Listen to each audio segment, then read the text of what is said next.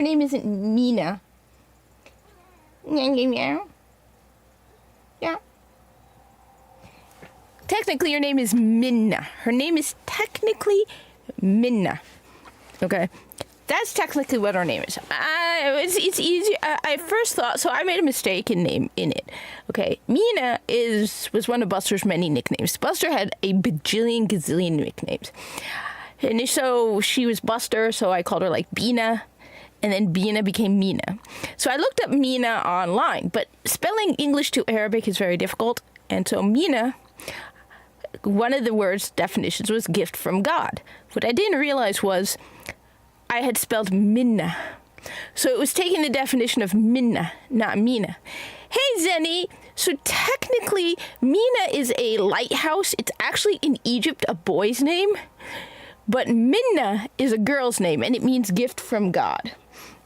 So technically... Oh, Happy Easter. Happy Easter. Technically...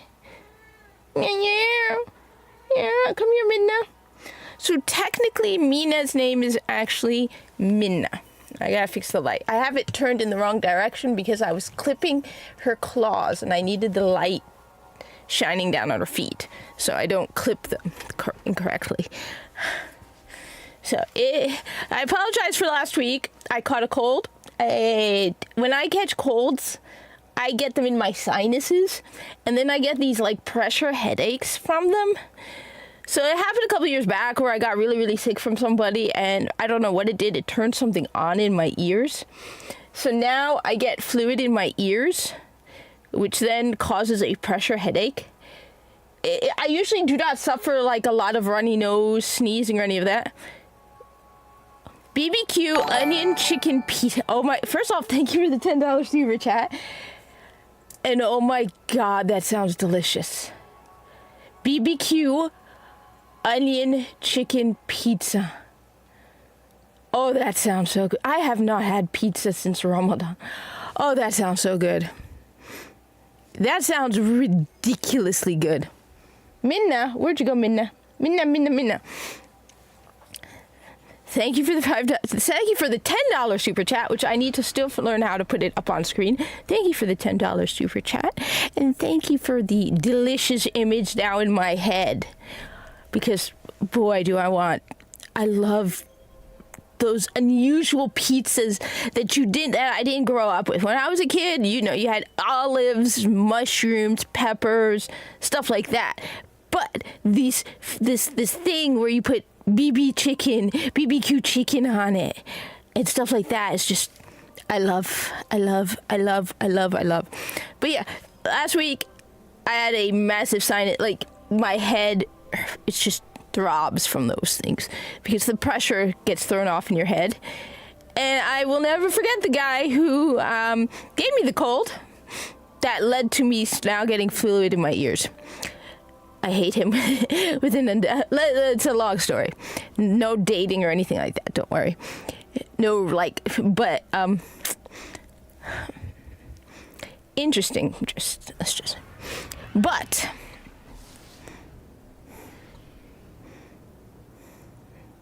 so you had fast too. You know what fasting is like, then, Zenny? Because trust me, I know what you mean. After fasting, you will eat anything. It opens your eyes a little to a lot of things when you fast, where it's like, yeah, this is why I hoard food. Do I hoard food? Yes, I do. Patriot Supply, I have a decent amount. I have about a couple months worth of food, and honestly, I should get more from Patriot Supply. Why? Thank you, Ramadan. I have food like everywhere. Okay, most of it it just doesn't get eaten.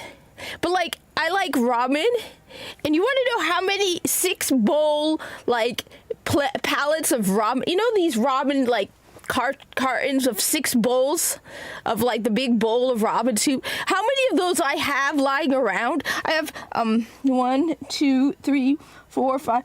There's 6 and 6. That's 12. Plus another 5. I have 20 of them, and there is 6. Okay. So that's 120, okay?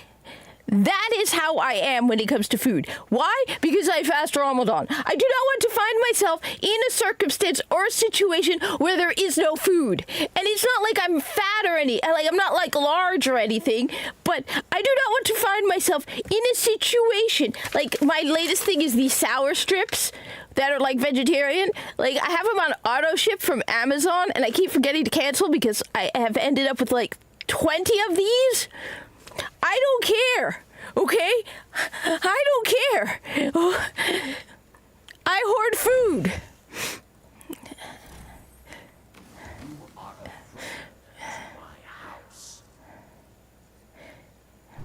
Ooh, banana butt bread is really good too.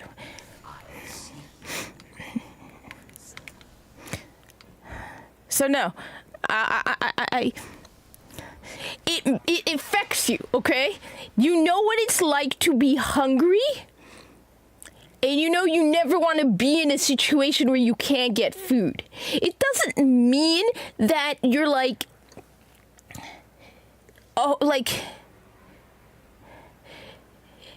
it doesn't mean that you're in a situation where you like overeat. It's just you want to make sure that there is always food. Okay, my job at work, I've got like bags of popcorn and like Fiber One, those little cakes, and like goldfish and Red Bull. Okay, I have food. I hoard food at work and at home. Okay, that is just. And it doesn't extend, it extends to cat food as well. You see, I have at least 8 months of food, cat food, put aside, okay? This is from Buster, okay? Like, it was Buster's favorite food. But I don't want to feed this stuff to Mina. I'm putting Mina trying to put Mina on a healthy cat food diet, okay? Oh, wait, I'm not muted. I am trying to put Mina on like healthy cat food. You know, the kind of kitten food that when you read it, it's real ingredients. Okay. So the Friskies that I've used to feed Buster, I don't feed her Friskies, but I'm still keeping the food. Okay. I'm still keeping it. Why? Because I don't want Mina to go without food. Well, technically, her name is Minna. Okay? I keep telling myself, her name is not Mina. Her name is Minna. Okay? Still spell it Mina, but it's Minna. Okay? So, just saying. Okay? All right. Right. Ooh. See, and then people go, oh. Look, just look.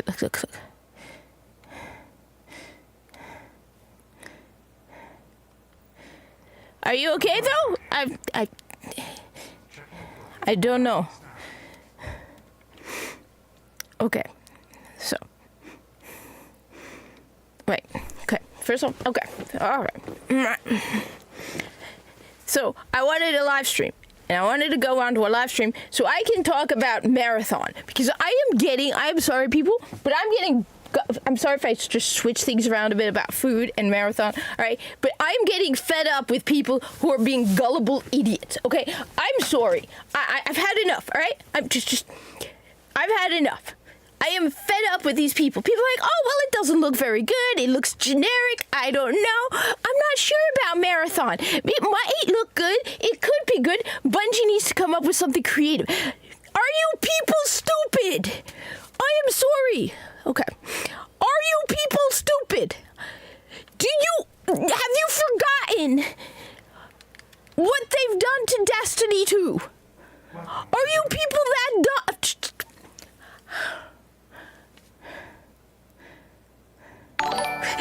Zenny, you've never super chatted before. Thank you for the $10 super chat.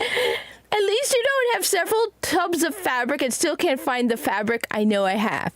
I wish I had fabric though, because then you can tell me how to make a corpus outfit out of it. I appreciate the $10 super chat, and you just seriously, every time I go in the Discord and see, I see your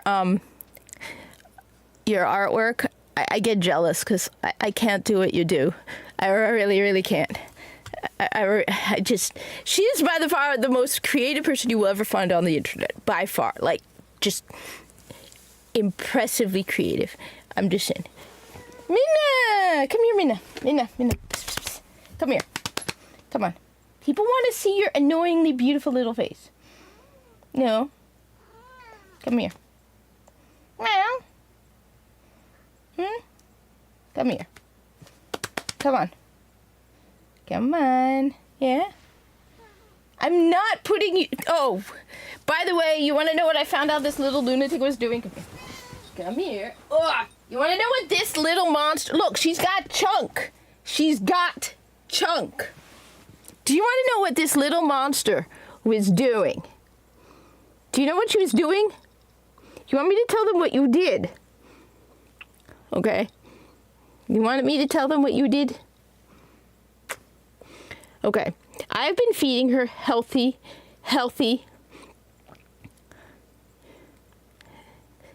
Okay, I've been feeding this little monster healthy cat food, okay? I've been buying her healthy cans. All of a sudden, in the last couple of days, I noticed she's not eating the healthy cat food. And I'm wondering why. Like, why isn't... First off, she seems to be getting a little on the chunky side. You seem to be getting on the chunky side. Okay. But on top of that, she's not eating the food I'm putting for her. And I'm confused. I'm like, what the hell, cat? Aren't you hungry? She found her way to the crunchy bag of food that I'm trying to keep her from eating and was sticking her foot in it, pulling crunchy bits out, dumping them on the floor, and eating them. Yes, she was sneaking food. Yeah, you gonna admit it? That's what you were doing. You weren't eating your healthy food. You were eating the unhealthy food. She was look at there's tummy here. I can't feel her ribs. There's too much tummy. You're turning into Buster. Which isn't a bad thing. Okay?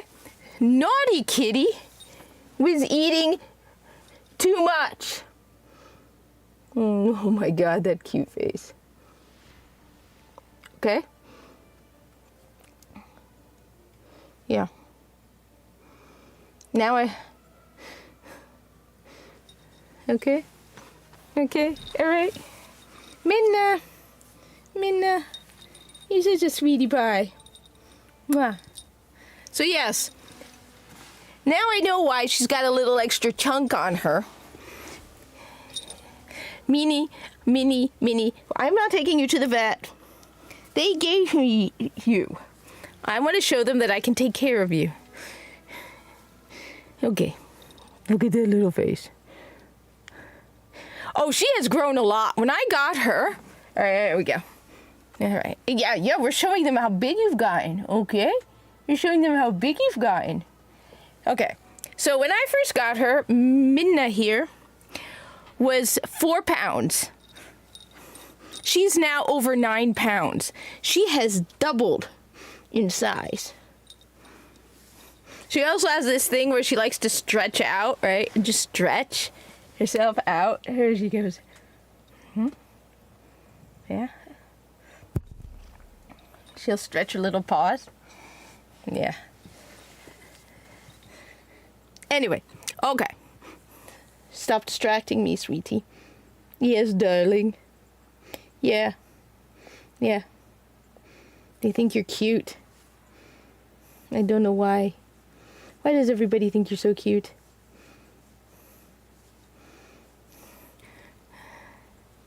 She has gone from 4 pounds to over 9 pounds. So, okay. First off, 2 days ago, I was passing this elementary school in my town. And I didn't post a picture because I didn't want to give away where I live. I don't want to dox myself. It's in a neighboring town. And they had a sign on the school that said, Stand Tell, T-E-L-L. So I went to a colleague of mine. I'm like, okay, they misspelled it. My colleague so I'm like, you know what? After work, I'll stop by the school and let them know, because I could not believe it had been up for several days and not a single parent went into the school and went, you might want to fix that. So, but then, okay, so he's like, they probably won't let you into the school. So I'm like, okay, you know what? I will call them. So I called them. I didn't give them my phone number. I just said, you guys, it doesn't look very good that you have a misspelling in the front of your school, right? They call me back like 2 hours later, and they're like, thank you so much. We did not notice. They must have got my number. What? Did you tell them, Minnie? Okay. They think you're cute. Everybody thinks you're cute. Okay? Yes, you're cute. Anyway, okay. All of that aside, the reason I wanted to come online today and rant. I am in a bad mood. I am extremely angry. Why, you might be asking, am I extremely angry? Okay? I am tired. Marathon. First off, the guy Legendary Drops did an amazing video about Marathon. Yes, it was me, 100%. I like to... Heroic Specialist. It was her. It's always... We know you're untrustworthy. You snuck food. Okay, I have never seen her do this.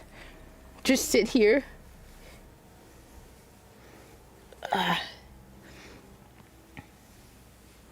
Look at this. Look at this blob. Are you trying to get me to do what you want?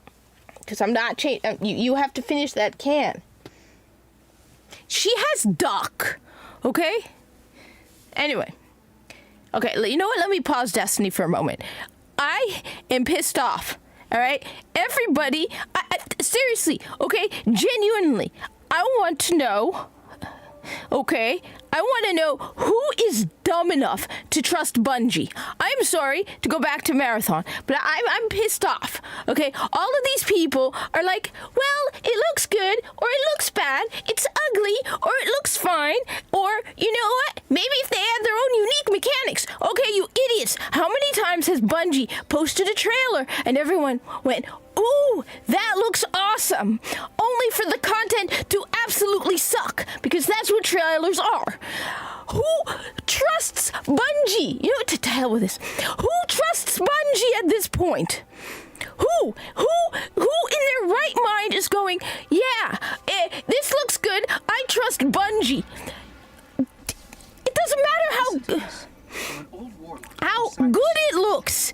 It doesn't matter how bad it looks. It doesn't matter how creative or uncreative it is. Who trusts Bungie? These are the people who went how long without updating PvP? How long did they go without updating PvP? How long? How long have they gone without updating Gambit maps? Okay? What did they do what about the monetization in Destiny 2? And you're sitting here going, oh, I might be interested. It doesn't matter how bad or good Marathon looks. It doesn't matter. Before it's too late.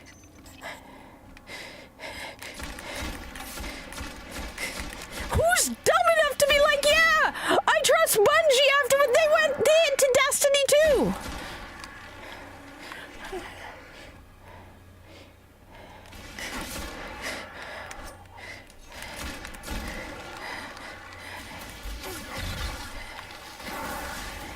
What's up?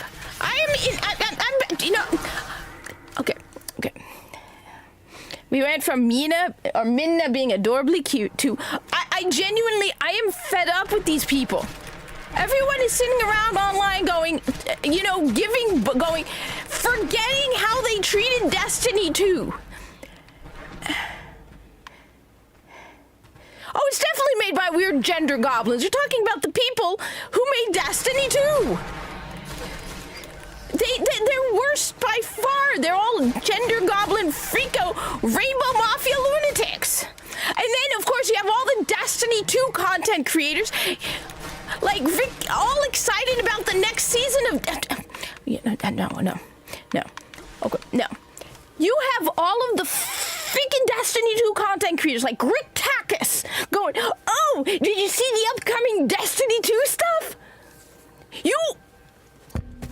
Because you make money off of Destiny 2. That's the only reason you're going, oh my god, this looks amazing. How many times have you, these Destiny 2 content creators are just shilling for Bungie. They just sit there and every time something, and then like 3 years later, they finally go, oh, maybe we were wrong about that. Maybe Beyond Light was actually pretty lousy. Yeah, maybe it was. But at the time, you were a bunch of shills for that garbage. You just...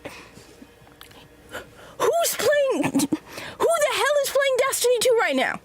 You know what? And then I have one gender goblin getting all pissed off at me when I point out the player base that Warframe has twice as many people playing it over Destiny 2.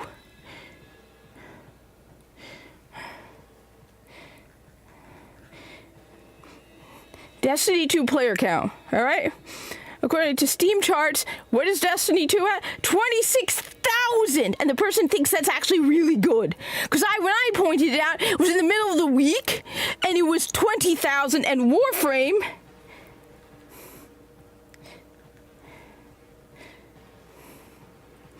Warframe is at 60,000 players, and Destiny 2 is at 24,000. And then they're like, this isn't bad. Yeah, it's bad. At this point, there probably are more people playing Destiny 1 than Destiny 2.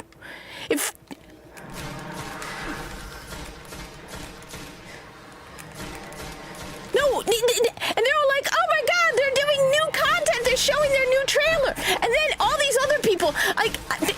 The only person who made a good video about Marathon was a Legendary Drops. Everybody else is looking at the game going, oh, it looks ugly. Oh, it looks good. Oh, maybe if Bungie gets creative. Oh, are they going to add raid mechanics to the Marathon ship? It doesn't matter what they do. They don't deserve our trust. I want to go back to that Bungie 2. Hell, I will go back to the Destiny 2 release Bungie. I'll stay on it. Okay? I will even willingly go back to Curse of Osiris. What's it called? Curse of Osiris Destiny 2 Bungie. Because even that was better than this. Like, people keep forgetting this. Remember when Bungie left Activision? You idiots! Not you guys watching. Okay, the idiots who will probably come here and then tell me how wonderful Destiny 2 is in the comments after the fact. Remember when Bungie left Activision and everyone was like, oh my goodness, yay, now Bungie is free, no more monetization. And the monetization got worse. They're invading the Hellmouth? Bungie is worse. Bungie is worse than Activision. Bungie is greedier than Activision. Just think about that for a moment. Bungie, and you're all picking up the slop of Marathon like there's any chance that might be good. You idiots! You cannot look at Marathon without looking at what they did to Destiny 2. Nobody is playing it. There are 60,000 people playing Warframe. And there are 25,000 playing Destiny 2. Hell, Astacross was playing Warframe. Mylan Games, the guy who did all the lore videos, other than My Name is Bife, was playing Warframe.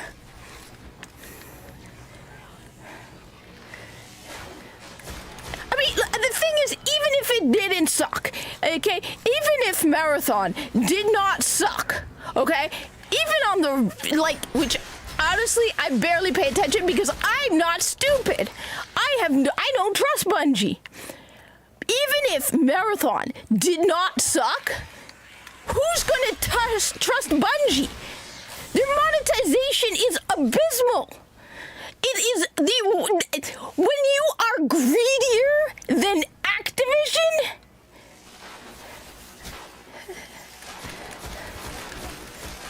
Like, how is it that Bungie is greedier than Activision?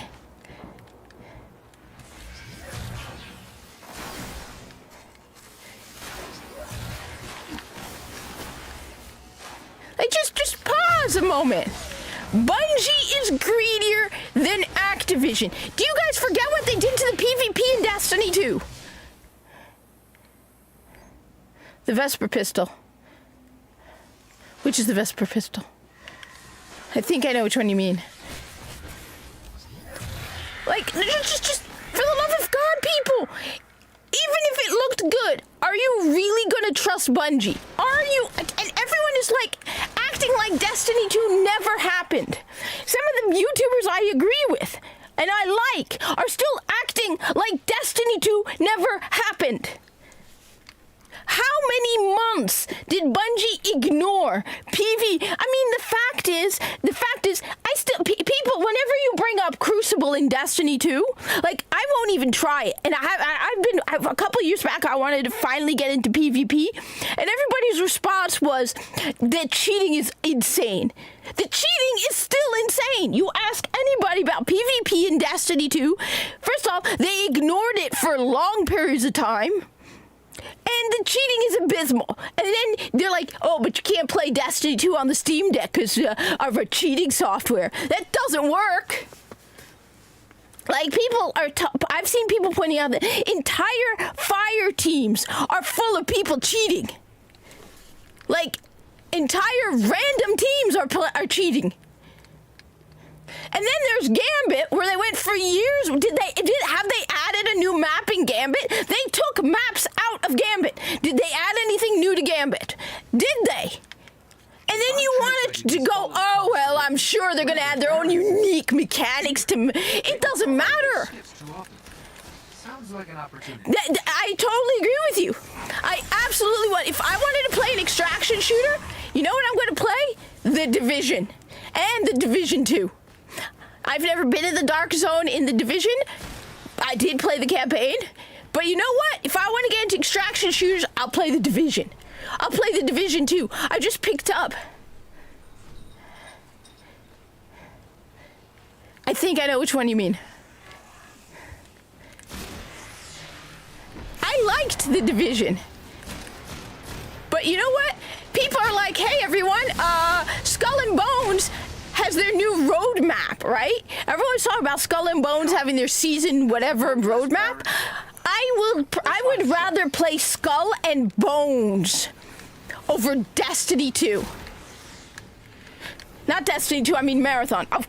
Over Destiny 2 at this point, too. I mean...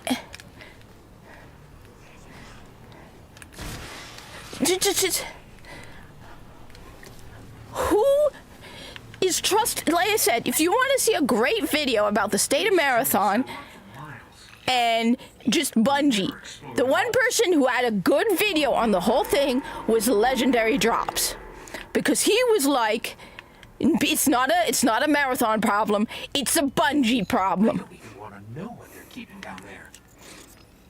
I agree. I would rather play the Division. I liked the Division. I like the Division 2. I mean it. Well, for one thing, I only paid $10 for Skull and Bones. I agree with the Real Hypnotic when he says it's probably going to cost $50 because it's Bungie. Again, people keep thinking that the name Bungie adds a pedigree to it.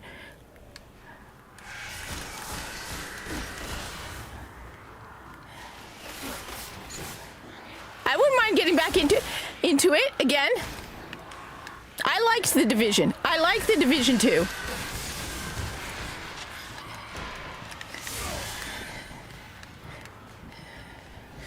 But nobody's talking about that. Like I said, the only person who was talking about it was Legendary Drops. He's the only person who said anything about the fact that, you know, you have to be out of your mind to trust Bungie. Who's playing Marathon?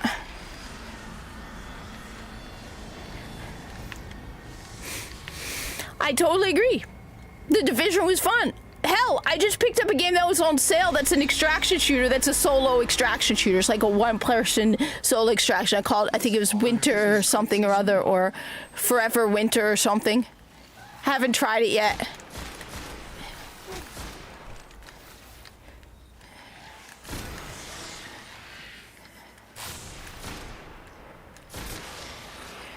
But I mean, again, even if it's good for 1 year, do you trust Bungie to not monetize that game to hell and back? Do you trust Bungie to maintain it? Do you? I mean,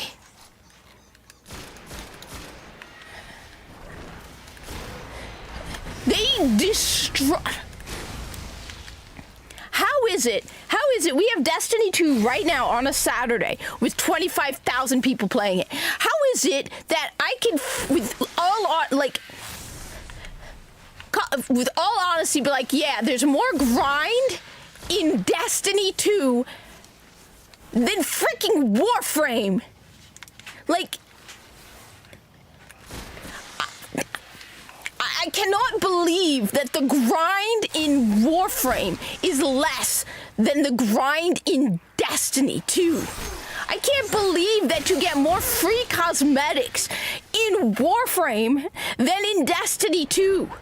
Good cosmetics, not garbage like in Destiny 2. I can't believe we're talking about how people, the same people who were losing their minds over the launch of Destiny 2 being... I haven't played it, but you want to know what turned me off? The moment I went into the game and I saw that the Dreadnought was some multiplayer thing. I mean, you know what DE just did, by the way? They cut the defense mission from 5 to 3. I used to hate defense missions. Now, 3 rounds, not that bad.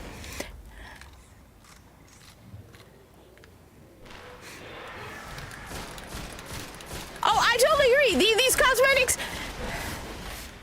And the thing is, the cosmetics you got in Destiny 1, you worked your butt off for.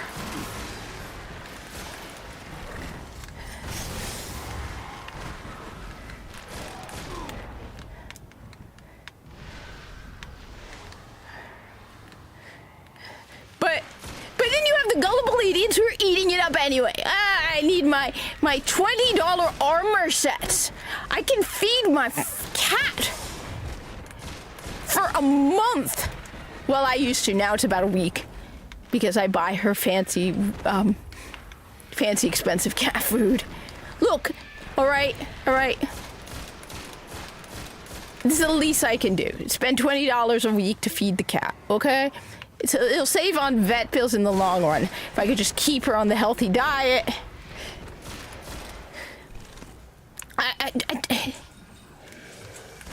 You really have to be gullible to just sit there and go, yeah, I trust Bungie after that. I don't understand it. I don't understand the people, even the people, like I said, who I like. Or like, oh, well, let's look at the gameplay. Let's look at that. It's like, you could have the most immaculate, creative, free, right? Let me emphasize, free extraction shooter come out of Bungie, okay? It could be perfection. It could be extraction shooter perfection. But do you trust Bungie to handle it? I don't. I do not trust Bungie with anything. So it doesn't matter. I'm not looking at... I've seen the trailers. I've seen the trailers when I watched other people's videos like Real Hypnotic or Asmongold or whatever. I've seen the trailers, like watching other people's content. But I personally have not looked for them. I don't care because there is absolutely 100% nothing Bungie can do to impress me at this point. You have completely lost my trust. How many times have I turned on a new Destiny 2 trailer and went, oh, that looks so cool, only for it to be pure garbage? Someone came in here a couple months back and said they brought back the Dreadnought. I'm like, yeah, I don't care. No, I don't care. No, I don't care. I went into the game to check out the Dreadnought. I couldn't help it. I was like, you know what? I know I told this person I was not going to check it out, but I don't care. It's the Dreadnought. One of the best tile sets, one of the best planets in all of Destiny. The Dreadnought. One of the best in all of Destiny. and they turned it into some multiplayer thing. I don't even know what kind of multiplayer thing it is. All I know is I went to start doing it, and I was getting matched with other people.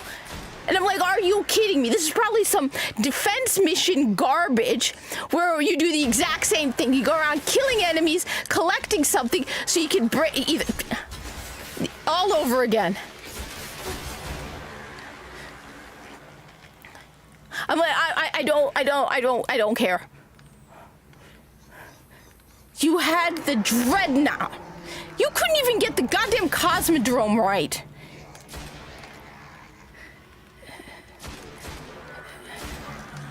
Wait a minute. You couldn't get the Cosmodrome right. They have the Cosmodrome from pre-Rise of Iron.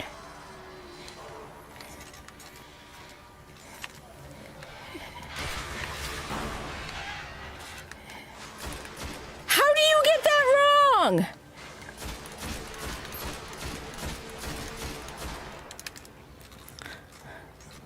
But then I'll admit, while he makes good raid guides, Rick Cackus lost me after he was shilling for Bungie and their Roe v. Wade nonsense.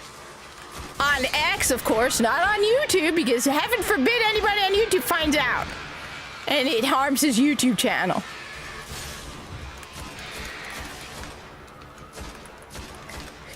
These people don't call out Bungie. Alright? These are the people, like, when it's popular.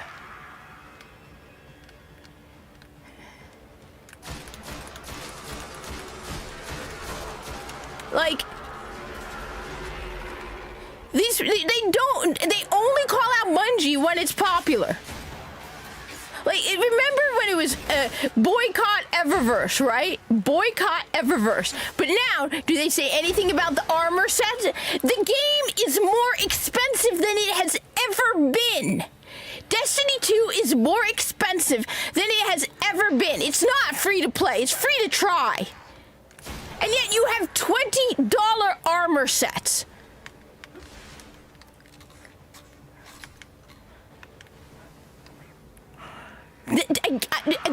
Just again, the reminder, let's not forget, the monetization got egregious after they left Activision.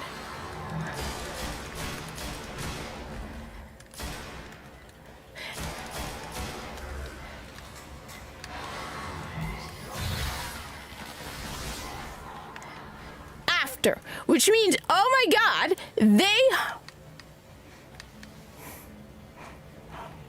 and the thing is, I'm angry because I like Destiny 2 the way it used to be.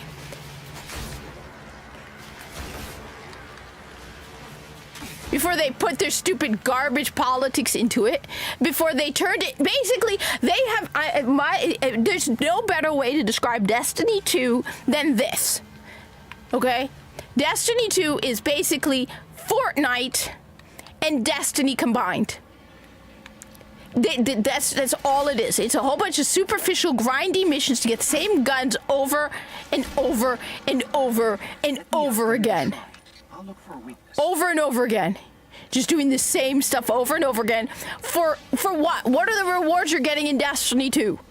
At least in Warframe, you're getting some pretty... Warframe base guns are like exotics by Destiny standards.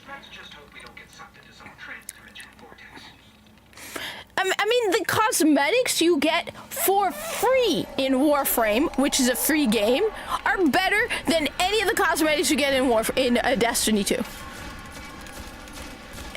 Do they even give you free cosmetics?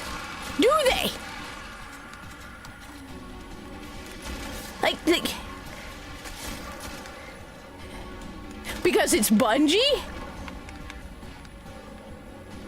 Well, according to Mr. the writer, who made Osiris and Saint 14 a gay couple, he wanted to share his queer life experiences. Destroy it. He wanted to share with everybody. No, dude, we don't care about your queer life experiences. We care about killing aliens. he used to always dream about Osiris and Saint 14 as a couple. Yeah, you're a fanfic slash writer. You're a Tumblr fic writer. You're not a Destiny writer. We severed their connection. And then they had to include the trans shit in Destiny 2. I'm sorry, but I've had it. Well, not anymore. Whatever it is, it's still out there. They have to insert there, and this is a self-insert. There's no way this isn't a self-insert. This is another one of those idiots self-inserting themselves because they talk about how they were best friends with Cade 6, and Cade 6 helped them with their transition. So obviously, it's a self-insert. Obviously. Who wouldn't want to be best friends with one of the most popular characters in the game? They probably, in their head, had conversations with Cade, comforting them during their transition, and put it into the game where it doesn't belong. And by the way, yes, the writing team is a lot of women on it. When they were writing Destiny 2 in the beginning, they didn't have as many women. It is the most diverse and inclusive section at Bungie. You know what? I would rather have an entirely all-male team at Bungie, but I want the good Bungie back. Look, I'm not saying women can't write good content. Okay? I'm not saying that. But, stop hiring them because they're women.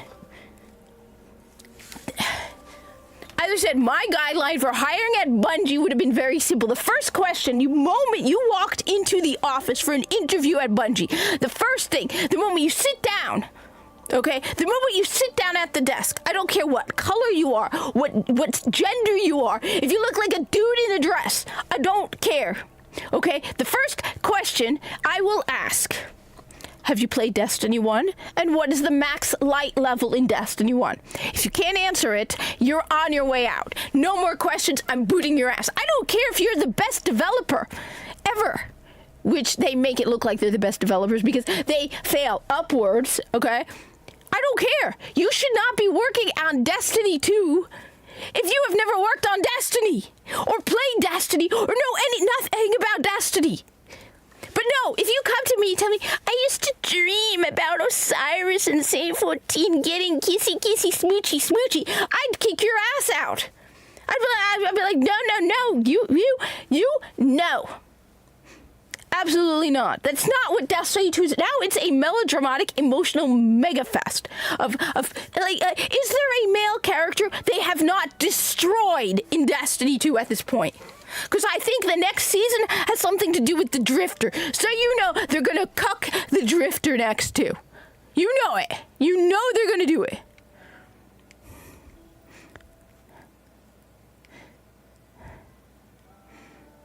Yeah. Can you please define what a woman is without using the word woman?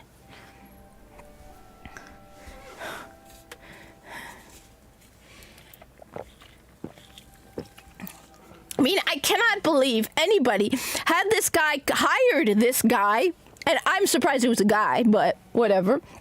Okay. Actual guy. Okay. I'm surprised they hired this guy when he came in and said, I used to dream about Osiris and Saint 14.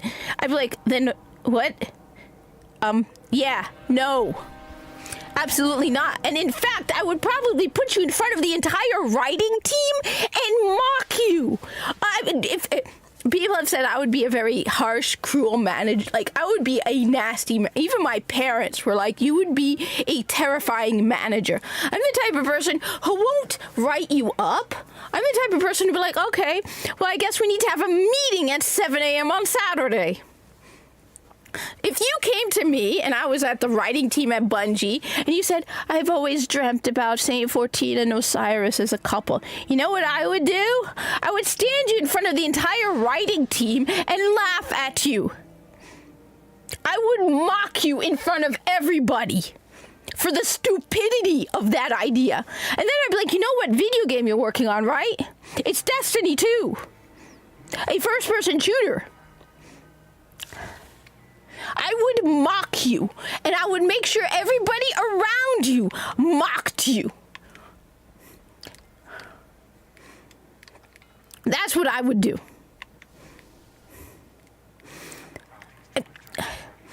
yeah, they'll probably call me like abusive. That's why I don't care.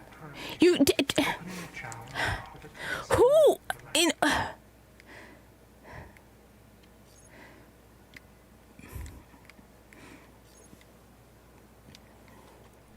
I just.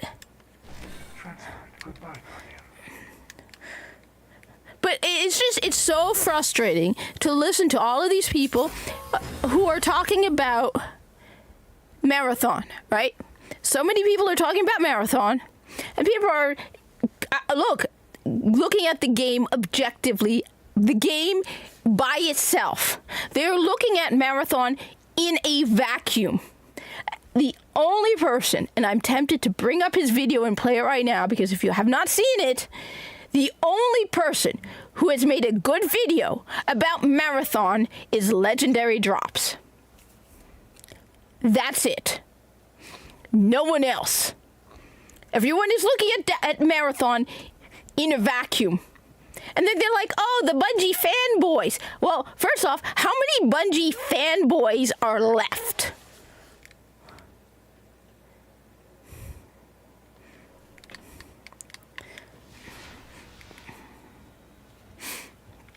Just. Hey, Zerod, what's up?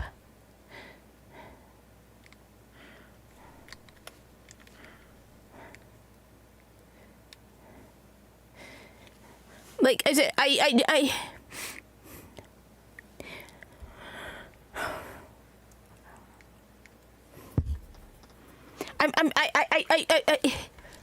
how can you look at this game in a vacuum? How can you look at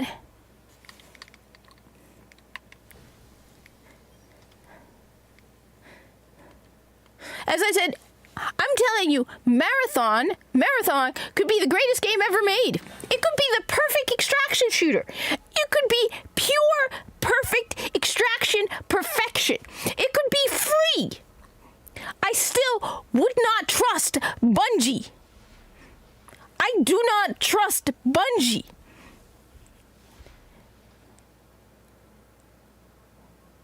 No, I don't remember Syndicate. I didn't have an Xbox 360. My brothers did. I didn't get an Xbox 360 until like the year the Xbox One came out. Because I played Halo for the first time. Okay, so I don't know Syndicate, but I'm telling you, they should have made it a first-person shooter, single-player game. They should. Who at Sony looked at the progress of Destiny 2 and went, yeah, these guys are the masters of live service games. I would trust them 100% with a live service game. They have to be so stupid. I mean, flat out, let me be absolutely clear. Marathon, okay, looks like garbage. Probably is garbage. I would rather have had a first-person shooter. But even if Marathon was perfect in every way, the perfect extraction shooter, hell, even if Marathon were free, given Bungie's history with how they treated Destiny 2 and the Destiny 2 player base, that game is, I have no trust for Bungie at all. I will not touch Marathon. You could gift me Marathon on any console. Bungie could come here on their hands and knees and beg me.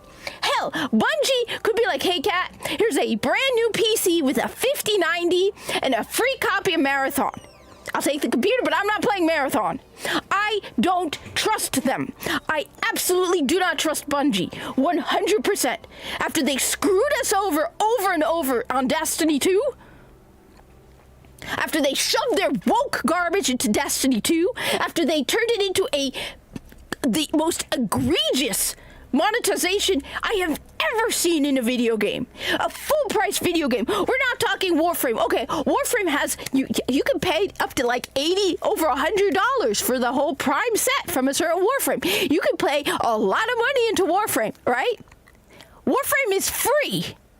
All of their DLC is free.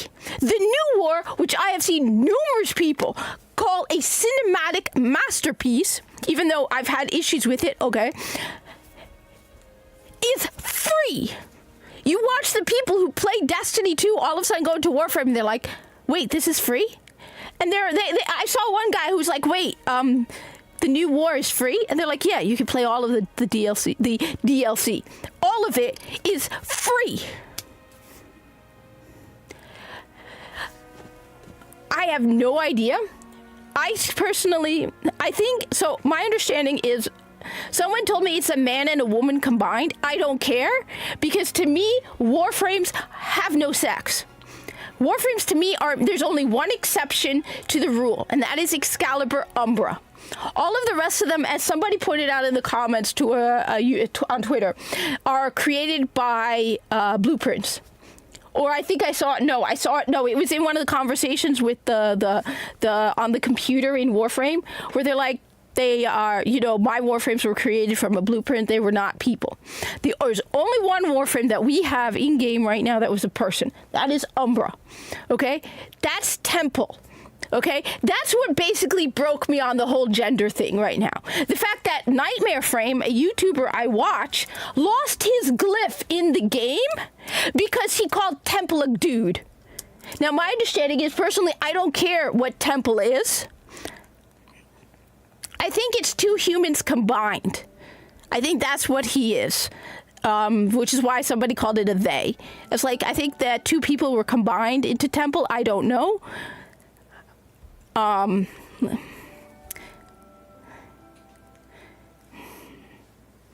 Let's see. I think that's why. The thing is, I didn't care. To me, the fact that Nightmare Frame lost his glyph in the game because he misgendered a fictional character, I had people get pissed at me for calling Nimbus a he. It doesn't matter what Temple is. The fact that you whiny babies are losing your minds because somebody misgendered a fictional character, and you go crying about it to the point where DE are a bunch of losers, okay, that they go and remove his glyph from the game.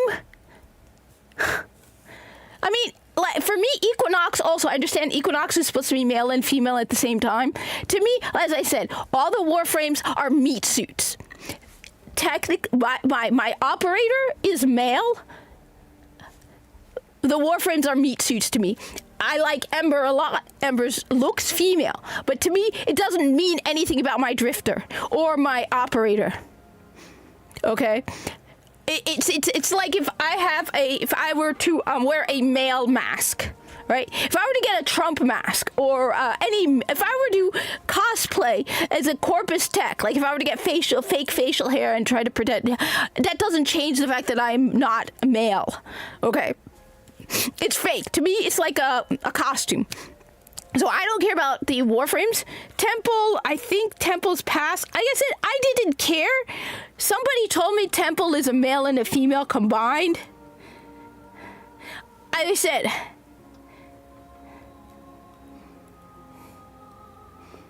here,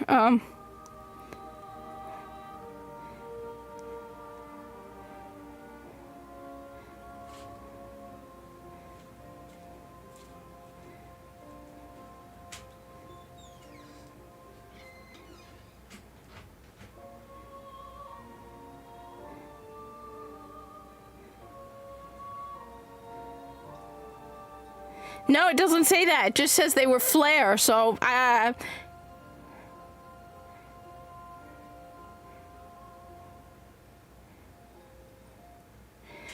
figured it out. Something's been nagging at me for a while. I just heard.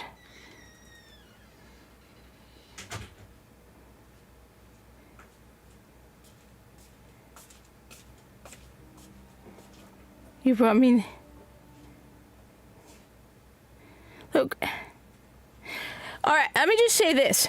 One, non-binary didn't exist in the 90s, so none of this BS. So if they want to shove this nonsense into the Warframe 1999, anyone from 1999, because I know I lived in 1999, if somebody went up to me and said they were non-binary, we'd look at them like they were batshit crazy. Okay, flat out. We'd be like, yeah, that didn't exist in 1999. Okay, it doesn't matter. I don't know what Temple is. My issue is I don't care. okay? If you misgender a fictional character, and you get if somebody misgenders a fictional character, and you go butthurt crazy and run to all your friends to go complain to DE that Nightmare Frame was mean and called Temple a he and not a they. Well, hey buddies, hey everybody, Temple is a he. I'll call him a he. Hell, Alad V's a stunning and brave woman. And then you get his glyph removed from the game because DE doesn't have the spine to stand up and show some balls? Oh no! A fraction of people lost their minds because somebody misgendered a fictional character. Oh no! Oh no! That's so mean! Grow up! Me too. That's why I barely know anything about Temple. I don't care. To me, Temple's a Warframe, and I want to know his abilities so I can kick ass and take names. I will refer to Warframes by what they look like. So I call Ember a she, but to me, Ember isn't even a she. Ember is a meat puppet, a biomechanical meat puppet, like a Gundam that my operator controls to kill Grineer with. That's it. I don't care. And if a bunch of losers on the internet are going, oh my god, he misgendered, then I cannot believe that DE gave into that. The problem is I like playing Warframe too much. Or I would be like, are you crazy, DE? What the hell is... And most people don't even know about it. Okay, most people don't know about I watched Nightmare Frame. The moment I heard the name Nightmare Frame and then I looked up his channel, I'm like, yeah, that dude's cool. I've watched a lot of his videos. I've looked into his old videos and stuff like that. Okay? Honestly, Siege... all of that dialogue shit from the computer is boring. Oh my god, that not Warframe 1999? Oh, and you know, yeah, they probably do, because these are the freaks who are so obsessed with every character's gender, and that's about it. They probably can't mod a Warframe if their life depended on it, which, at least, I'm not very good at it, but I'm probably better than them at modding a Warframe. But they know the gender of every Warframe, and if you get it wrong, they act like spoiled little brats. Oh my god, Equinox is a they, them, not a she or a he. How dare you? Is it? I am so... You want to know... The only romance that I like in Warframe,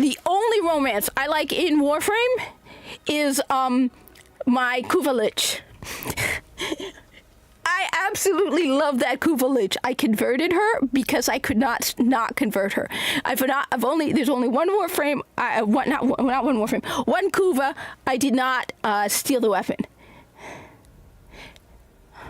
They're a bunch. Seriously, you guys, I do not understand how digital extremes let the crazies dictate what to do in their game. I mean, I'm just surprised that the crazies haven't gone on about how the women in Warframe actually look like women. Are you transphobic? Kids Ember has a big butt and big tits.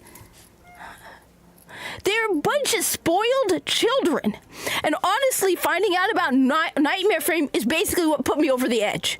Where you are such boiled brats that if somebody misgenders a fictional character, you lose your minds. I have no sympathy. This has driven me to the point where I will sit back, and if you were to come to me and be like, you can either go help this person or your cat, I will put my cat's life over every single one of them. I will just sit back and watch at this point. You are a bunch of spoiled brats. They are a bunch of spoiled, like, he misgendered a fictional character and complained and whined so much about it that Digital Extremes removed his icon or glyph or whatever from the goddamn game. He misgendered a fictional character.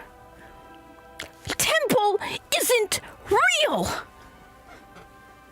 And you lost your pathetic little minds because, oh my god, they said something about Temple. It's like the little shits who got pissed at me because I didn't call Nimbus a they, them.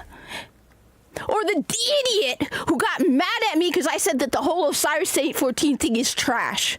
It is. And it's a red card. Spoiled brats. Nobody should be taking these people seriously. The whole thing with Section 1, ignore them. The problem is, this is one of the things that made me realize, the problem is we even considered a debate. I have come to realize after dealing on X that there are times when you bow out of a conversation, it isn't because you don't have any arguments to go against the person. It's because their point is so moronically stupid that it's not even worth it. We should not even be humoring them. We should not even be having a debate, because the moment you start debating them or giving them a voice, you add at least a little bit of relevance to their No, it's destiny. Original destiny. The moment you start having a conversation, instead of ignoring them, it adds some weight to the dialogue. No, the moment these spoiled little brats lost their mind over Temple, DE should have ignored them. Not even blocked them, not even responded, ignored them. Completely ignored them. Their words are pointless. In fact, their words make them look stupid for what they are. Little, whiny, stupid babies who don't deserve any attention.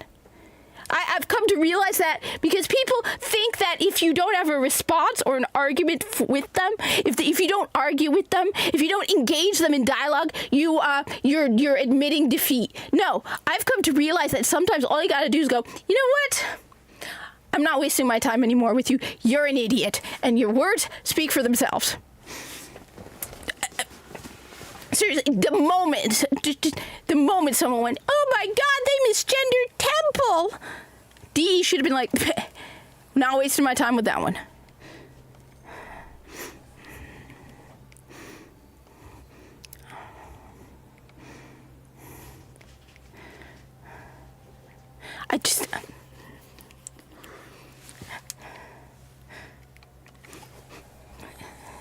It's everything wrong with BioWare. It's everything wrong with everything.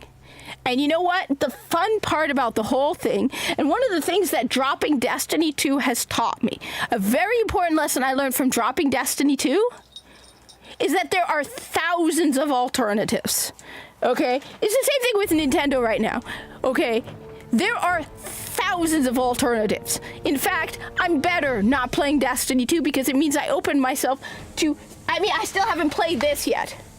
The first Berserker, Kazan. These developers don't seem to understand that they are no longer special, and that there are so many alternatives. Like I said with Nintendo. Okay? I don't need Nintendo anymore.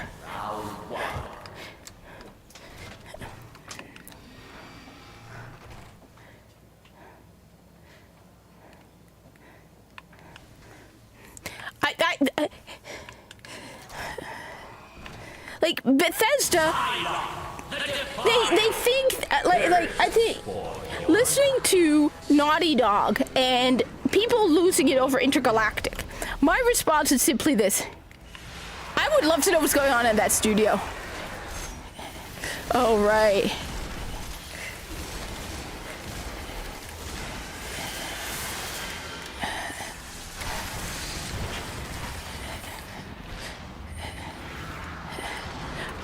I would love to know what's going on at Bungie. Okay. One of the things that woke me up to just how bad Bungie is, okay? All right, think about it, okay?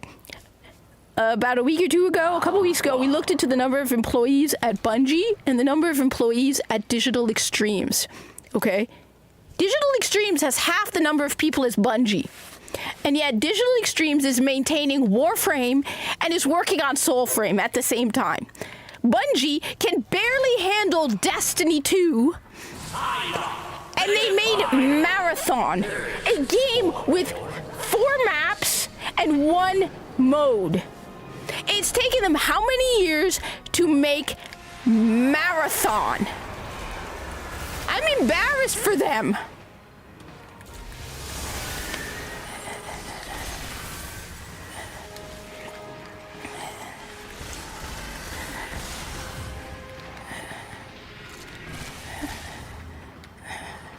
Okay.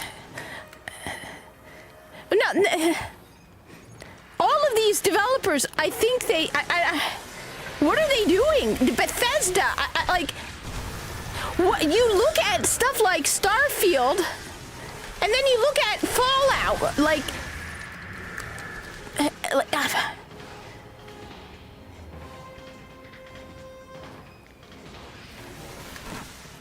I hope not, but it probably will. And I'm sorry, but there's nothing Nintendo makes that is worth that much. I like Nintendo games. I don't need Nintendo games. I don't need them. I don't. They will probably try to do that. Oh, you know it. They're going to definitely try to do that. They're definitely going to. The thing is, like I said, one of the things...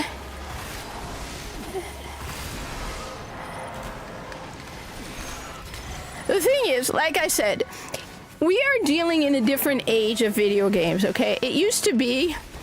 We're living in a different age of video games, right? It used to be that the number of good developers were very few, right? Okay, you want a good video game? You went to certain developers, right? Bungie was known for making great first-person shooters. But as we pointed out, if you want to play an extraction shooter... But now, we know there are so many excellent first-person... You don't need to go to Bungie. You don't. Bungie, you're not as special as you used to be. Okay? The same thing with Bethesda. Ubi slop.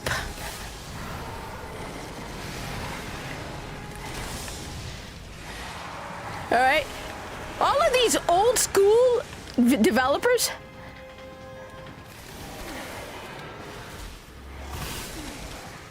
No, you know what? I disagree. Alright? Okay. He didn't. No, you know what? I'm gonna go to orbit because I actually disagree. I think it is on the CEO. All right, I'm going to say this. All right, I do agree with you. It's on the CEO of Bungie. I agree with you. It's on the management of Bungie. I think the problem isn't that they had too many employees. I think that they needed to fire a lot of people. I think the problem is that you have, okay, the problem is you have people who, one, are terrible at management. One of the things you've noticed with I have noticed with Bungie, okay, Bungie cannot manage themselves. Flat out, Bungie cannot manage themselves. They went from under Microsoft, where they made the Halo games. They tried to function on then they went to Activision, and the moment Activision dropped them, the quality of Destiny 2 dropped. They became ridiculously greedy when they lost Activision. They turned into the seasonal model and all of this cheap stuff. The quality of the game dropped. The content of the game dropped when they left Activision. Activision put a flame under their butts and did management for them. Bungie has no management. Down top, so first of all, they could not handle managing people efficiently. They couldn't make, how are you making a game like Marathon for 6 years? Unless, most people, the smaller studios can make a game of Marathon in what, a year? 2 years? They don't need 6 years. So one, they suck at management. They clearly are incapable of getting people to work. And the second problem, DEI. Flat out diversity, equity, and inclusion. That DEI crap means they hired people who should not have been hired. They hired people because they're women, because of their race, because they are LGBTQ. You know it. They did that. Because they even admitted that their writing team, which is one of the worst it has been in years, okay, was their most diverse department. They hired people who they shouldn't have hired. The company became so bloated with garbage employees that should not have been there. It's the same thing like they said with Assassin's Creed Shadows, where half of the people are new developers.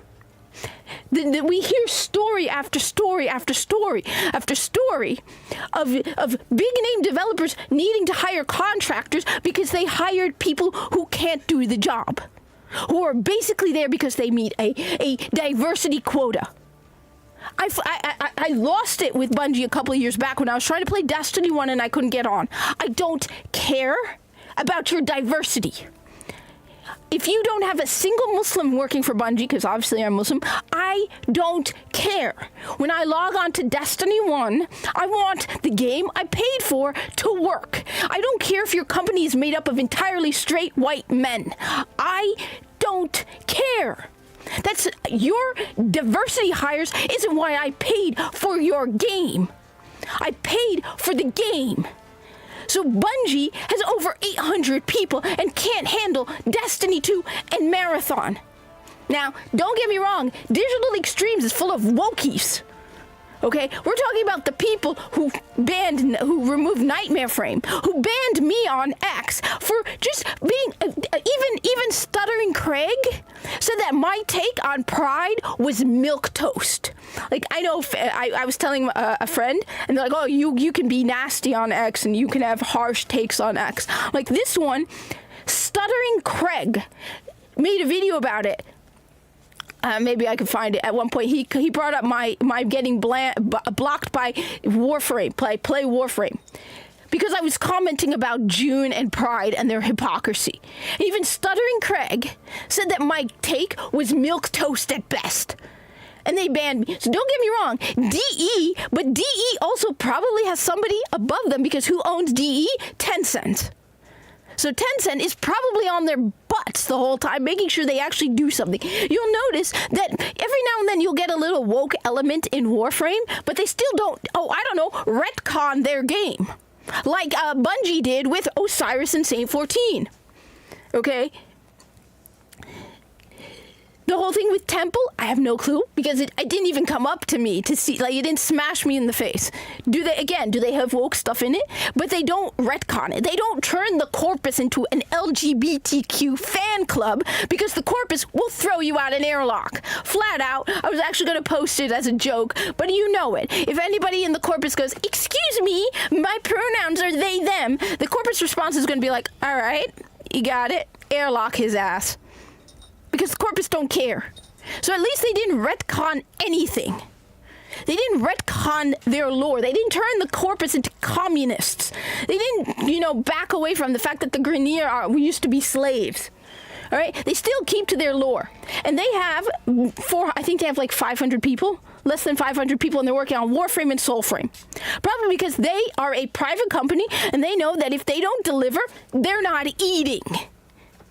It's not like Bungie, who if they don't deliver, what happens to Bungie? On top of that, Bungie has a bigger group of fanboys, all right, who will eat anything Bungie gives them. The fact that people are getting excited about the next season of Destiny 2 tells me that their people are so dumb who will take anything Bungie gives them. Hell, I'm guilty of that. I was an idiot. I paid $100 at the beginning of the year for Final Shape and played none of it, except Final Shape.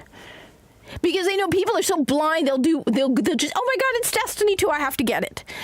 DE knows that they have to work for their money because their game is free. So even though, they're in Canada, they're woke as hell, they'll remove your emblem from the game if you dare misgender a fictional character, but they also know that if they don't deliver, they're not eating. And they can't hire too many people because, again, if they don't deliver, they're not eating. So that's the thing. I think it's management. Their management has never been able to function without somebody above them. They needed Activision to keep them on track. They needed Activision setting deadlines. And I'm sure everybody at Bungie, when they were working at Bungie and they were under Activision, oh, it's so oppressive. Oh, the crunch. Yeah, because you're a bunch of lazy losers who didn't work until you were forced to work. But the moment you see a noticeable drop in quality once the content started coming out that they made when they were no longer under the control of Activision. They are lazy. And they hire people who shouldn't be doing the job. And so they probably should have fired a lot more people.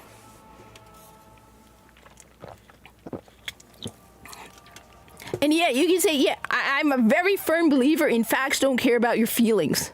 Okay? I work my butt off at work, okay? So when you tell me, and if you work in retail, you know you deliver, right? And so when you tell me, just that's my thing. I think that's what happened with Bungie. I think they have very lousy management who cannot, unless they work under like crunch, deliver. They're too lazy. Okay, they don't take anything seriously. All right, they're like, yeah.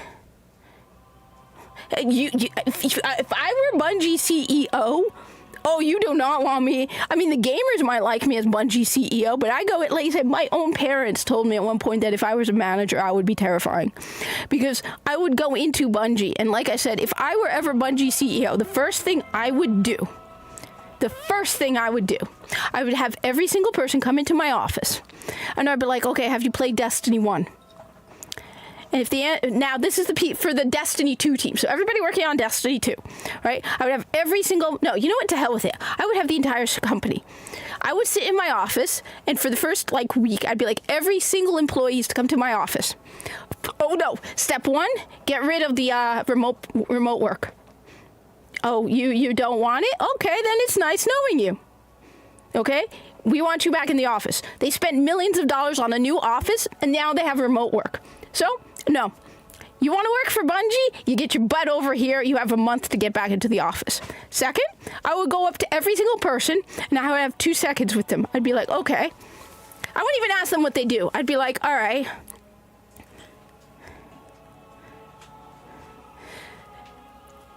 Have you played Destiny 1? If the answer is yes, what is the maximum light level? Because I want to make sure they know, because I don't want them lying at me. Okay? If you tell me you played Destiny 1, you can tell me what the max light level is on Destiny, right? You can tell me maybe something about Challenge of the Elders. Prove to me you've played Destiny 1.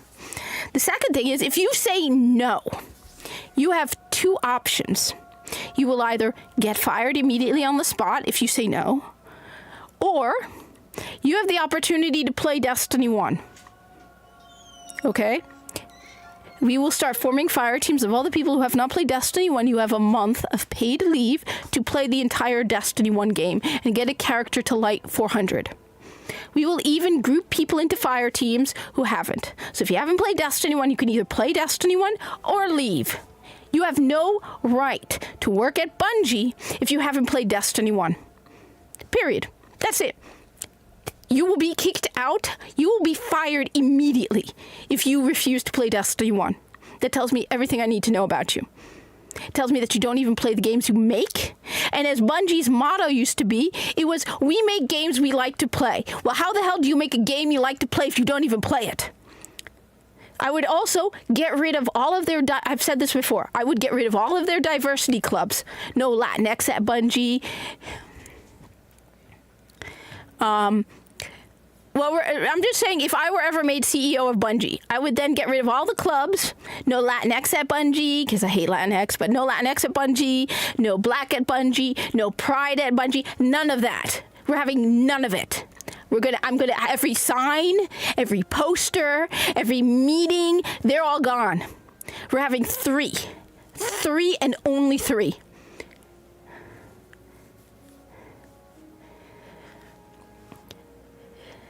Warlocks at Bungie, Titans at Bungie, Hunters at Bungie. You either fit in one of those 3 or you're out the door. And we're going to have, game night, okay? We'll have competitions between the Hunters and the Titans, okay? I want people to love the game they are working on. So we're going to do that. I mean, that's the thing. You've just proven my point. You just proved my point. Kat, I only played a bit of Destiny 1 in high school, but I would take a month of leave to play the first game. A real gamer, if you're told you have a whole month of paid leave to play a first-person shooter, will immediately jump on it. Be like, oh my God, yes, please. Okay? Somebody who isn't would be like, no, I don't want to do that. You can't fire me. Yeah, I can. Oh, it's transphobia? No, it's not. I'm applying it to everyone. Okay? Flat out. Everyone. You either play Destiny 1 or you're out. You either are part of the Warlocks, Hunters, or Titans at Bungie, or you're out. If you start going to Kotaku and all of those people whining about how I'm a phobe or an ist because I got rid of all your diversity clubs, I don't care. One of the most important things these developers need to learn is gamers don't care about Kotaku, Polygon, the gamer, or any of that. We don't care. In fact, if you piss off Kotaku, most gamers are going to be like, yeah, man, thank you. We hate Kotaku. So, yeah, if Kotaku comes to me, it's like, oh, you're an Islamophobe because you got rid of Latinx at Bungie. I'm like, okay, fine, whatever.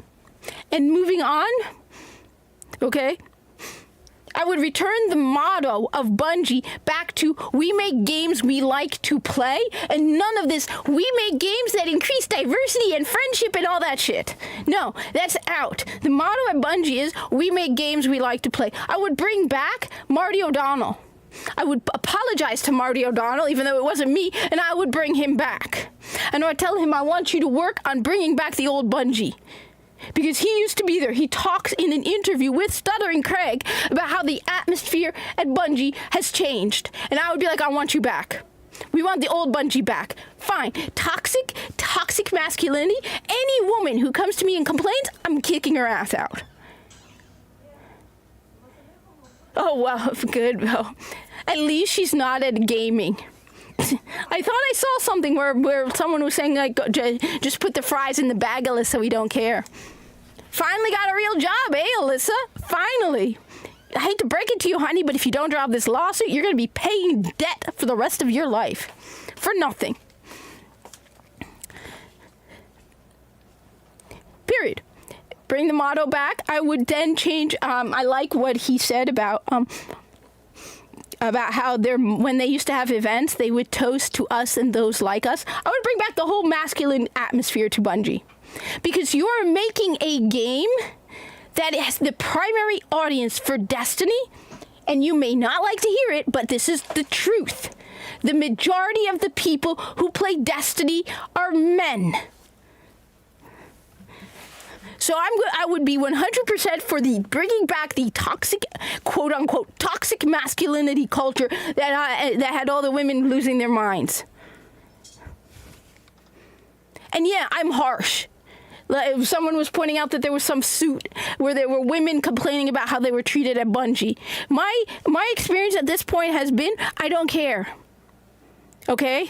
I would probably be the HR department as well. I would be the CEO in the HR department because I would laugh at half the complaints. Because at this point, I have learned that when someone says harassment, it's usually something like they misgendered me.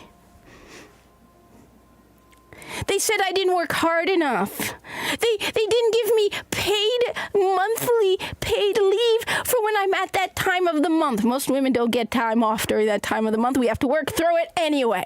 So if you start telling me it's sexual harassment that I can't get paid time off every month because of my monthly... No, honey, get your butt back. See, this is... Okay, see, this is the result of working in retail. This is why I think people should spend a year in retail, specifically during the holidays. Because at the end of the day, customers don't care. Customers don't care. They don't care if you're on that time of the month. They don't care if you're depressed. They don't care if you're in a bad mood. They don't care if you're hungry or you're fasting or you've worked a 12-hour shift. They don't care. And the difference is between us and Bungie is I see these customers, okay? Bungie has managed to, isolate themselves from their customers, okay? They want a product delivered. They don't care how diverse your employees are. They don't care that you have Latinx at whatever. We have those at my job, those clubs, right? Nobody pays attention to them because nobody has time. So when you tell me Bungie has Black at Bungie, Pride at Bungie, Latinx at Bungie, you know what? Women at Bungie. You know what that tells me? That tells me your employees have too much free time on their hands. If you're going to work to hang out with the women at Bungie, you have too much time on your hands. Why the hell am I paying you for you to sit around and talk about all your pride stuff at Bungie? Do it in your off time. You get off the clock, okay? You can talk all about it. But on the clock, absolutely not. And don't you dare start telling me about Roe v. Wade or any of that shit. Okay? You have problems with the politics in your area. You do not come to me and tell me I need to do something about it. These people going on about how we protected our employees with Roe v. Wade and abortions. No, it's not Bungie's job. That's you go to your elected official and you complain there. You don't come to the CEO of your job. I don't go to my boss and be like, well, I don't like the fact that this is happening in New Jersey. No, I go and vote. Okay? I'm part of the Patriots Club here in New Jersey now. I missed the last meeting because I was sick all weekend. Okay? I go to the Tesla protests. Okay? I do it off the clock. I don't wear my work clothes. Okay? You don't bring your job into your politics, okay? I don't care. It's not Bungie's job to go talking about Roe v. Wade. These kids have it soft and easy. I've worked 16-hour shifts. Now they're very strict about that. They don't let us. But at one point, I had no choice. Now it's like they will make you drop everything regardless of the situation, and except during the holidays. Last holidays, I was allowed to work like 12 hours and then 14 hours because I'm like, I go up to my manager. I'm like, it's me and one guy in the warehouse. And they're like, oh. I'm like, is anybody coming in? And they're like, well, somebody was supposed to. And then they're like, no, we didn't schedule anyone. And they're like, would you stay? I'm like, yeah, I'll stay. I've worked 14-hour shifts. Okay? At the end of the day, these companies, you deliver, you go to work to deliver, you do your job, and you come home. And then you whine about it at home. And that's the thing. That's why these people have turned their jobs into like social clubs. Are the people I work with like I consider friends? Yes, but I don't go to work to sit and hang around with them. I go to work to work. And it's the same thing with Bungie. Like I said, if you have women at Bungie, that tells me you have way too much free time on your hands, and your games are falling apart. That would be my whole attitude about it. And yeah, people are going to hate me. People will absolutely hate me. But that's reality. People act like the world cares. It doesn't. I learned that the hard way. It doesn't care about you. It doesn't matter what you... And that's one of the problems with all of these arguments going on. We're like, we demand equal rights. You don't demand equal rights. You want special treatment. Your idea of equal rights is that people care about you. Governments care about you. Have a happy Easter, Zenny. I know this is a very important holiday for you. Much respect. By the way, I did not like that UK guy, but happy Easter. Hope you have a great Sunday. Cool. Anyway, they want the world to care about them, and they think that equal means that they get special treatment, or they get the world like pretends. No. Okay. No. So no, that's how I would approach Bungie. That was 100% how I would be like, no.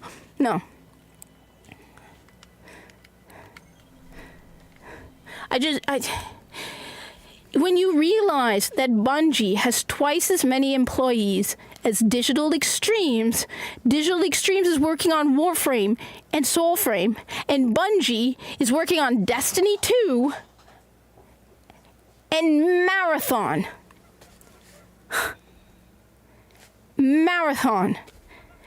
They've been working on Marathon for years. It has 4 maps and 1 mode of play. And they even said, even the people who are praising this game, right, are saying they don't even have a full narrative. They don't even know what they're doing. They don't even have a full story. They're like, it's still in alpha mode. The game is coming out in September, and they're like, it's still in alpha mode. The game is still broken, and it's coming out in September. This tells me that the game wasn't technically even ready for a release in September, but Sony probably was told, you better release it now. What have you been doing for 6 years? I couldn't believe it when somebody said they've been working on this for 6 years. And aren't they making a mobile game? I mean, who would trust Bungie with a mobile game? The most egregious, greedy developer I have ever seen. You know what? Who? who would actually sit down and trust Bungie with anything. You know what? Let's do it. You know what? Let me find it. By the way, what happened to the UK is awesome. I know about that. I've been in a...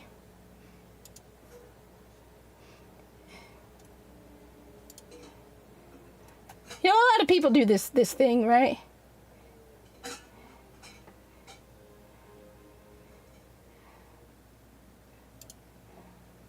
Awaken to a world. Wait. No, wait. Indulge. You could make me and other ads like this. All right, I'm going to do it. You know what? To hell with this. I'm going to do this. This is a great... You know what? Everyone does this. Everyone does this every now and then where they do their react video, right? So, you know what? I haven't done it before very often. We're going to react. I'm going to bring it up. To hell with it. It's a great video. More people need to watch this video. Okay? More... All right, Jeremy, sorry. Okay, first off, fine, I will pause on that for a moment. My view on Marathon. All right, Jeremy, I've already ranted about it, but you know what? I don't care because I'm so fed up with Marathon. I'm so fed up with these people actually talking about Marathon and forgetting one very important thing. Okay, my view on Marathon is this. I don't trust Bungie. After everything they did to Destiny 2... They neglected a couple years back, I wanted to get into PvP in Destiny 2 because I don't play a lot of PvP. I play almost no PvP. So I wanted to get it, and since I'm a huge Destiny 2 player at the time, everyone's like, don't go into PvP. They're like, the cheating there is awful. Even now, people are like, the cheating in Destiny 2 is insane. So they neglected their PvP to the point where the gamers were furious. Have they even introduced a new map into Gambit? Because last I heard, they had removed maps from Gambit. The monetization in Destiny 2 is insane. I keep reminding people, okay, that everyone was excited. Remember when Bungie left Activision? Everyone was like, yay, finally Bungie is free of Activision. We're going to finally get fair monetization. The monetization got worse by far after they left Activision. Bungie is worse and greedier than Activision. And then people are like, oh, well, they need the $20 armor skins to pay for the game. Really? Because it costs you like $100 just to play a season. To get all the content for the season, you pay $100. That doesn't include the cards for the holidays. You know how they charge you $10 now for the holiday card for whatever holiday event? Those things that used to be free? The monetization, and yet what? Warframe? Free. They have monetization, but they give you more cosmetics in Warframe than Destiny 2. And they charge you more for Destiny 2. Warframe constantly giving you free cosmetics. Right now, they're in the middle of their year 12 anniversary. Then there's the free battle pass. Then there's just randomly you'll get free cosmetics. Then there's the cosmetics you can earn for free. Warframe is throwing stuff at you to the point where I'm like having to sell stuff from my inventory. And oh, right, other than the Warframe slots and the weapon slots, you have unlimited inventory. It's just the Warframe slots. That's the one thing I will agree. They don't give you enough. They should give you more at the beginning, but they give them for you for free as well. You can at times earn free Warframe slots and weapon slots. Okay? The monetization in Destiny 2 is egregious. The neglect of the game is egregious. And then you have people going, oh, well, it might look good. Oh, let's examine the gameplay in Marathon, whether it's good or bad. The fact that you're even giving Bungie the benefit of the doubt. The fact that anyone is even looking at Marathon is pissing me off. Because you know what? You could give me Marathon for free. I wouldn't play it. I don't trust Bungie. And the fact that only one person on YouTube dared say that. Legendary Jobs. I was about to play his video right now as a react. One person. Even the people I like on YouTube, like Real Hypnotic, love Real Hypnotic. I don't care how good a game Marathon is, how good Marathon looks. Oh God, give me...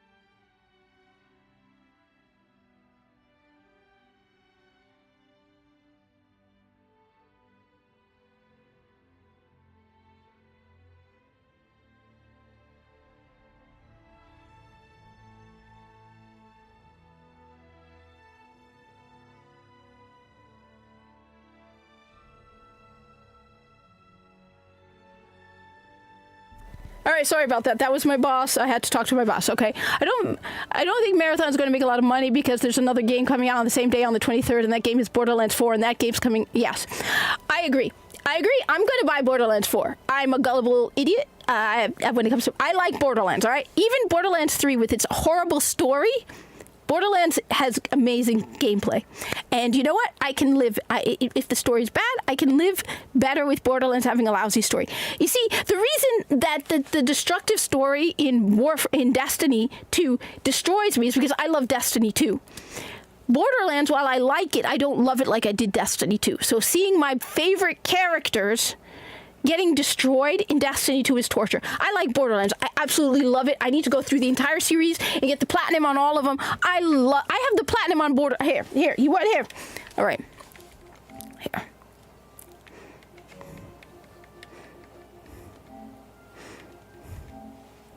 It's on PS4, so I have to replay it on PS5. I love Borderlands. So you, me, we got something in common. All right. I have the platinum. All right. I have the platinum. Where is it?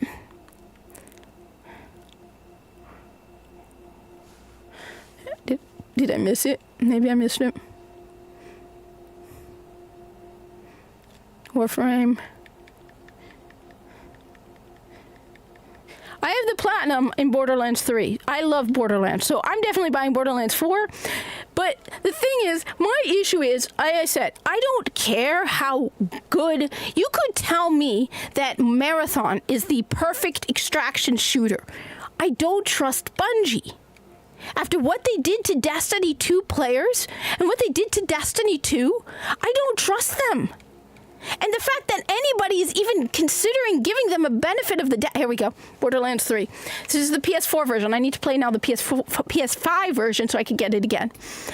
The fact that people are actually forgetting everything Bungie did in Destiny 2 and going, oh, well, I wonder if it's good. How many times have we seen amazing trailers from Bungie? How many times have we got hyped for a season in Destiny 2 only for it to fall flat on its face? How many times have we seen, new abilities and new supers and new weapons and oh my god, they're bringing this from Destiny only for it to suck? Like the Dreadnought. Someone came here, I don't remember who it was, who came in here was like, Kat, they have the Dreadnought back in Destiny 2. And I'm like, yeah, I don't care. But then deep down, I did care. Okay, I will admit it, I cared. And I went and checked on Destiny 2. And it was a multiplayer thing. The best map in Destiny. And you turned it into some stupid multiplayer thing. You hype the people up. But you haven't delivered in years. So no matter how hyped up or amazing Marathon looks, do you trust Bungie? Because I don't.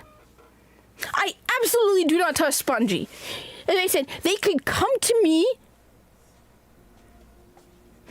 on hands and knees and give me a free copy of Marathon, and I will tell them no. I'm not getting invested in this game. I'm not playing this game. I want nothing to do with this game until they apologize to the Destiny 2 community and fix Destiny 2 and have at least 2 years of good, decent seasons and show me I have every reason to trust them. We're talking about a game that costs $100 to play for a year, and they have some of the most egregious monetization of all. There is worse monetization in Destiny 2 than Warframe. I never thought I would see the day where Warframe has less grind than Destiny 2. And you know what? You want to know? You know what the first step that Bungie needs to do to even make it remotely possible that I would even begin to trust them? Give us back the content we paid for. Oh, but we know, because they got sued, that they can't even bring it back. The Red War is no longer accessible. I want the Red War back. I want the Curse of Osiris. I want the Warmind. I want Forsaken. I paid for that. I want it back. You want a sign of good faith, Bungie? Instead of being like, oh, we removed the NDAs from our Marathon BS. You want a sign of good faith? Give us back the content we paid for. Because there's not a single person I know who hasn't brought that up. Every single person who's pissed off, yeah, I lost trust with Bungie the moment they got rid of paid content. I accepted it at first. Okay, Okay? When they said we were going to rotate it, it was going to be put in the vault. So I thought that meant that we would be getting it back every now and then. Where's Titan? Where's Titan? Where's Mercury? Titan was one of my favorite maps in Destiny 2. Where is it? What happened to Brother Vance? I have a theory on how to bring Brother Vance back in a kick-ass way. That's awesome. But what happened to Brother Vance? First off, you ruined Brother Vance because I liked Brother Vance. I think Brother Vance is awesome. But then I like my version of Brother Vance. Okay?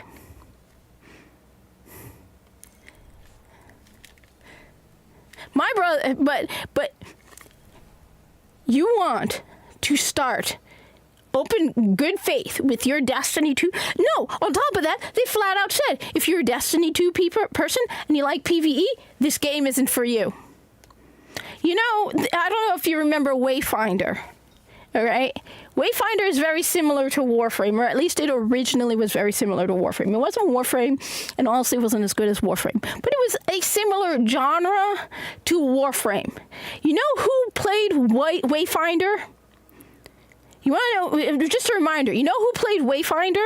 The biggest people to play Wayfinder. The people to get the most into Wayfinder when it first dropped, but then immediately they dropped it after the fact. Who? Warframe players. Why? Because Wayfinder was published by Digital Extremes.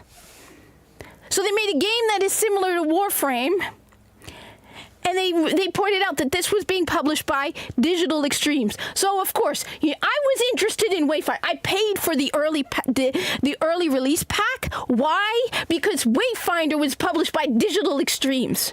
It was a similar game to Warframe, and it was published by a company that I trusted. I trusted Digital Extremes when it comes to games like Wayfinder and Warframe. So I was open to trying Wayfinder because of that. Bungie, if they had wanted to, make a game for your Destiny 2 community. You have a lot of angry Destiny 2 people, but you still have more Destiny 2 people than you have when you flat out say this game isn't for Destiny 2 people. You're losing your biggest fan base. You're losing the people who've been following you for a decade. How many people remember who Bungie is now? Most of these kids have no idea who Bungie is. You're losing your loyal fan base who've spent hundreds of dollars into Destiny 2. The only reason Marathon exists is because of Destiny 2 and the idiots like me who paid money into your game. I am so mad, and every time I see people I like, whose YouTube channels I like, so this is not an attack on them. I love Real Hypnotic, Endymion, okay, Smash JT, everyone talking about Marathon.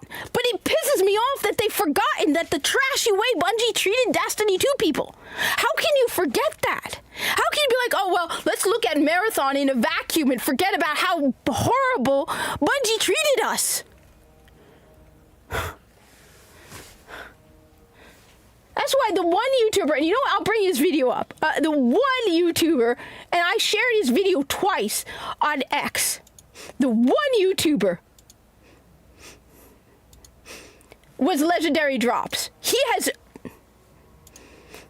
this guy here. He's the one person who actually talked about it. So this is one of me reacting. Because this guy actually said something. Don't make fun of me for the minor sunburn. I looked out the window for 5 seconds. I get sunburned too, so don't worry about it, dude. It's been wild for me to sit back and watch as people have been visibly confused over the reception of Bungie's upcoming game, Marathon. I'm seeing, I don't know if I'm seeing visibly confused. I'm seeing some people who are Bungie shills who are going, give us more Bungie, give us more Bungie, we'll give, whatever you have Bungie, just give it to us. And then we have people going, this looks like shit. So I haven't really seen anybody confused. I've seen mostly people on either side. The people who are like, oh my God, it's something new from Bungie. I can't think. I just buy anything from Bungie. And the people who think it looks horrible. And I've seen writers, I've seen journalists, I've seen commentators and content creators and fans all sitting back going, I'm just so sick of how toxic things have become. I wouldn't buy anything from Bungie. They're not the same people who made Halo and D1. I agree with you. They're not even the same people who made early Destiny 2. I found an article, and I shared it with Hypnotic, where they said that, no, they're not the same people. They're not the same people that made Destiny. They're not the same people who even made the early Destiny 2. They're not the same people who made Halo, and the fact that when they make their ads... Honestly, Legendary Drops is a good guy. I like Legendary Drops. I don't always 100% agree with him, but he has some really good takes. He analyzes things better than a lot of other people. Legendary Drops has made some really good on the side of gamers videos. Like he actually is more on the side of gamers than other people. I said, you have all of the Bungie shills now all excited about the next season. Like Rick, I swear. Right now, my Twitter feed is all cat pictures, by the way. It's hilarious because I kept liking this. I follow this account on X called Cute Cats, and so now all I get are pictures of cats. But I got a post from Rick Cackus, all excited about the next season of Destiny 2. I'm like, yeah, dude, because your YouTube channel depends on it.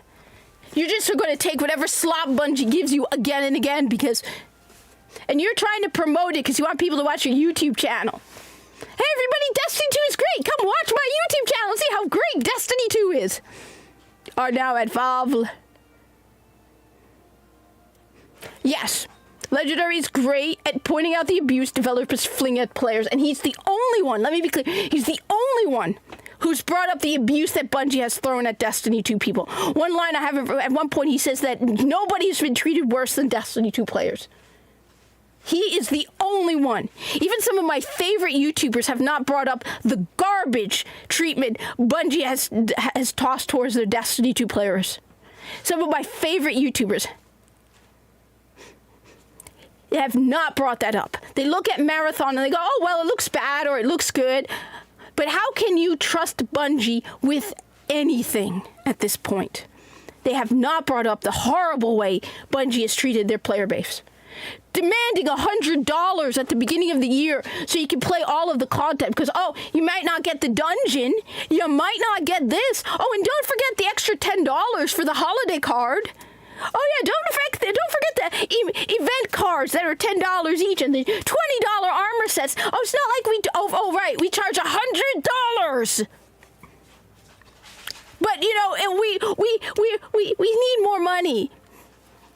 It's not like and I wish people would hold Bungie to the same standards as Digital Extremes. And again, I'm pissed at Digital Extremes because they tend to lean a little on the woke side. And I mean, come on, they lost their minds over somebody misgendering a fake character.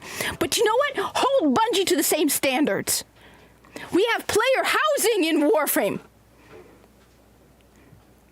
Oh, yeah, because they're too toxic. Yeah, because somebody might get misgendered. Oh, no, you're going to hear a man, but you're going to think it's a man, and it's a man who identifies as a woman. Oh, no. You know what? One time my voice made a difference, right? We were doing LFG. I was playing with Lord Tachimi, and we wanted to do a raid. And someone comes into the chat and hears me talk and goes, "I don't play with squeakers." And everyone starts laughing. It's like, I'm not a squeaker, right? But I don't care. If you're that butthurt. But no, Legendary Drops. How could you be so critical of something that's not even out yet? Because It's almost like we haven't been, for the better part of the last decade, watching as these companies have been torching their reputation at both ends. Yes. While also at the exact same time bending these players over backwards, taking advantage of them. You want these guys to be optimistic? What? Marathon doesn't have an uphill battle. It has a mountain to climb. And that's not a mountain that the players put there. That's an obstacle Bungie put. Yes. And nobody else is saying that. Nobody else is saying that but him. Nobody else is saying that. They did it to themselves. But you people, all of you championing for Marathon, have completely forgotten that. There. It's not that Marathon as a game conceptually can't find an audience. I do think an audience is there for it. How big that is, that's a completely different story. But its biggest issues aren't tied to the game. It's tied to Bungie. So today what I want to do is I want to talk about the negative discourse that's surrounding Marathon right now. I want to talk about why it is the way that it is. I want to talk about how Sony and Bungie have essentially clipped its wings before it can even fly. Yes. And I like to talk about whether or not Marathon can run or fall flat on its face. Spoiler, it's going to be a little bit of both. In his research, Dr. Morrison identified a paradox. A moment. Just last week, Bungie finally... Look, all I'm going to say is it's a good thing I didn't get any of the crazy ads that I usually get on YouTube, because I tell you, I get some of the craziest ads on YouTube. I swear, I keep getting dog food ads. I'm not talking like Purina Chow that makes dogs for cats. I'm talking dog, as in like Farmer's Market or Sunday or... Everyone is talking about that one. I have no idea what that is. All of a sudden, I saw a YouTube video and they're like, I got the Luna remastered, and I'm like, okay, now I gotta look into this. What the hell is it? However, you know what I did pre-order? I pre-ordered the collector's edition of the Terminator game that's coming out in May. The T2 one. Yeah. I pre-ordered that for PS5 because Xbox, I like Xbox, but... Yeah, but you're a puppy owner. I have a kitten. I'm telling you, dude, I get ads for arthritis medication and arthritis treatment for dogs. We are talking the exact opposite. Okay? Arthritis treatment for dogs. Old dogs. I have a young cat. My cat is like 10 months old. I have an extremely young cat. I do not have a dog. I do not have an old dog. I don't have a young dog. I have a young cat. A very young, and I never got these ads with Buster. At least with Buster, she was a 14-year-old cat. She was an old cat. Minna is a young cat. I mean, I have posted videos and pictures of my extremely young cat. I get some of the weirdest ads. I get trans tape. I don't even know why I'm getting trans tape. It's apparently, I'm not even sure what it is. But it's called trans tape. And I keep getting ads for trans tape. I don't know why. I don't know. You know what? I'm just going to... You know what? I give up. Finally pulled back the curtain on their upcoming extraction shooter Marathon, a name that echoes from the depths of the studio's past. For those that are unfamiliar, Marathon wasn't just one of Bungie's earliest projects, it was their beginning. Originally developed for the Mac in the mid-90s, the Marathon trilogy gave Bungie its first taste of recognition, but it also nearly killed them. I want to play this game, by the way. Marathon, I'm told you can download it for free. I want to play Marathon. That I want to play. Yeah, they're lovely pictures, the trans tape people. Oh God, just end it, please. Although now I'm curious to play Marathon. I did not know Marathon was a first-person shooter, but this is interesting. What he has to say right now, this is really interesting. One of the games in the series was shipped with a critical error that, no exaggeration, was wiping players' hard drives upon installation. The backlash for this was catastrophic. Bungie was drowning in returns and on the verge of bankruptcy, and to survive, they ended up cutting a deal with Microsoft, and in exchange for covering the damages, Bungie would develop a new project for Microsoft in their upcoming console, the original Xbox. That project was Halo. So in a way, Marathon was both the origin of Bungie's fame and their near-death experience that then forced them into pivoting into a franchise that made them into legends. Now here we are 3 decades later, they're dusting off that legacy and they're gambling with fate all over again. Now this new Marathon, controversially enough, their near-death experience that then forced them into pivoting into a franchise that made them into legends. Now here we are 3... What is that? But they remastered it for Xbox, PlayStation, and Nintendo. What kind of game is it? Is it RPG, action RPG? And what is that? I don't know. Like I said, I don't trust them. Decades later, they're dusting off that legacy and they're gambling with fate all over again. Now, this That new looks like marathon, Destiny. controversially enough, is set to be a 3-player looks like squad-based Titan. PvEVP extraction shooter. Players are going to be taking on the role of runners, humans that have It looks like abandoned their mortal Destiny. bodies for sleek cybernetic shells, chasing fame and fortune across the ruins of Tau Ceti. After a mysterious calamity had wiped out the planet's running researchers, reminds me of corporations Destiny. stepped in, sponsoring these runners to come in and scavenge whatever's left. Tech, data, secrets, whatever they can get their hands on. Players are going to battle with hostile AI sentinels, alien threats, and other squads Oh my god, that looks like Destiny. Make me not misgender. In fact, I'm going to call it a sexy woman. It looks like Destiny. I feel like I'm watching a Destiny trailer. I think I really haven't watched these trailers. I just watch them when I'm watching other people's videos about the trailers. I haven't looked for the trailers myself to watch them because I don't care. that's in a race to, well, extract before being wiped out.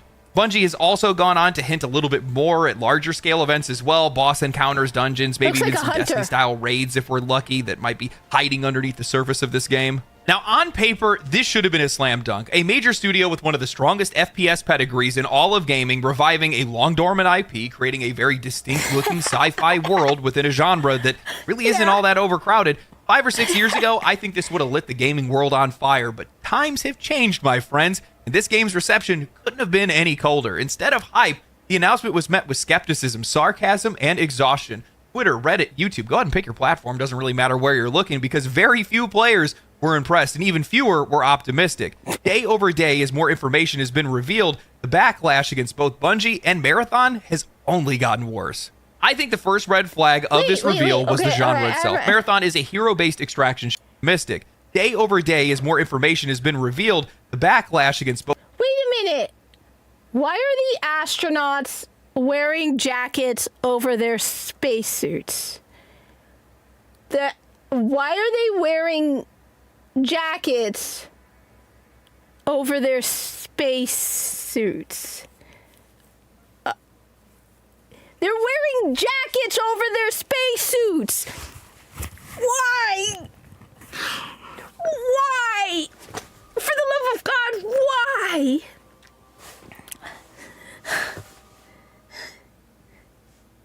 I can't. They're wearing jackets over their spacesuits. Look at that. Look. Okay, here we go. Let me watch the people running. Okay, watch them. Watch them. YouTube. Go ahead and pick your platform. Doesn't really matter where you're looking because very few players were impressed and even fewer were optimistic. Day over day, as Look. more information has been revealed, the backlash Why? Or capes.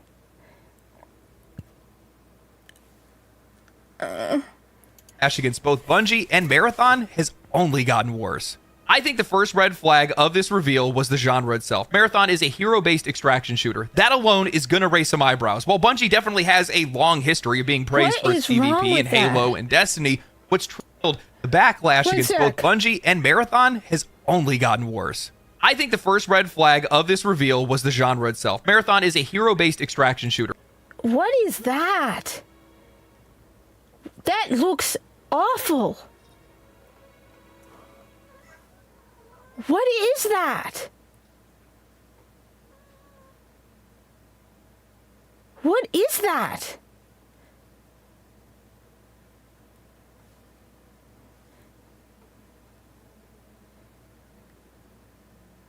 What is wrong with that art? There's something off.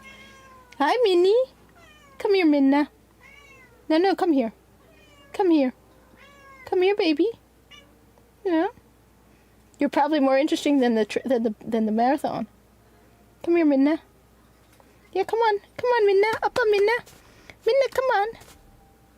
Come on, Minna. Come on.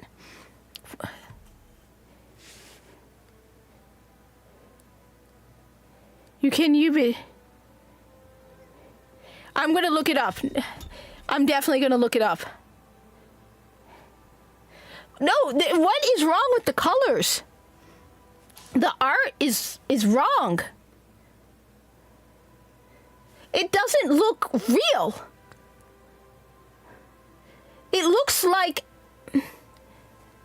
a painting or like a marker drawing. I'm gonna look into it. I'll look into it. I definitely, because I saw it and other people talking about it. It doesn't look real. It looks like a marker. It looks like a picture. Like someone drew it. There's no... It's not even like it's ugly. It's off. Like...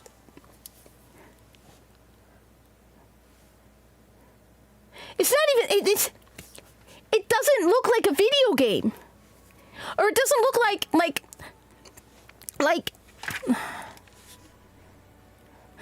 Guardian looks like a person, right? My Guardian looks like a person.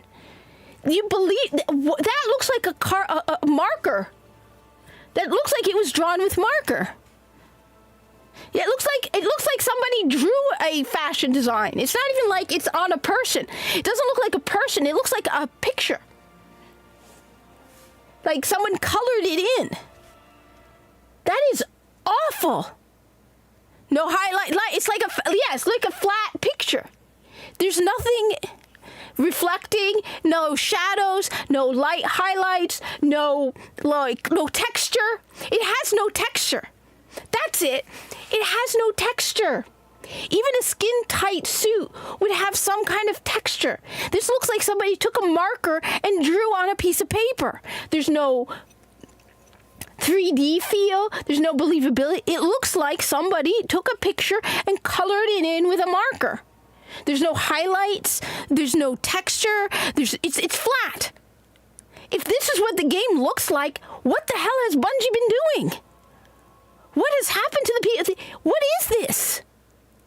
Oh my god, this is ridiculously awful.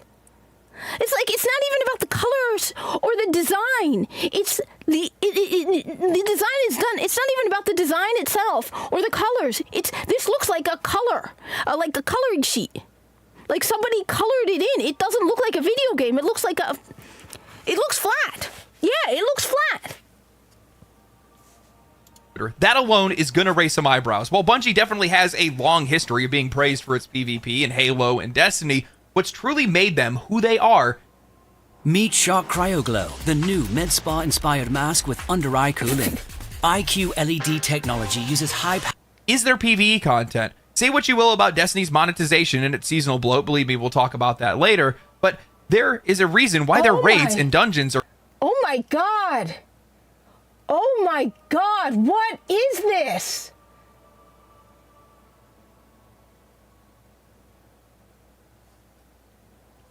Like, what is this?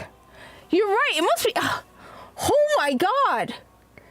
At least when you play Destiny 2, it looks believable.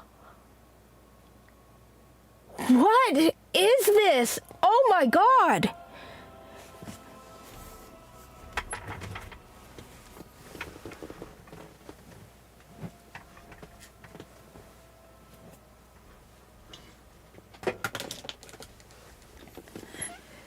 This is ugly.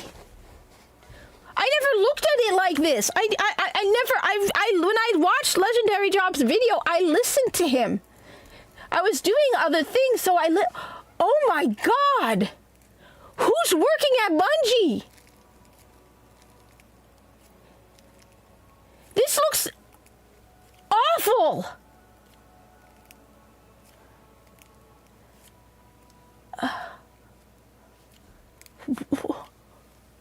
What the hell is this? There's no way Bungie's making... There is no way the game is being delivered like this. Oh my god. This is the ugliest video game I have ever seen. Oh my god. Yes! I was thinking Borderlands, but at least Borderlands... Luna, I have to look into this. I'm sorry, I'm in absolute... my apologies, Jeremy. I'm just in absolute and total shock. This is ugly. This doesn't look like a complete video game. This looks like something somebody made in their first... You want me to believe that Bungie made this? It's not even like the design is ugly. It's not a video game. It looks like coloring art. It's the style itself. Like, you can make those characters look good, but it's the style. It looks like marker. What happened at Bungie? What the hell is this?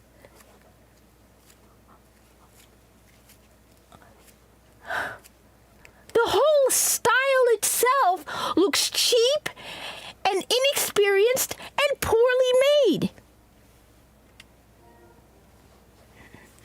It looks like somebody who doesn't know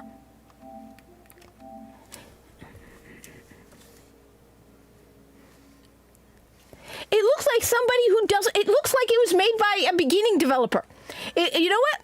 I would not mind. I would not be surprised. This looks like something a student would make.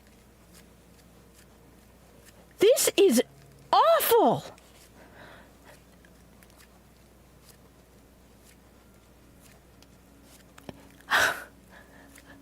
They have over 800 people working at their studio. Are you kidding me? This is the best they can do for 6 years. They have been working on this for 6 years. And this is the best they can do? 6 years. They have Sony behind them. And this is the best they can. Concord looked better than this. At least the style. This looks like somebody took markers and drew a picture. It looks flat. It doesn't look like a video game. It looks like somebody, it looks like Temu, it looks like Borderlands Temu. Temu Borderlands. We have Borderlands at home. Wish Borderlands. The art is horrifically bad. Oh my God.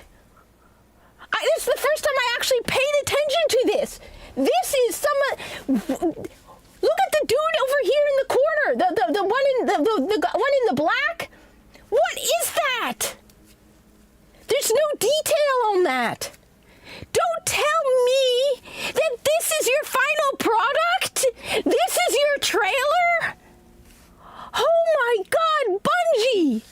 You have over 800 people working there. Have you seen You know what? You know what? You know what? While we're at it, you know what? Just for fun. Let's see if there's.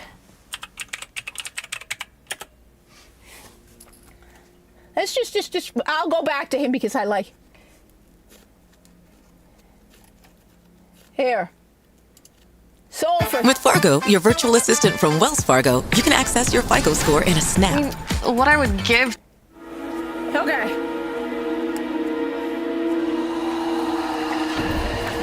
Feel it like rain.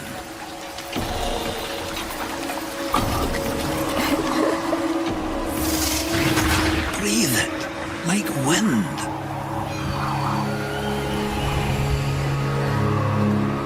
All of Alka's making is magic.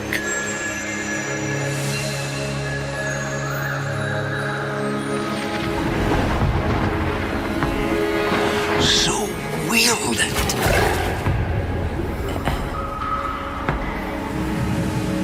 Okay.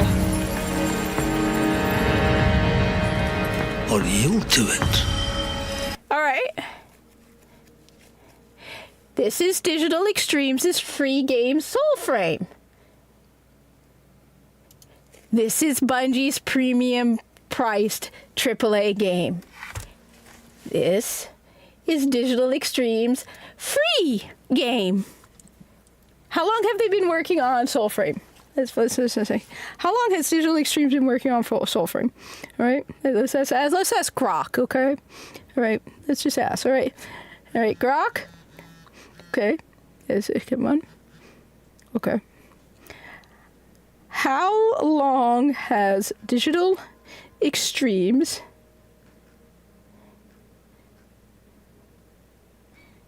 been working on Soulframe? All right.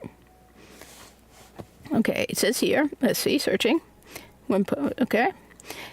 Since 2019, so they've been working on it for 6 years.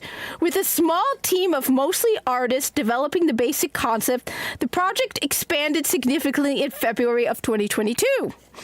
This indicates they have been working on Soulframe for approximately 6 years. Okay? So they have a smaller studio with less people working on it.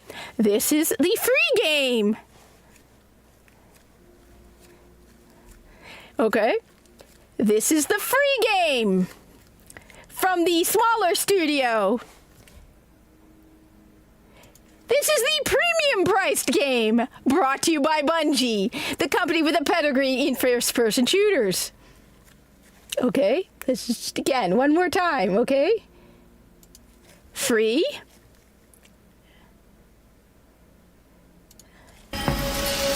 Once you've learned, Again. that is a choice only you can make.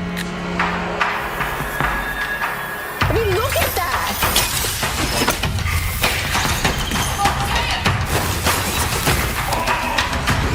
Don't you forget it. Even if they find you, even if they sing their song, the magic, it's in you. Yours. Like the wind.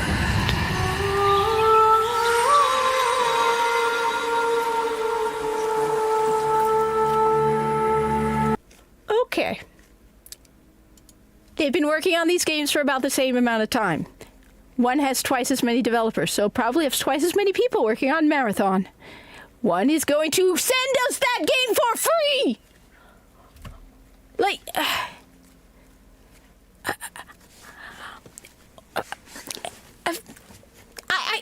I'm speechless! This is ugly! And it looks flat! This is ugly! It's not even the color palette. It's not even the characters. This is flat.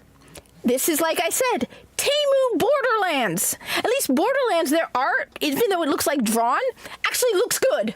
This looks like garbage. And you want premium for this? What have you been doing for 6 years? Destiny 1 on the PS4 looks better than this.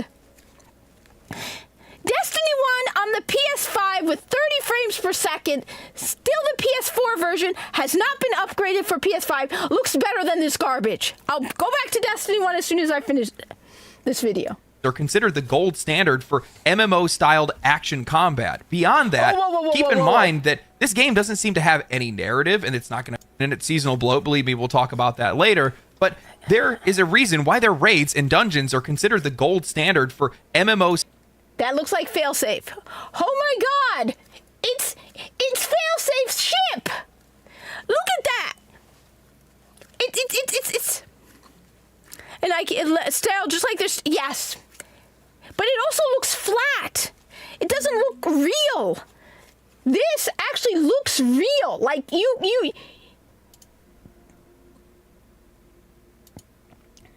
This looks real. Look at that. Those trees look not 100% real, but they have that video game real to them. Like, you can see depth to the trees. Look at this. You've got shadows on the trees. It has depth to it. It has weight to it. It has believability to it. It actually looks like you could walk on that map and feel like you're... Why is my phone constantly chirping right now?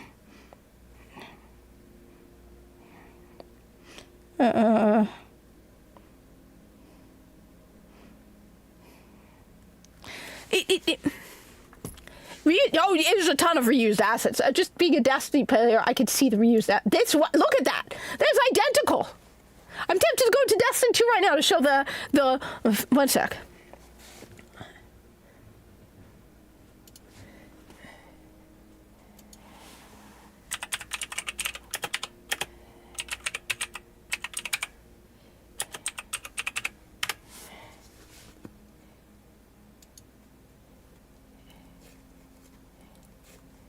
Not seeing it.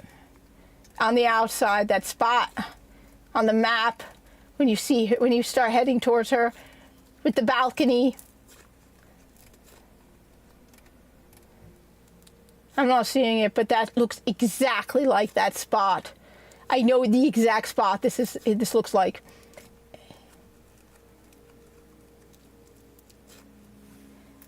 They have texture. The trees looks like bark. I can tell what's plastic or metal without the... Yes.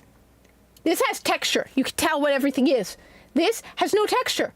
It looks flat. It looks unbelievable. Look at that. Look at the sheet right over here. Look at that. There's no texture to any of it. It looks so fake. It looks like a toy. It looks like a kid's plastic toy. Everything is made out of the same material. It's flat, it's lifeless, it has no depth or texture or realism to it at all. It looks like children's toys. It looks artificial. It looks horrible.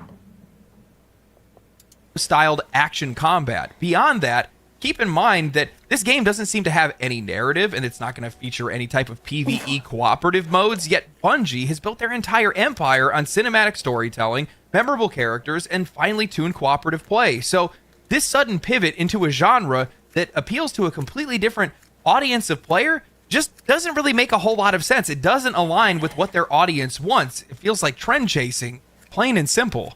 And on top of that, the extraction shooter genre is brutal. There are really only, 2 success stories that we have, Escape from Tarkov and Hunt Showdown. Nearly every other attempt has face planted after launch because these games are niche by design. This is so They're not ugly. meant to be easily digestible or streamlined experiences. Their very appeal lies in their punishing loops, the tension, the messiness, the lack of hand-holding. The moment that you try to sand off the edges to appeal to a broader audience, you kill what makes these games special. Simplify the loot in the game feels hot because these games are niche by design. Oh my They're not God.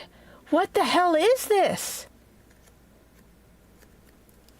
This is so ugly. I cannot get over how ugly it is. And I'm not talking about the androgynous characters or the non-sexy characters. I'm talking, that looks fake. That looks so ugly. Remember Titan? That is so ugly. Look at the guns. They look like they've made out of plastic cubes. It's all plastic and fake and no depth, no texture, no nothing. This is absolutely the most ugliest thing I have ever seen coming out. There is more depth and texture to Halo on the Xbox 360. What is this? This is ugly. Who made this garbage?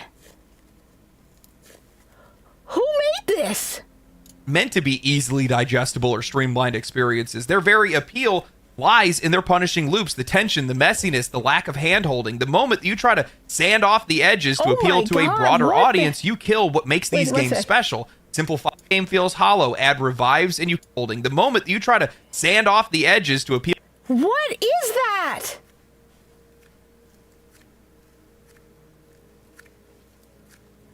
There's more life in Elon Musk's robots. Actually, you know what? There is more humanity, life, and texture in the goddamn robots in Destiny. The robot sweeping the ground looks more realistic and believable than that. Where's my phone? Because I want to take a picture of that. Where's my phone? I'm going to take a picture. It looks like a test dummy. Yes, that's what it looks like. I'm taking a picture of your comment about Lunar Remastered so I can look it up. So I have a reminder to look it up because I'm genuinely curious because I know a lot of people have mentioned it, and that it sold much better than they thought. So there, now I have a way to remember it. Oh my God, there is no life in that.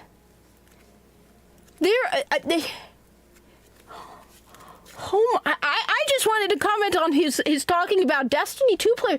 This is the ugliest. Look at the gun. Look at the gun. Look at the gun. Look at that. That is so... Let's see.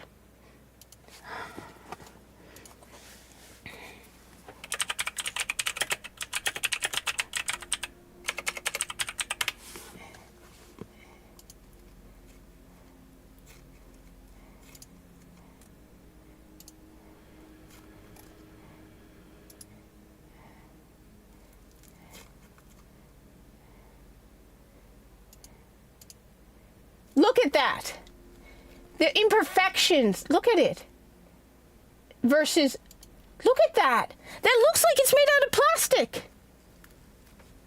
It looks like it was 3D printed. No, there'd be more texture on a 3D printed weapon. I'm sorry. This is blowing my mind how god-awful ugly this is. I'm sorry. This is blowing my mind. You're telling me Bungie, a AAA studio, with the money of Sony backing them, with over 800 employees, about probably, half of them are working on you know what, let's ask Rock, all right? Let's ask Rock. How many people at Bungie are working on Marathon?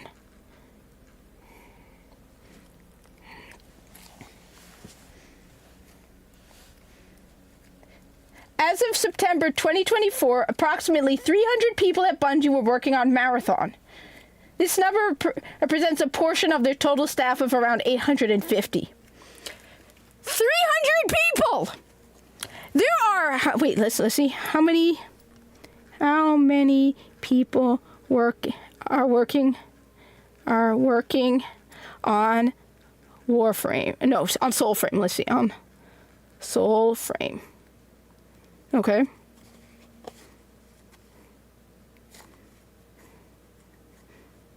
Let's see if they...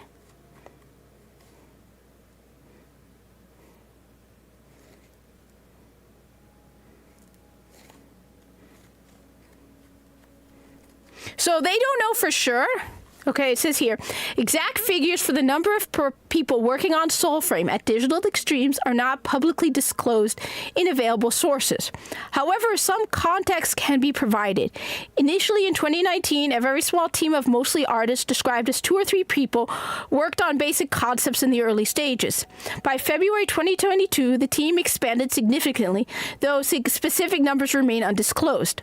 Given Digital Extremes' total staff size was around 300 to 350 employees in recent years, before layoffs of approximately 30 in November of their external projects division, so the people who are publishing, it's likely that a portion of this workforce is dedicated to Soulframe, with the rest supporting Warframe and other operations. Without precise data, a rough estimate might place the Soulframe team in the range of dozens to possibly over 100 developers. So they have possibly over 100 people working on Soulframe. They have 300 people working on Marathon. Soulframe is a bigger game than Marathon. Soulframe is a better looking game than Marathon. They've been working on the games for the same period of time. You know what? Are you kidding me? I did not think this would get me this angry. Like I said, he does say a lot of great things later on. You're telling me 100 people are working on Soulframe. 100 people. You have 300 people working on this crap? And nobody went there and went, what are we doing? Oh my God. That's it. There is no excuses for Bungie.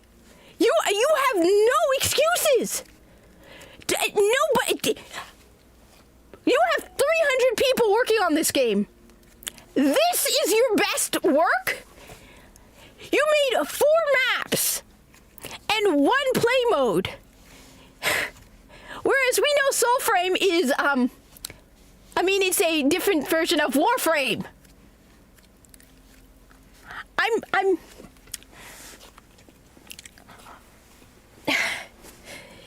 You know what? Give me 1 second. Let me ask Garak one more question. How much content is in Soulframe? Okay. So this is, let's see what they have to say.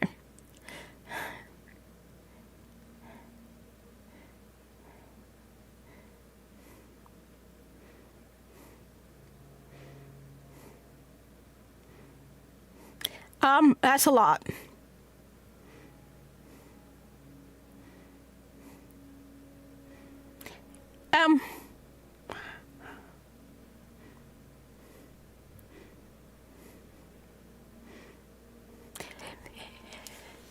You know what? It's a lot more than sulfur. Oh my god. Oh my god. I'm sorry. Oh my god.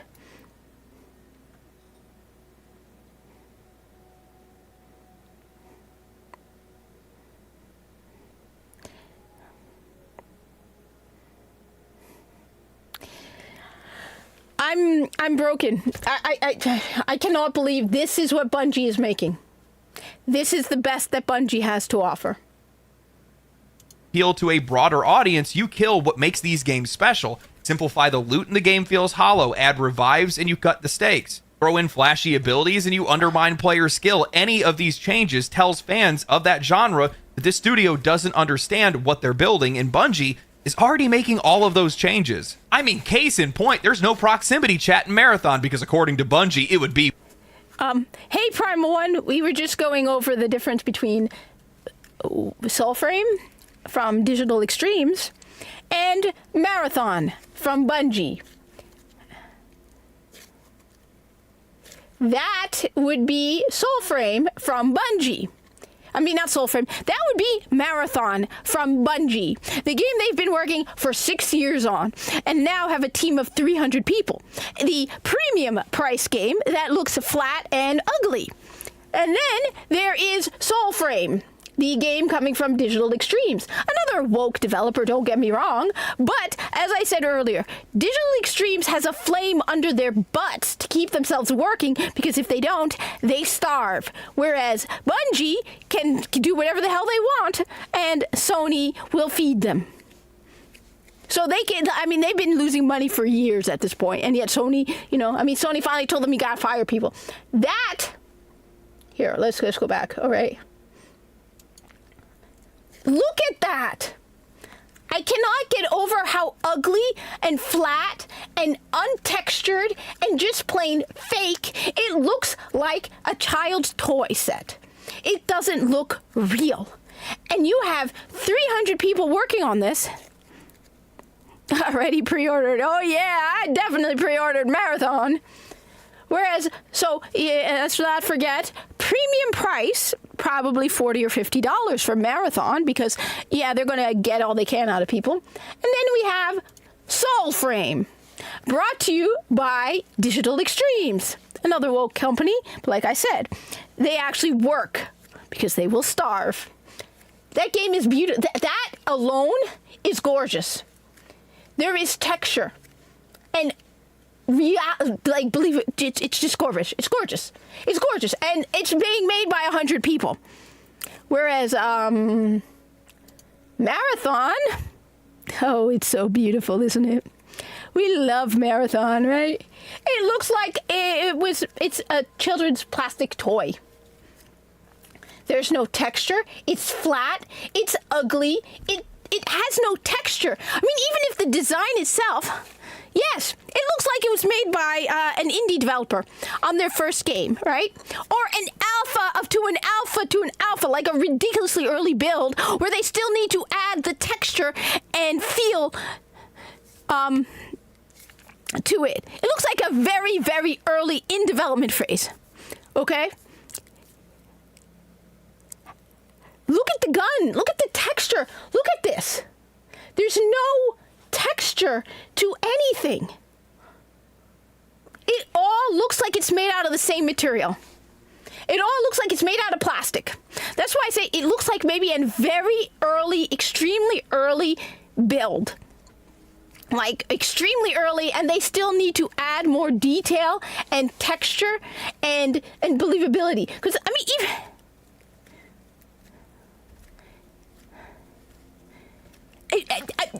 we gave it to it looks like something made by interns, and they still need to give it to the real developers to give it texture. My God, I wanted to watch this video from Legendary Drops to talk about the state of Bungie, like how they treat Destiny 2 players.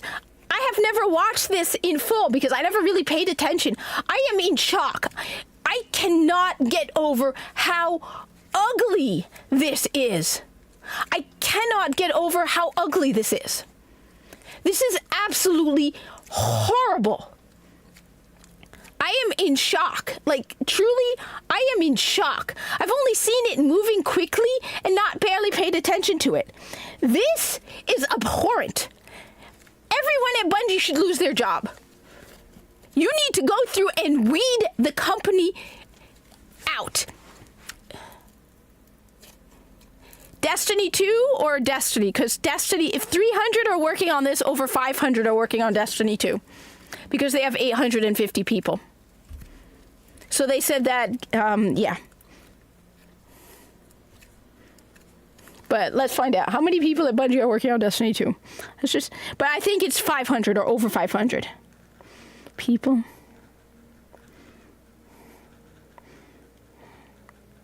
Destiny 2. Since 300 are working on Marathon, that would mean the rest are working on Destiny 2.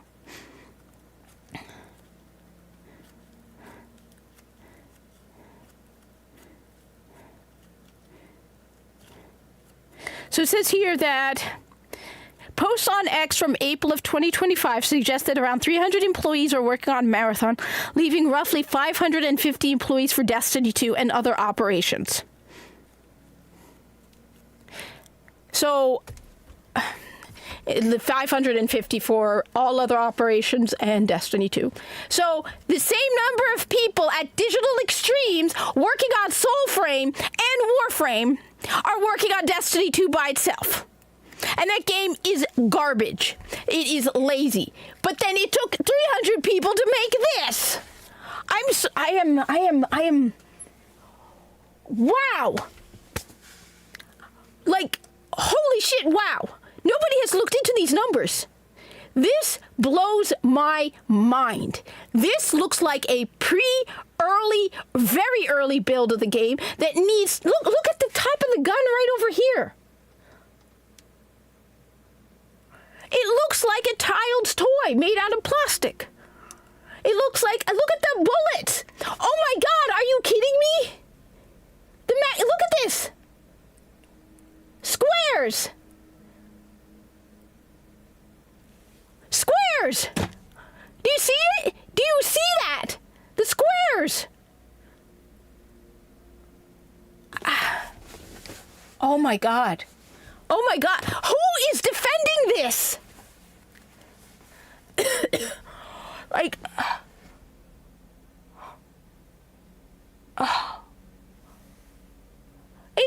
yeah.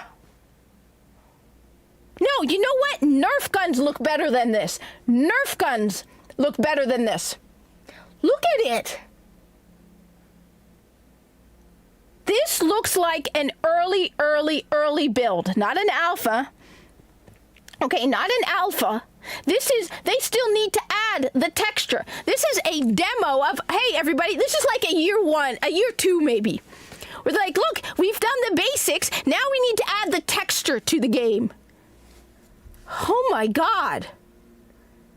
Any of these changes tells fans of that genre that this studio doesn't understand what they're building, and Bungie is already making all of those changes. I mean, case in point, there's no proximity chat in Marathon because according to Bungie, it would be way too toxic. I am so sick of this, by the way. This constant desire to soften and sanitize the edges of every gaming experience. This isn't making games safer, it's making them less interesting. The only thing that's safe about them is nobody's going to be playing them. Yeah, in an extraction shooter, proximity chat isn't just flavor, it's function. It creates emergent, unforgettable moments. I cannot tell you guys how many times I've read that isn't just flavor, it's function. It creates emergent, unforgettable safer, it's making them less interesting. The only thing that's safe about them is nobody's going to be playing them. In an extraction shooter, proximity chat... What is that? What is that? That's your character design? There's no texture to any of it. That doesn't look real. That doesn't look like a person. That doesn't look real. That has no texture. Regardless, it doesn't matter what the character itself looks like, the color or whatever. The the material, the actual, like, what is it? Not the.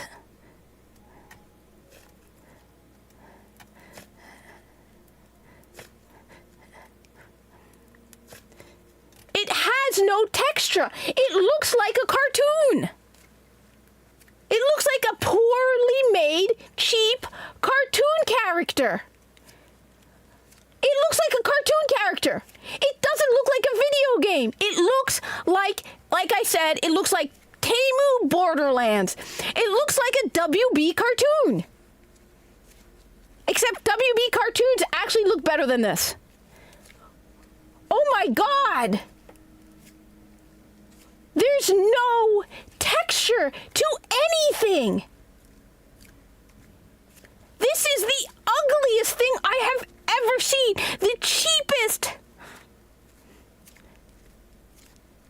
Yeah, like you said, like here, the surfing. Is it plastic? Is it metal? Bungie. Fuck if I know. You're right. It looks like a cartoon. A poorly made cartoon. I am truly in shock at the state of this game. And you want to charge me premium price for this? You $40-$50 for this. I wouldn't pay $20. I wouldn't pay it for free. Soulframe is free. It hasn't out yet, but Soulframe is free. Warframe has better textures than this. I am truly 100% in shock. This is blowing my mind. I cannot get over how ugly this is. That isn't just flavor, it's function. It creates emergent, unforgettable moments. I cannot tell you guys how many times I've run into another player while playing Escape from Tarkov, adrenaline pumping, we're awkwardly trying to negotiate a ceasefire. Maybe we part. Look at that. There's no rust on the ground. There's no rust on the ground. The ground is plastic. Look at this. Look at that. There is no texture in any of it. It looks like a garbage, cheap cartoon. It looks like somebody took a coloring book and colored in with marker. It looks like a marker drawing. There's no texture anywhere. There's no rust on the metal. There's no shadows. There's no depth. Look at the cape. There's nothing. Look at the gloves. You can't tell what it's made out of. Is it cloth? Is it plastic? What is this? The guns look like toys. The guns look like plastic toys. Everything looks like plastic. There's no texture. It's cheaply made. It looks fake. What is this? I am truly 100%. I cannot get over this. I am absolutely in shock. What is this? Now, how can you defend this? Oh my God! I am truly blown away. This is unforgivable. From Tarkov, adrenaline pumping, we're awkwardly trying to negotiate a ceasefire. Maybe we part ways peacefully. Maybe we actually team up. Maybe we betray each other in the next 5 minutes. That tension, that unpredictability, that's what makes this genre. Bungie, stripping it out in the name of safety, shows that either they don't get it or they're too afraid to embrace it. Now, if that wasn't enough, and I really love this part, I love when these developers do this, but when fans were asking if the game would include more PvE-focused content, maybe offer some options down the road for players that want something more cooperative over competitive encounters, Bungie responded with how everybody afraid to embrace it. Now, if that wasn't enough, and I really love this part, I love when these developers do this, but when fans were asking if the game would include more PvE-focused content, maybe offer some options down the road for players that want... What is that? What is that? What is this? What is this? Oh my God. this. Yeah, I'm definitely, you know what? I cannot wait for Borderlands 4 at this point. Borderlands 4, I hope, for the love of God, Borderlands 4 be good. I love Borderlands, so Borderlands 4, please be good.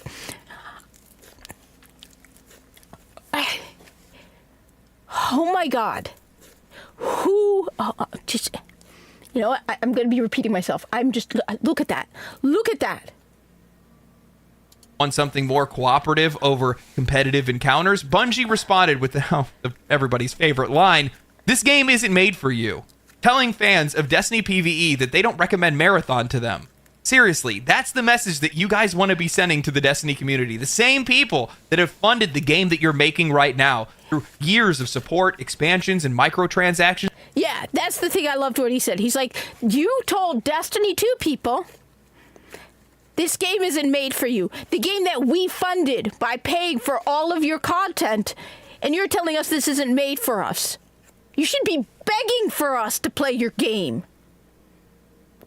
That they purchased in Destiny 2, Bungie isn't just ignoring their core audience here. They are actively alienating right now through years of support, expansion. That wasn't enough, and I really love this part. I love when these developers do this, but when fans were asking if the game would include more PvE-focused content, maybe offer some options down the road for players that want something more cooperative over competitive encounters, Bungie responded with everybody's favorite line, "This game isn't made for you," telling fans of Destiny PvE that they don't recommend Marathon to them.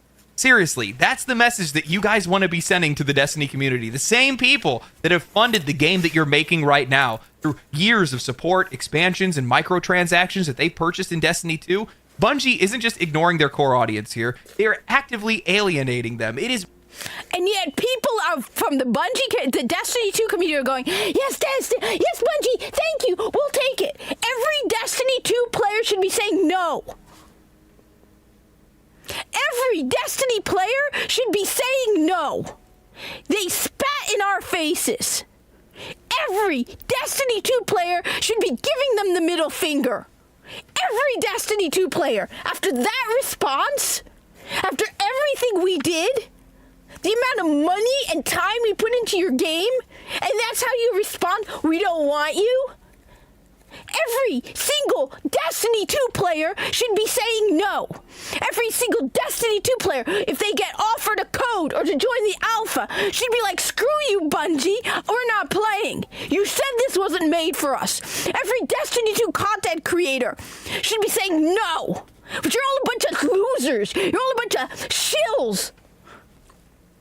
Every single one of you should be saying no. I'm tired of all these Destiny people going, oh my God, thank you, Bungie, for a new product. No.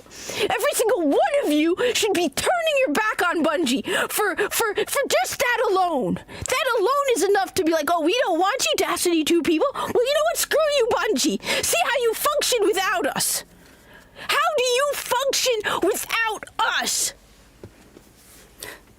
But no, you have all those Destiny 2 people, all those Destiny 2 shills looking at this garbage and going, thank you, Bungie, thank you, oh, this is going to be wonderful, oh my God, Bungie's making a new game, we need to support it. No, you don't. Every single one of you should be turning your backs on this game. Anyone who played Destiny 2 should be saying no.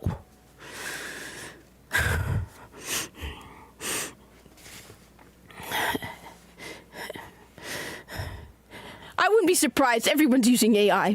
Obviously, Bungie's incapable of doing anything. AI does better art than this. This is why I'm pissed off. This is why I'm 100% pissed off. Because I see all these Destiny 2 people lapping this up. Supporting this. Promoting this. After Bungie flat out said, we don't want you. This is why I'm pissed off. Everybody should be turning to Bungie and saying, screw you, and walking away. Because they're desperate. They should be begging us to come to their game. But no, you have people going all excited about this game. Every single one of you should be going, no.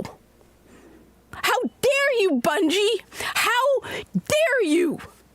How dare you turn around and say, we don't want you anyway, Destiny 2 people. Oh, we took your money for years and used it to fund this game. We abandoned Destiny 2 to fund this game. We abandoned Destiny 2. You paid us money for Destiny 2. We abandoned it for this garbage. And then you turn around and say, oh, this isn't for you, Destiny 2 people. We destroyed Destiny 2. But no, we're not good enough for you. This game is an insult. Its existence is an insult to Destiny 2 people. You destroyed Destiny 2. You didn't bother to work on Destiny 2. And then you make this, and then you dare to turn to Destiny 2 people and say, yeah, this isn't for you. And then you have the idiots who play Destiny 2 going, okay, we want it anyway, Bungie. Thank you, Bungie. Take our money, Bungie. How many Destiny 2 people are actually saying, screw you, Bungie?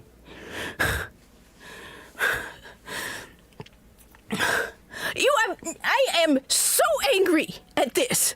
I'm so angry at Bungie. I'm so angry at the freaking gullible idiots from Destiny 2 who are going, we want this.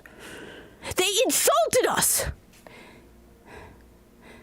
The Destiny 2 PvP because they abandoned it. They abandoned it to work on this. Even now, the cheating is out of control in Destiny 2. And they don't care. You abandoned Destiny 2 for this. And then you dare turn around and tell Destiny 2 players this game isn't for you. How dare you, Bungie? And then you idiots, all of you Destiny 2 idiots, going around saying, I can't wait to play Marathon. You are disgusting. How dare you?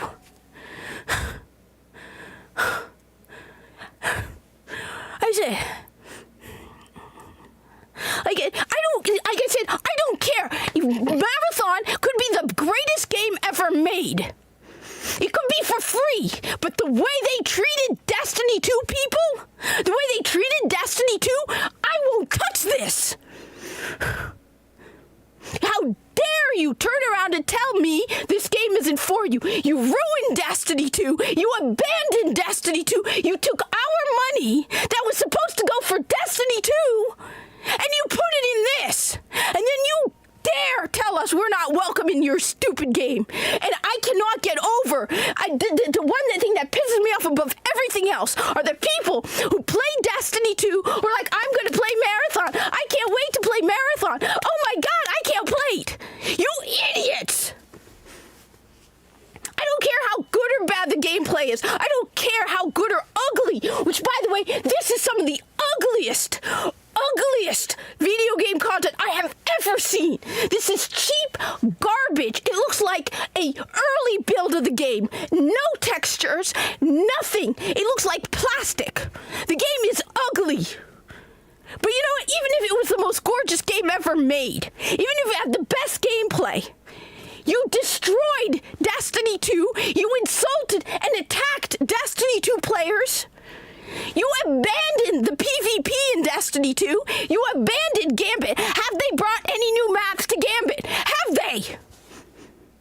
Have they brought any new maps to Gambit? And then, like I said, people tell me PvP is still unplayable in Destiny 2. The cheating is rampant. You can't play Destiny 2 on the Steam Deck because, they're cheating whatever software. It doesn't work on that. And yet your cheating is out of control. You have stripped the game to the bare minimum. And then you dare turn to Destiny 2 people and say this game isn't for you. And then you have the idiots. The idiots who play Destiny 2 getting excited for this game. Have you no shame? This game, there are very few games that I celebrate their failures. I hope this game crashes and burns. I hope Bungie goes out of business.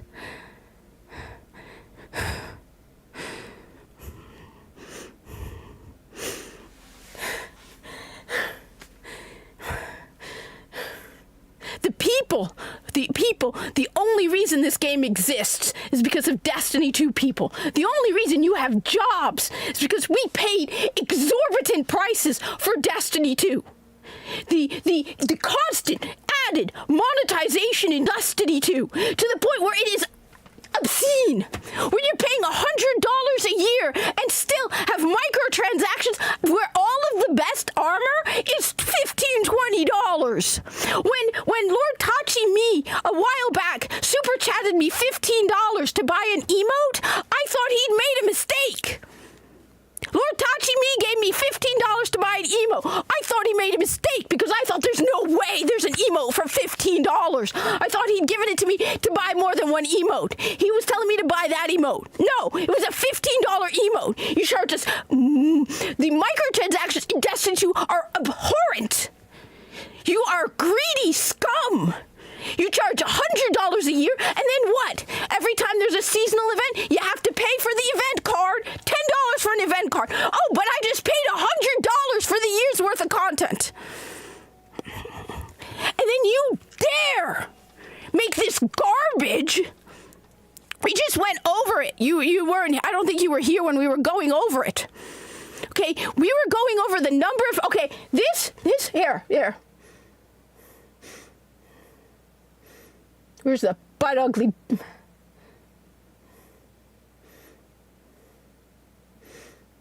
Here, one sec.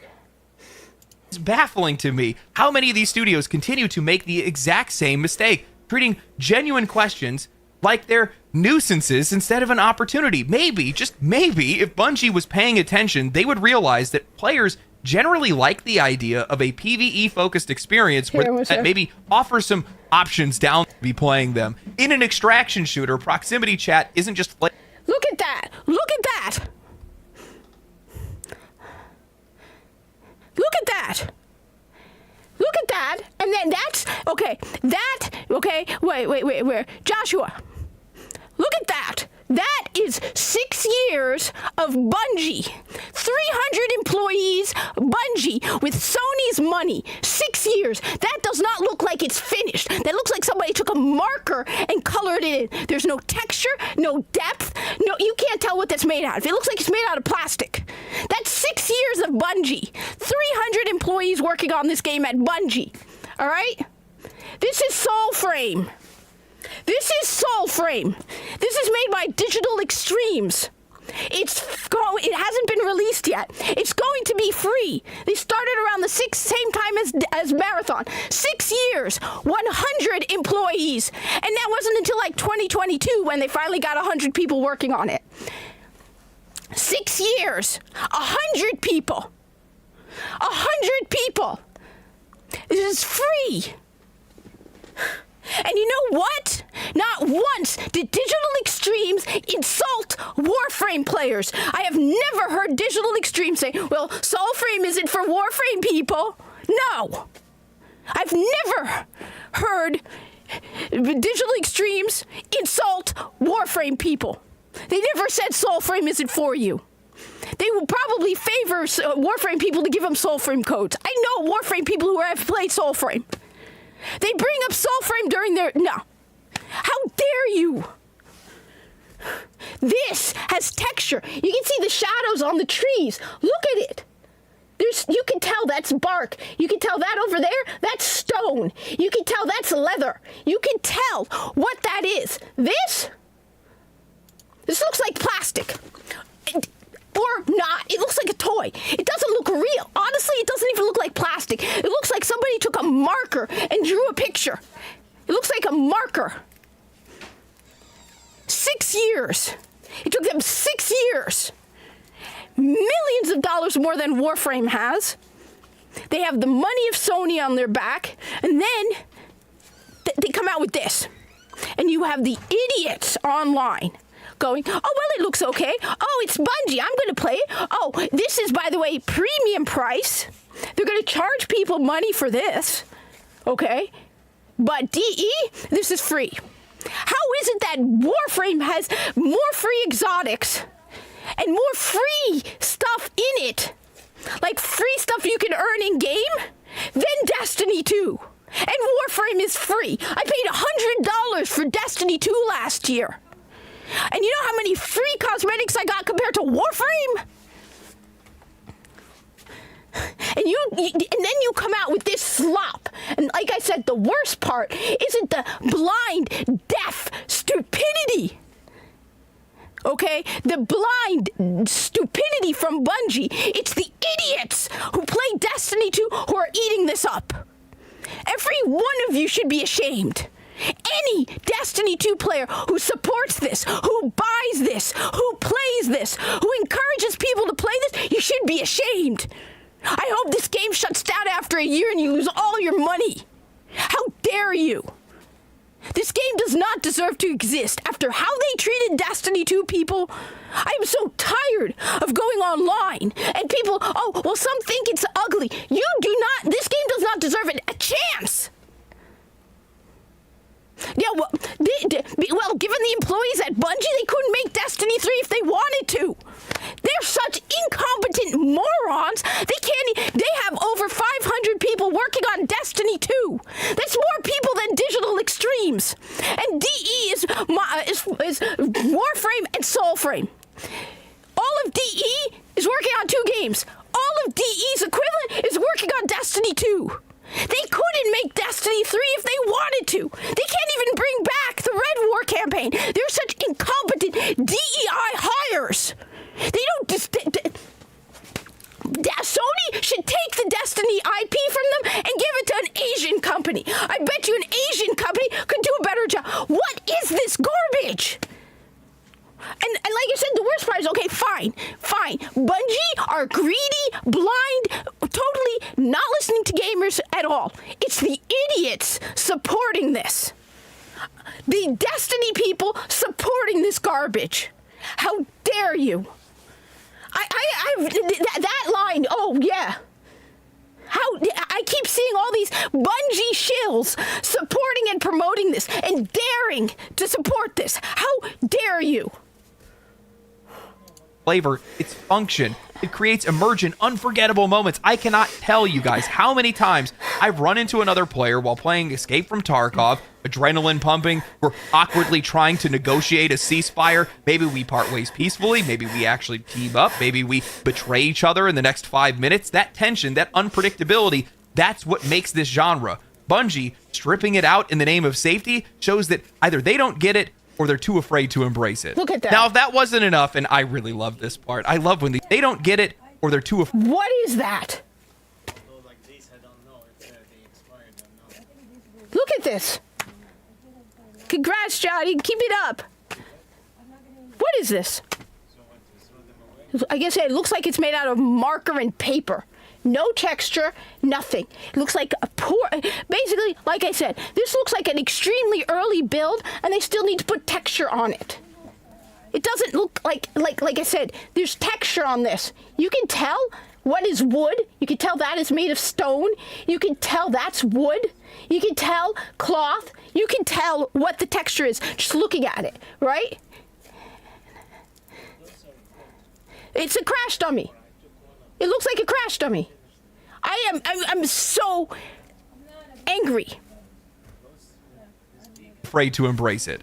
Now, if that wasn't enough, and I really love this part, I love when these developers do this, but when fans were asking if the game would include more PvE-focused content, maybe offer some options down the road for players that want something more cooperative over competitive encounters, Bungie responded with everybody's favorite line, "This game isn't made for you," telling fans of Destiny PvE that they don't recommend Marathon to them. Seriously, that's the message that you guys want to be sending to the Destiny community. The same people that have funded the game that you're making right now through years of support, expansions, and microtransactions that they purchased in Destiny 2. Bungie isn't just ignoring their core audience here, they are actively alienating them. It is baffling to me how many of these studios continue to make the exact same mistake, treating genuine questions like they're nuisances instead of an opportunity. Maybe, just maybe, if Bungie was paying attention, they would realize that players generally like the idea of a PvE-focused experience where they can then take what they earn into a more high-stakes PvP mode. You mean it's like the one Destiny thing 2? that players have been waiting for and they've been wanting to get from Tarkov, and arguably, Bungie has the better skill set to deliver.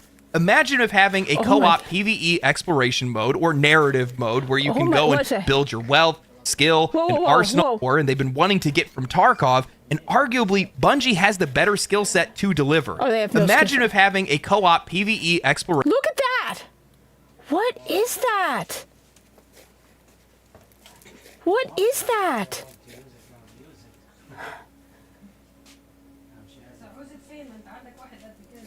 Oh my god, what is that? This is awful. Exploration mode or narrative mode where you can go and build your wealth, skill, and arsenal, and then go and take that into an extraction mode where there's more risk, where there's more reward, where the challenge is even greater. Players want that. That sounds like a great game that a lot of people would want to play. I do not understand how you miss a layup like this. Now you're sitting there saying to yourself, it just can't get any worse. LD, it can't get worse. Maybe it's 2025. Of course it can. Marathon, while only launching with 6 playable characters and 3 maps, is not going to be free to play. It's a premium title. And not only will players have to pay up front, the game will also launch with battle passes, microtransactions, and premium content. Woo! Bungie said it would be a premium product, and through their official Marathon Twitter later then clarified, saying that it won't be full price and details will come later, likely pointing to Sony's strategy of pricing live service titles around $40 like Helldivers 2, Foam Stars, and Concord, noticing that only one of those games survived. Now, I've seen a lot of people trying to defend this, and I got something to say to you, by the way. People making comparisons to Helldivers 2, you clearly haven't played it. That game earned its $40 price tag through ethical monetization and great gameplay. Every cosmetic, every battle pass, every microtransaction in Helldivers 2 can be earned through gameplay. Their battle passes don't expire. The grind is fair. Players feel respected. That's the key. Bungie, on the other hand, has one of the worst reputations in the entire industry for monetization. Between Destiny 2's constantly shifting economy, disappearing content, and overpriced cosmetics, there is no reason at all to believe that Marathon will offer anything close to the level of goodwill of Helldivers 2. So Let's that's say the it key. again. Bungie, on the other to say to you, by the way, Listen. people making comparisons to Helldivers 2, you clearly haven't played it. That game earned its $40 price tag through ethical monetization and great Listen to gameplay. this. Every cosmetic, every battle pass, every microtransaction in Helldivers 2 can be earned through gameplay. Their battle passes don't expire. The grind is fair. Players feel respected. That's the key. Bungie, on the other hand, has one of the worst reputations in the entire industry for monetization. Between Destiny 2's constantly shifting economy, disappearing content, and overpriced cosmetics, there is no reason at all to believe that Marathon will offer anything close to the level of goodwill of Helldivers 2. Sony saw the success of Helldivers 2 and took the wrong lesson. They saw the price point, not the philosophy behind it. I guess at least we can say that Sony did learn one good lesson from Helldivers 2, and they will not be requiring players to have a PlayStation account on PC or Xbox to be able to play Marathon. So what's my take on all of this? Honestly, I like these kind of games. I genuinely do. I dig the aesthetic. The world looks really intriguing, and I know Bungie's gunplay is still some of the best in the business. With that said, I'm incredibly skeptical whether or not they can pull this off. I do not like it. It's still some of the best in the business. Look at this. With that said... Okay, did you see that? I want my red one. No, did you see that? All right. Wait, one sec. Did you see that?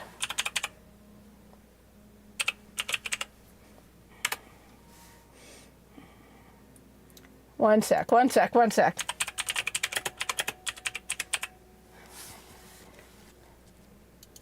Oh my God. Check this out. Check this out.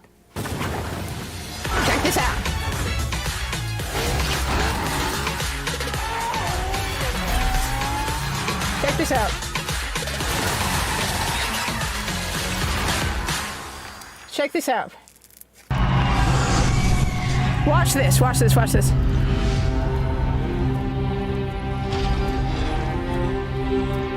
Okay.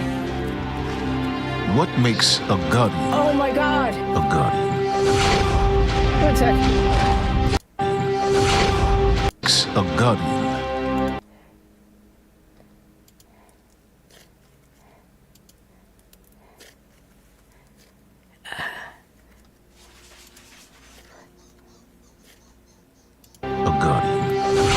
Look at. Wait.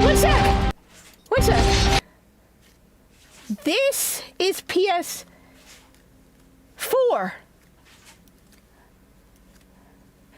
This is PS4. And this looks better than Marathon. I thought I recognized the scene. It looks so similar to this. We take our first breath with no memory of who we were before. Yet, we are inexorably drawn to the light. This is PS4. Remember, Destiny 2 came out on the PlayStation 4. Not the PlayStation 5. We got the free upgrade. Oh my God. We fight. We die. And we live again. Oh my God. Here, look.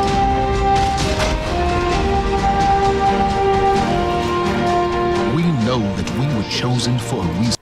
Look at it.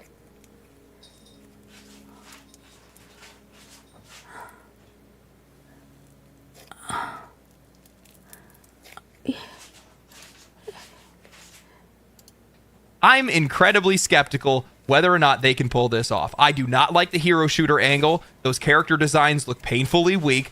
The gameplay looks painfully slow. They are charging a premium price. They are known for predatory monetization, and they are already making compromises on what makes this sort of game fair. The grind is fair. Players feel respected. That's the key.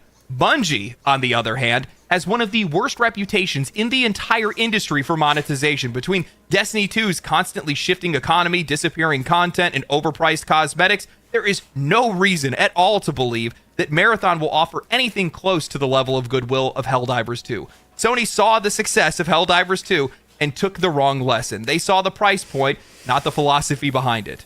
I guess at least we can say that Sony did learn one good lesson from Helldivers 2, and they will not be requiring players to have a PlayStation account on PC or Xbox to be able to play Marathon. So what's my take on all of this? Honestly, I like these kind of games. I genuinely do. I dig the aesthetic. The world looks really intriguing, and I know Bungie's gunplay is still some of the best in the business. With that said, I'm incredibly skeptical whether or not they can pull this off. I do not like the hero shooter angle. Those character designs look painfully weak. The gameplay looks painfully slow. They are charging a premium price. They are known for predatory monetization, and they are already making compromises on what makes this sort of game special. You guys are entering into one of the most competitive and unforgiving markets in this industry. The bodies of dead live service games stretch as high as the unemployment lines are long, and you're making a bet on a genre that has far more casualties than it does successes. But you guys think you can do it better.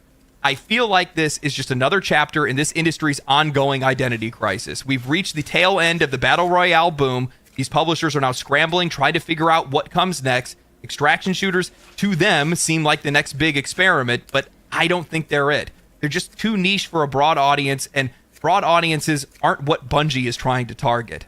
Most players are going to lean hard in either one side or the other, either PvE or PvP-focused games. Forcing both of them together narrows that appeal. And any compromise that you're going to make to try to cater to one side or the other ultimately will ruin this game for everyone. Now, that's not to say that Marathon can't find success, but I do think the kind of success that Bungie and Sony are banking on is a fantasy, especially if they're charging a premium price on top of battle passes and microtransactions. You're putting up a paywall around a game that lives or dies by player engagement. It makes no sense to me. You are actively pushing away the very people that might have just tried the game out of curiosity. People who might have liked it, stuck around, and maybe even brought their friends with them. Now, I realize this is going to be a relatively cold take, but I just do not see the logic in charging an upfront cost for something that is effectively a free-to-play model. When your business depends on keeping players around for the long term, the only thing that matters is how many people you can get in the door and how long you can keep them there. I'm going to tell it to you guys straight. Of course they can charge a premium price because gullible Destiny 2 idiots are going to pay it. I think a lot of people are preaching platitudes when it comes to this game. I think that Sony spent $400 million on Concord. How much are they willing to spend on a Bungie live service title? I would guarantee there's some serious cash that flew into this. Not only that, but they spent $3 billion acquiring that company. They cannot afford for this game to be niche, but that's exactly what this game is going to be. because that's just what this genre is. And keep in mind, the Destiny 2 has not been financially viable, or at least not as profitable as Sony needed it to be when they purchased Bungie for that $3 billion. So, yeah, this can't be a niche game. It needs to be a breakout hit. They need it to be a Helldivers 2. They need it to be a Marvel Rivals or even something bigger than that, and maintain that speed, not just have it fall off after a week or two or something like that. Yeah. Well, this already looks like a high-risk gamble in a genre that just cannot compete with the kind of numbers that both Sony and Bungie are going to be looking for. And you're already giving players plenty of reasons not to even try the game, let alone play it. I'm just saying try it or even be interested in it. $40 for a live service game with all of the trappings, no proximity chat? What are you guys thinking? Who's making these decisions? We don't even know if it's just 40. Ironically, if I was a publisher and I wanted to make a profitable live service game, you know what I would make? Destiny. But just not Destiny or Warframe. I think there is a genuine hunger from players that want an MMO-light action RPG experience that doesn't have players that have 10 years of experience in front of them. They want a even start. They want to be on the ground level with everybody else. And I think that the First Descendant showed that. I think that it also showed that if your game's not good, the players aren't going to stick around. But I think that showed a general hunger for something in the live service market that isn't there right now, or at least players aren't seeing that's there. And for Marathon, I just don't see that same kind of draw. And I don't think this game is going to make its money back. No, I just don't see it happen. No. Now, with that said, I still think that this launch is going to be a big deal. Bungie's name still carries weight. We're talking about the people that made Halo and Destiny. And for a lot of people, that's all you're going to need. There are going to be people that are going to love. And you are stupid if that's all you need, because you're ignoring Destiny 2 and what they did to it. That I do not understand the people who can ignore the last 5 or 6 years of Destiny 2 and go, but it's Bungie. I do not understand how anybody can go, oh, but it's Bungie, and ignore the last couple of years and how horribly they handled Destiny 2 and how terribly they treated the players of Destiny 2 and the microtransactions and the disgusting, insane greed that is Destiny 2. Who in their right mind can go, but it's Bungie? You have to look at their history. No one sane should be looking at this and going, but it's Bungie. And it pisses me off because I really wanted Destiny 2 to turn around. It's never going to turn around, is it? It's never going to turn around. Line up to buy this game just off of the name alone. Not a lot of people are involved in these kind of conversations. We saw the same kind of thing with Assassin's Creed Shadows, though we don't necessarily know exactly how. You know what? Assassin's Creed Shadows sold garbage. We haven't heard any real numbers. They said it was the second best-selling game of the year with what? What games came? And they said money-wise. So we're not even talking, like, for example, Sector 1 was like a $20 game, right? The only game that beat it, and the only game that's, like, in that category is the game that beat it. Monster Hunter Wilds. What else has come out this year? Assassin's Creed Shadows? No way that game sold well. We haven't heard a single one of them announcing that we sold 1 million copies. That game hasn't sold 1 million copies. Everybody I know at work is making fun of that game. I was surprised because I knew one guy was looking forward to it. Everyone's making fun of it. All right? Because I work with a lot of gamers, okay? Nobody has bought Assassin's... No one has bought it. There's no way. No. It sold okay, but not, like I said, they would have announced the moment they sold 1 million copies. They haven't sold 1 million copies. They're like, oh, 2 million players. My question on the 2 million players is, how are they counting that? Because how do you know they're not just going...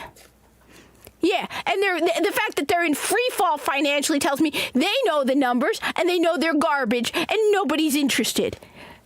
Like I said, how do they count those 2 million players? Remember, they said the same thing about Dragon Age the Veilguard. And you know what Dragon Age the Veilguard did? Oh yeah, it gave you the character creator for free. So my guess is, you know what? At this point, I wouldn't be surprised if every time you log onto the game counts as a player interaction. So basically, if I played I don't have it, but if I were to play Assassin's Creed Shadows 5 days, like for a whole week, 5 days I played it, it would count as 5 player interactions. I wouldn't be surprised if 3 million times people have just logged onto the game, and they're counting people multiple times. So you log off of the game, and then you log on the next day, counts as an interaction. Because there's no way this game sold 1 million copies. There's no way. Absolutely not. I'm the same. The only games I'm looking forward to this year are Doom and Borderlands 4. That's it. Oh, and the Terminator game. That one I pre-ordered the, the collector's edition for the Terminator game. That's it. I'm not getting it. And the thing is, I am so angry with Assassin's Creed Shadows, I'm not even getting it on sale.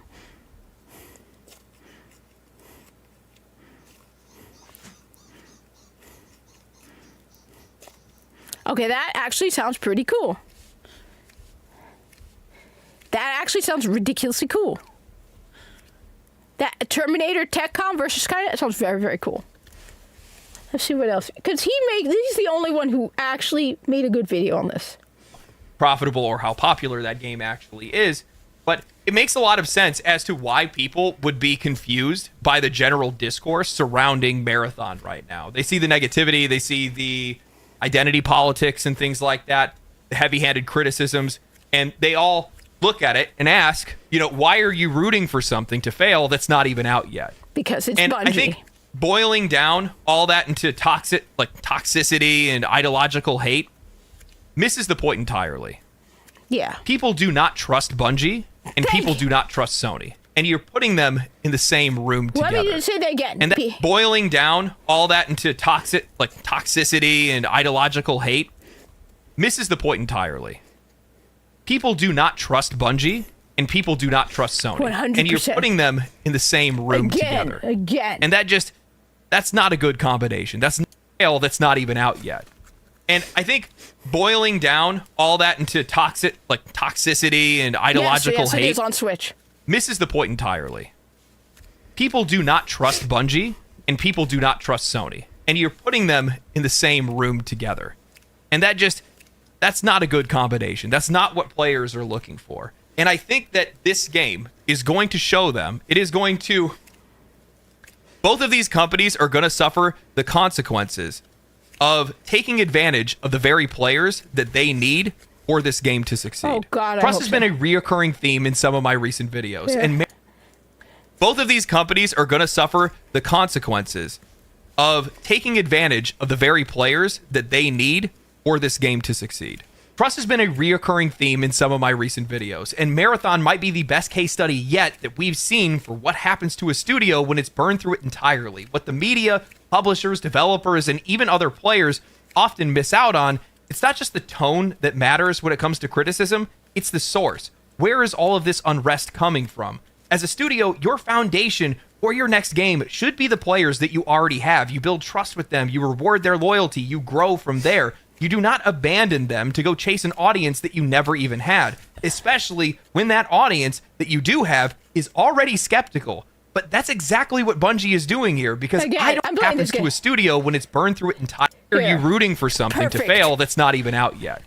And I think boiling down... This is perfect. What he's saying right now is perfect. It puts it to calm, controlled words. Exactly. It's perfect what he's saying. All that into toxicity and ideological hate misses the point entirely. People do not trust Bungie, and people do not trust Sony. And you're putting them in the same room together. And that's not a good combination. That's not what players are looking for. And I think that this game is going to show them, both of these companies are going to suffer the consequences of taking advantage of the very players that they need for this game to succeed. Trust has been a reoccurring theme in some of my recent videos, and Marathon might be the best case study yet that we've seen for what happens to a studio when it's burned through it entirely. What the media, publishers, developers, and even other players often miss out on, it's not just the tone that matters when it comes to criticism, it's the source. Where is all of this unrest coming from? As a studio, your foundation for your next game should be the players that you already have. You build trust with them, you reward their loyalty, you grow from there. You do not abandon them to go chase an audience that you never even had. Especially, I love how you don't abandon them to chase an audience you never even had. You abandoned your player base to chase another audience. And the few people willing to go with you are gullible idiots. All of these Destiny 2 content creators who are on board with Marathon, screw all of you. I hope your YouTube channels fail. You don't deserve it. How dare you? That's perfect. You abandoned them to go to chase an audience you don't have. Bungie is by far the worst. He says it later on. He says Bungie is the worst. By far the worst. When your monetization is greedier than Activision, you're scum. And that's Bungie. The fact that everybody, remember, I keep reminding people of this. Remember, when Bungie left Activision, everyone was excited. Like, oh my God, Bungie's on their own. That means we don't have the horrible monetization that we had from Activision. No, the monetization got worse after they left Activision. They are greedier than I was talking with someone at work, and I just commented Activision. She's like, "Don't," and I'm like, and he said something about Activision. I'm like, "No, I'm defending Activision. I cannot believe I have to defend Activision, but Bungie is greedier than Activision. You betrayed all of us the moment everyone was willing to support you." Everyone, the moment you left Activision, people were willing to support you. And you turned out to be worse. Yeah, they are insane. You know what? If they're worse than Activision, they must be worse than EA. But what he says here, that you betrayed your loyal player base to chase after a non-existent one. That is by far the... Where is all of this unrest coming from? As a studio, your foundation for your next game should be the players that you already have. You build trust with them, you reward their loyalty, you grow from there. You do not abandon them to go chase an audience that you never even had, especially when that audience that you do have is already skeptical. But that's exactly what Bungie is doing here, because I don't think that Destiny players want Marathon, and I don't think the outsiders looking in are any more convinced after seeing how Bungie treats its own customers and their staff. They have turned their reputation into a currency, and they've spent all of it. Sure, some criticisms may be hyperbolic, and yeah, in today's political climate, it's easy to fall back on ideological explanations, but let's set all of that aside for a second. Look at what's actually going on here. Let's look at the history here. Look at Destiny 2. Why would anyone trust Bungie? Why would anyone want to get excited for their next game? Destiny 2 brought with it a slow, relentless shift into predatory monetization. In-game rewards were stripped away and moved into the Eververse store. Then came content vaulting, an entire expansion that players had paid for, removed from the game. No refunds, no apologies, no real benefit for the players. Then they started sunsetting weapons that players had grinded for, invalidating progress, all in the name of balance, only for them to reverse course on that later. Then Sony bought them for $3.6 billion. Players were promised. They were told that things would get better, more transparency, faster content, better communication. Instead, monetization got worse, content got buggier, and the development cycle slowed to a crawl. Then came the layoffs. Sony started gutting the studio, cutting narrative leads and veteran developers, the same people who built what fans loved, were then tossed aside. Reports of crunch, discrimination, and a toxic workplace then followed. Lawsuits then after that,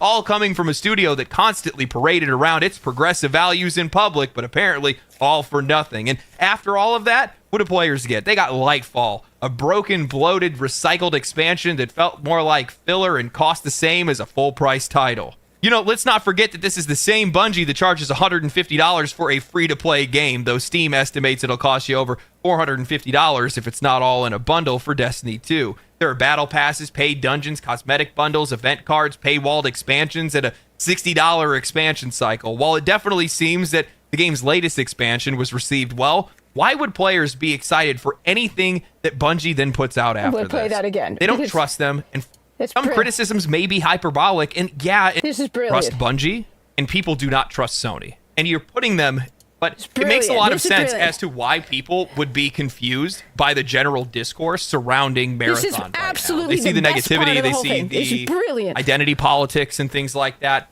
the heavy-handed criticisms, and they all look at it and ask, why are you rooting for something to fail that's not even out yet? And I think boiling down all that into toxicity and ideological hate misses the point entirely. People do not trust Bungie, and people do not trust Sony. And you're putting them in the same room together. And that's not a good combination. That's not what players are looking for. And I think that this game is going to show them, both of these companies are going to suffer the consequences of taking advantage of the very players that they need for this game to succeed. Trust has been a reoccurring theme in some of my recent videos, and Marathon might be the best case study yet that we've seen for what happens to a studio when it's burned through it entirely. What the media, publishers, developers, and even other players often miss out on, it's not just the tone that matters when it comes to criticism, it's the source. Where is all of this unrest coming from? As a studio, your foundation for your next game should be the players that you already have. You build trust with them, you reward their loyalty, you grow from there. You do not abandon them to go chase an audience that you never even had, especially when that audience that you do have is already skeptical. But that's exactly what Bungie is doing here, because I don't think that Destiny players want Marathon, and I don't think the outsiders looking in are any more convinced after seeing how Bungie treats its own customers and their staff. They have turned their reputation into a currency, and they've spent all of it. Sure, some criticisms may be hyperbolic, and yeah, in today's political climate, it's easy to fall. No, he makes some very good content. He makes some really, really good content where he's on the side of the gamer. Over and over, he's been on the side of the gamer. He makes very good content. He's one of my favorites. Yeah. Hey, George. No, he's the only person that I have seen so far who has dared to put this into words. Everyone else is like, oh, it looks bad, or oh, it looks good, or, but nobody has turned and said, it's good to see you. It's good to have you here. Have a good weekend. If you celebrate Easter, happy Easter. If not, have a good weekend. Thank you for coming, and I appreciate it. Because I am really angry, and I needed to vent, and I really, really, really, I put so much money and time into Destiny 2, and this just, I said, you really need to subscribe to this guy. This, like I said, this, just listening to him put this into words, hearing him say this out loud, having someone who's a content creator saying it when you're surrounded by people saying idiot stuff and supporting this and saying, and even, look, I'm sorry, even being non-judgmental in criticizing the game. You cannot look at this game without looking at the history of Bungie. But you have people coming here going, oh, well, it looks like this, and I might consider it, and, it could be good or bad. How can you even consider this given their history? How? How can anybody? This is the only person I've seen so far who's dared to say, yeah, Destiny people don't trust you, Bungie. And you dare to then turn around and say this game isn't for you. It's the source. Where is all of this unrest coming from? As a studio, your foundation for your next game should be the players that you already have. You build trust with them, you reward their loyalty, you grow from there. You do not abandon them to go chase an audience that you never even had, especially when that audience that you do have is already skeptical. But that's exactly what Bungie is doing here, because I don't think that Destiny players want Marathon, and I don't think the outsiders looking in are any more convinced after seeing how Bungie treats its own customers and their staff. They have turned their reputation into a currency, and they've spent all of it. Sure, some criticisms may be hyperbolic, and yeah, in today's political climate, it's easy to fall back on ideological explanations, but let's set all of that aside for a second.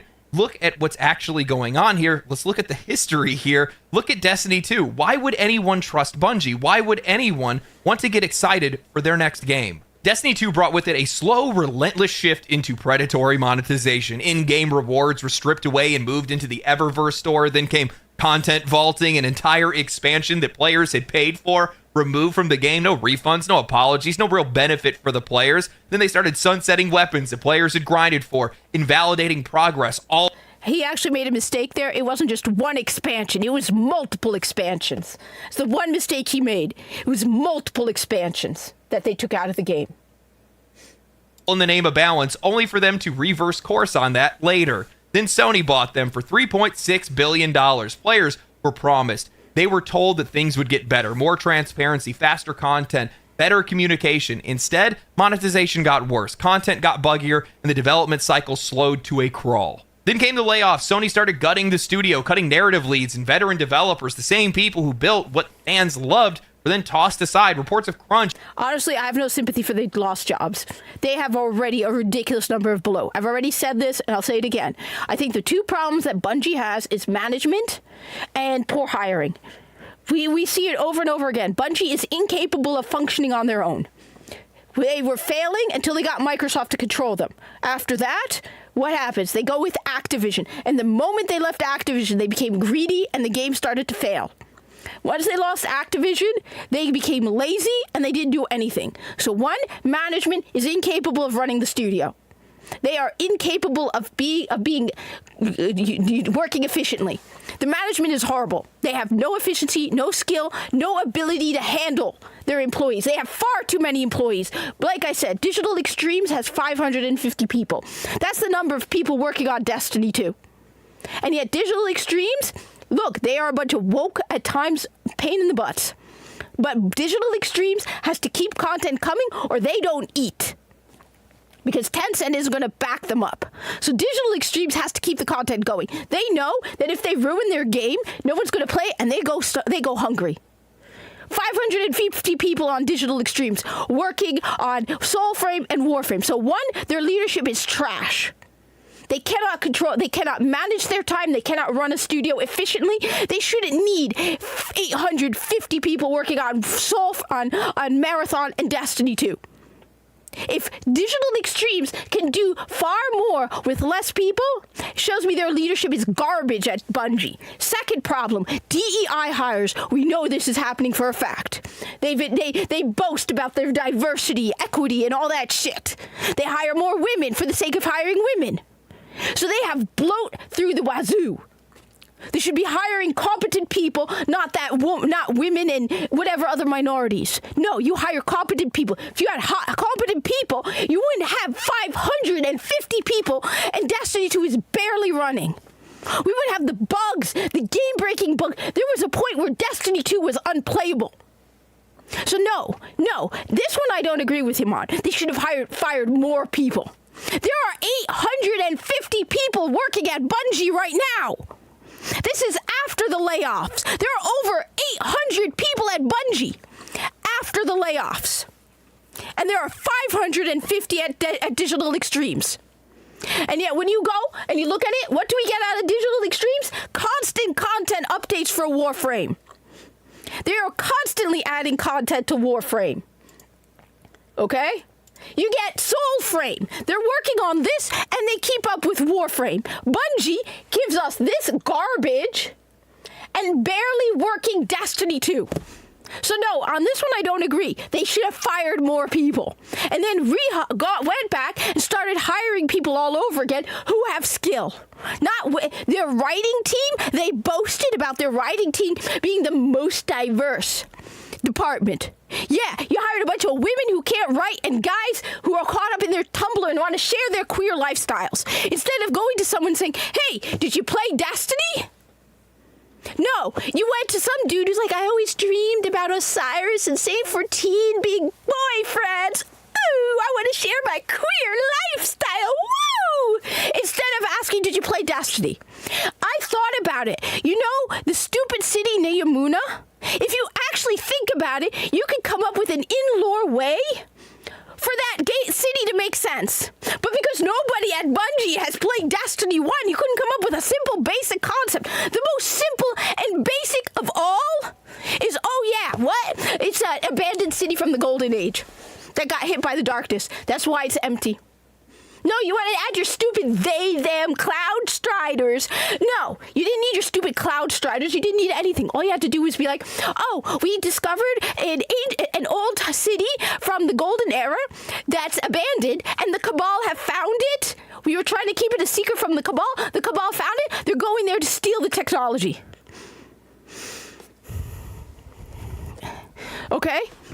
No, you hired idiots for the writing team. You hired incompetent idiots for your development team, and then you whine. That's the one thing I do not agree with you. You whine about how you had to fire people. Oh no, you are bloated as it is.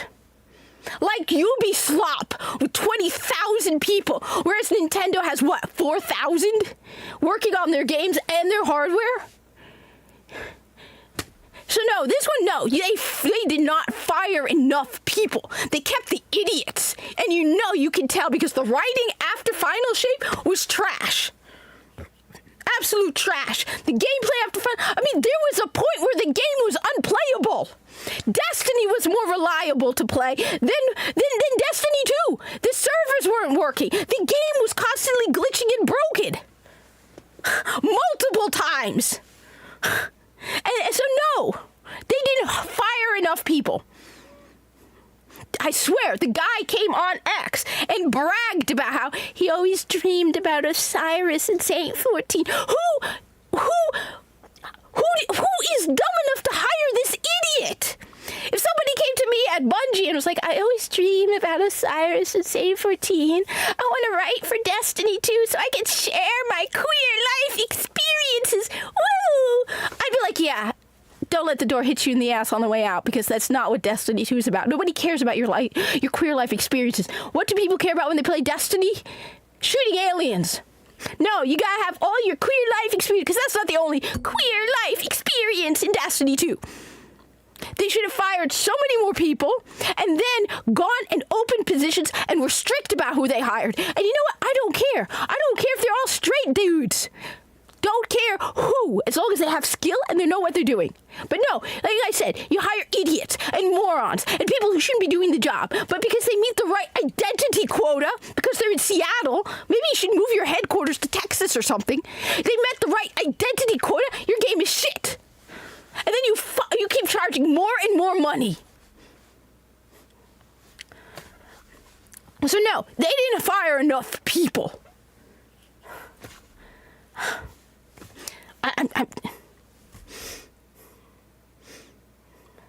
Discrimination and a toxic workplace then followed, lawsuits then after that, all coming from a studio that constantly paraded around its progressive. Yeah, I don't believe the toxic workplace either. It's toxic. It only became toxic because of the Destiny 1 and Destiny 2 original people. Okay? The reason is because they hired more women. It was a toxic, that's why I joked earlier, I said bring back the toxic masculinity. Because, look, I work with guys, so I know what it's like to be around guys, okay? I work with guys. I don't get offended when they say stuff to me because I work with guys. I know how to throw back at them, all right? This stuff we say, basically it's a joke. No HR dares walk into the warehouse because we are like just, yeah. The toxic work environment is basically a bunch of women whining because, you know, they're a bunch of guys hanging around with a bunch of guys who are used to gaming when it was developing video games when it was primarily guys. Now all of a sudden you have women in here going, oh my God, no. I have learned that whenever they talk about toxic works, at this point, okay, maybe I am being unfair, okay, possibly being unfair, maybe, but my experience has been their definition of toxic is when you misgender somebody, or if you don't give, like I said earlier, if you don't give a woman paid leave every month for her time of the month, if you don't talk sensitive to her, instead, you know what, clearly you needed more guys to stand up, go to the woman and be like, your writing is shit. And that's why it's like you guys do not want me working for Bungie, because I will not hold back. At this point, I would go up to them and be like, this writing is shit. Then I would take it and tear it up. And they'd be like, yeah, you're toxic. Good. You need more toxicity at Bungie at this point. You have a bunch of spoiled, entitled brats who are crying all the time. And on top of, and this whole attitude about how if it's a video game developer, people losing jobs, oh my God, it's a tragedy. But anyone else who deals with layoffs, I'm telling you, me personally, last year, multiple times, I would go into work one day and be like, hey, where's so-and-so? Oh, they were fired. Retail is being gutted. We have a bare minimum, okay? Like, one guy just recently, he quit a couple weeks back, so now we're down to like 2 people half the time in the morning, okay? So you act like special snowflakes who, the government employees getting cut by Doge. Oh my God! I gotta send 5 things I did this week, honey. I gotta send a whole inventory recap every week to my management. I have to explain why something is missing. Why are we missing this? I need to explain it. I need to do every week. The amount of work I have to do. I gotta constantly email people, be like, okay, I get emails from other stores going, hey, we're missing this. We shared a truck. Did you get our product or not? And respond to that. If I'm slow, they're like, hey, why did you answer them? Or has this package been delivered or not? We're looking for this. Oh, we're missing this. I gotta file forced billing forms. I gotta file parcel issue forms. All right, so don't give me this shit that you're like a poor, delicate little baby because you can't write 5 things you did. You work for us. No, so they need more toxicity at Bungie. They need to kick out anybody who starts whining and complaining. They need to be stricter. Like I said, when the dude comes in, he's like, I always dreamt about Osiris and Saint 14 being a couple. You know what they should have done? They should have took him in front of the whole writing narrative group and started laughing at him and mocking him. Be like, are you stupid, dude? That's dumb. Have you played Destiny? Do you know anything about Osiris and Saint 14? No, you don't. Shut up, sit down, or we'll fire you. Enough of this. That's why they never give us the details on the toxic work environment. Why? Because they know that if they did, everyone would start laughing. That's why you never hear about the toxic work environment. Oh, he yelled at me on the phone. It was so mean. Yeah. You never hear about what is the toxic work environment. Oh, the stress of losing so many colleagues. Oh, because you're a video game developer. Oh, Habibi, I'm so sorry. Again, like I said, how many of us have literally multiple times, we were celebrating at one point our success, my particular store doing well, and the week before they fired like 10 people. Like I would go, I said, I'm not making it up. I'd go in and be like, hey, where's so-and-so? Oh, they fired him. People I know who are hardworking, my friends, were fired, okay? Nobody cares. But you act like if a video game studio loses people and probably should have lost more. Oh my God, the tragedy. Oh my God, Bungie, you poor people. You had people getting fired. Oh, the stress of losing. Well, first of all, obviously you didn't get fired. You still have your job, so shut up. They are all mentally weak children who are incapable of handling anything. That's why I said more of them.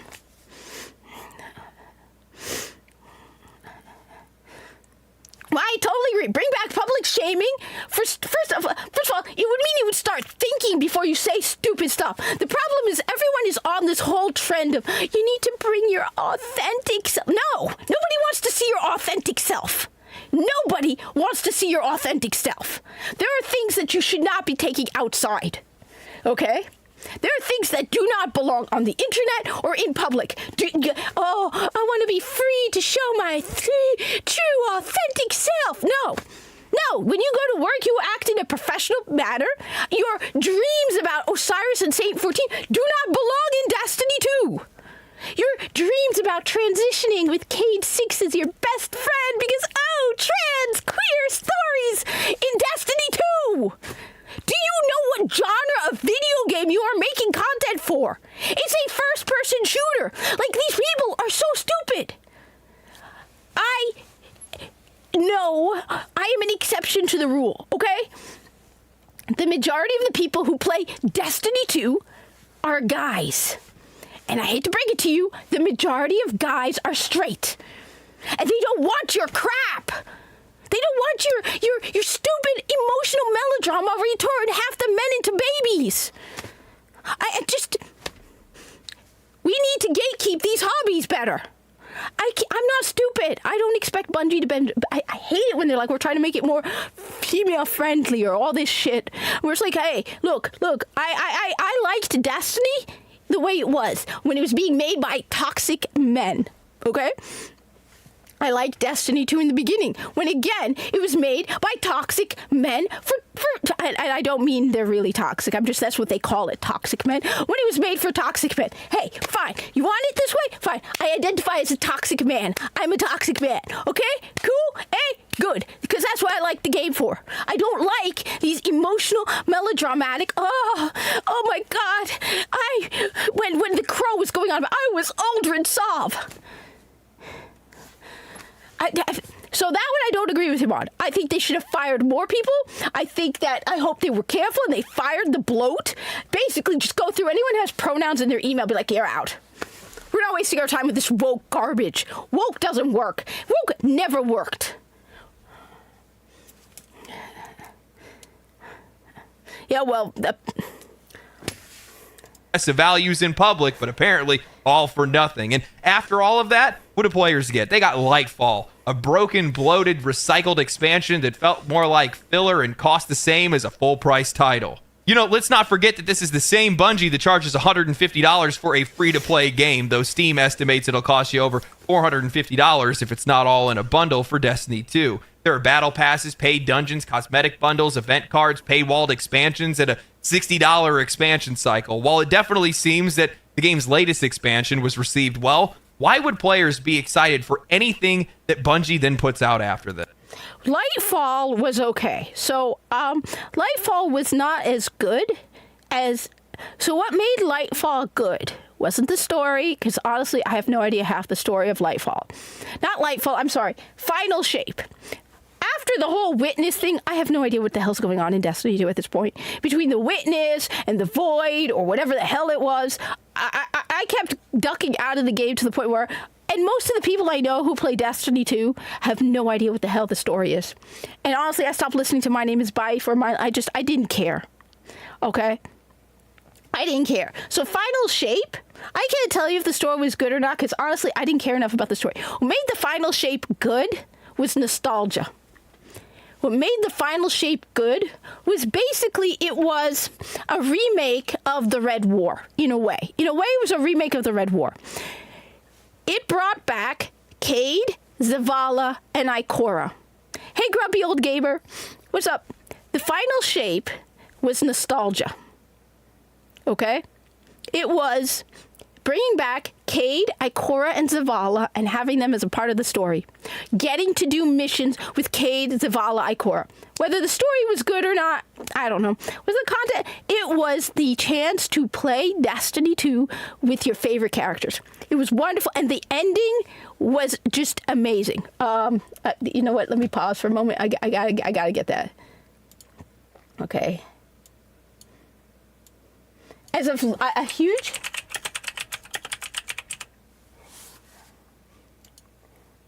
As a huge fan of Ghost,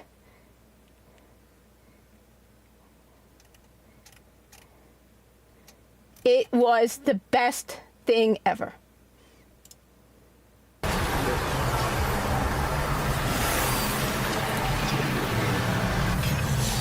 Wait, no, wait a sec. Here, where is it? Here, one sec. They're my favorite.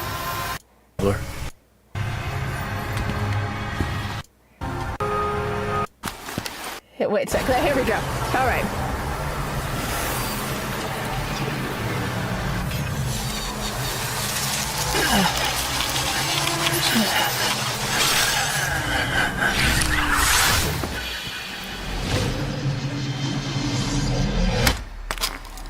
No!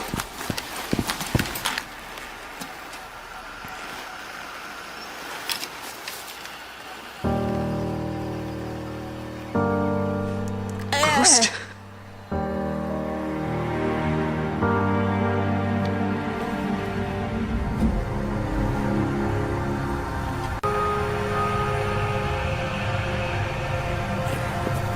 Please.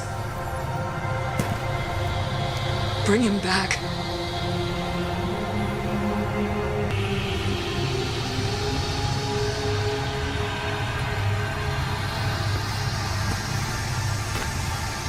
He sure shined bright back there, huh? Yeah, this is one of my favorite. Kate. What comes from the light returns to the light. My gal Sundance told me that. She also said we're all connected. Guardians, ghosts, the Traveler.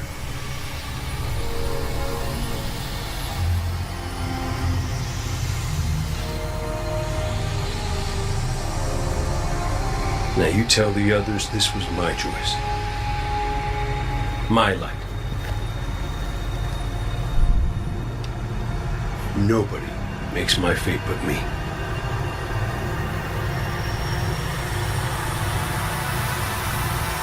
You're my favorite. Don't ever forget that.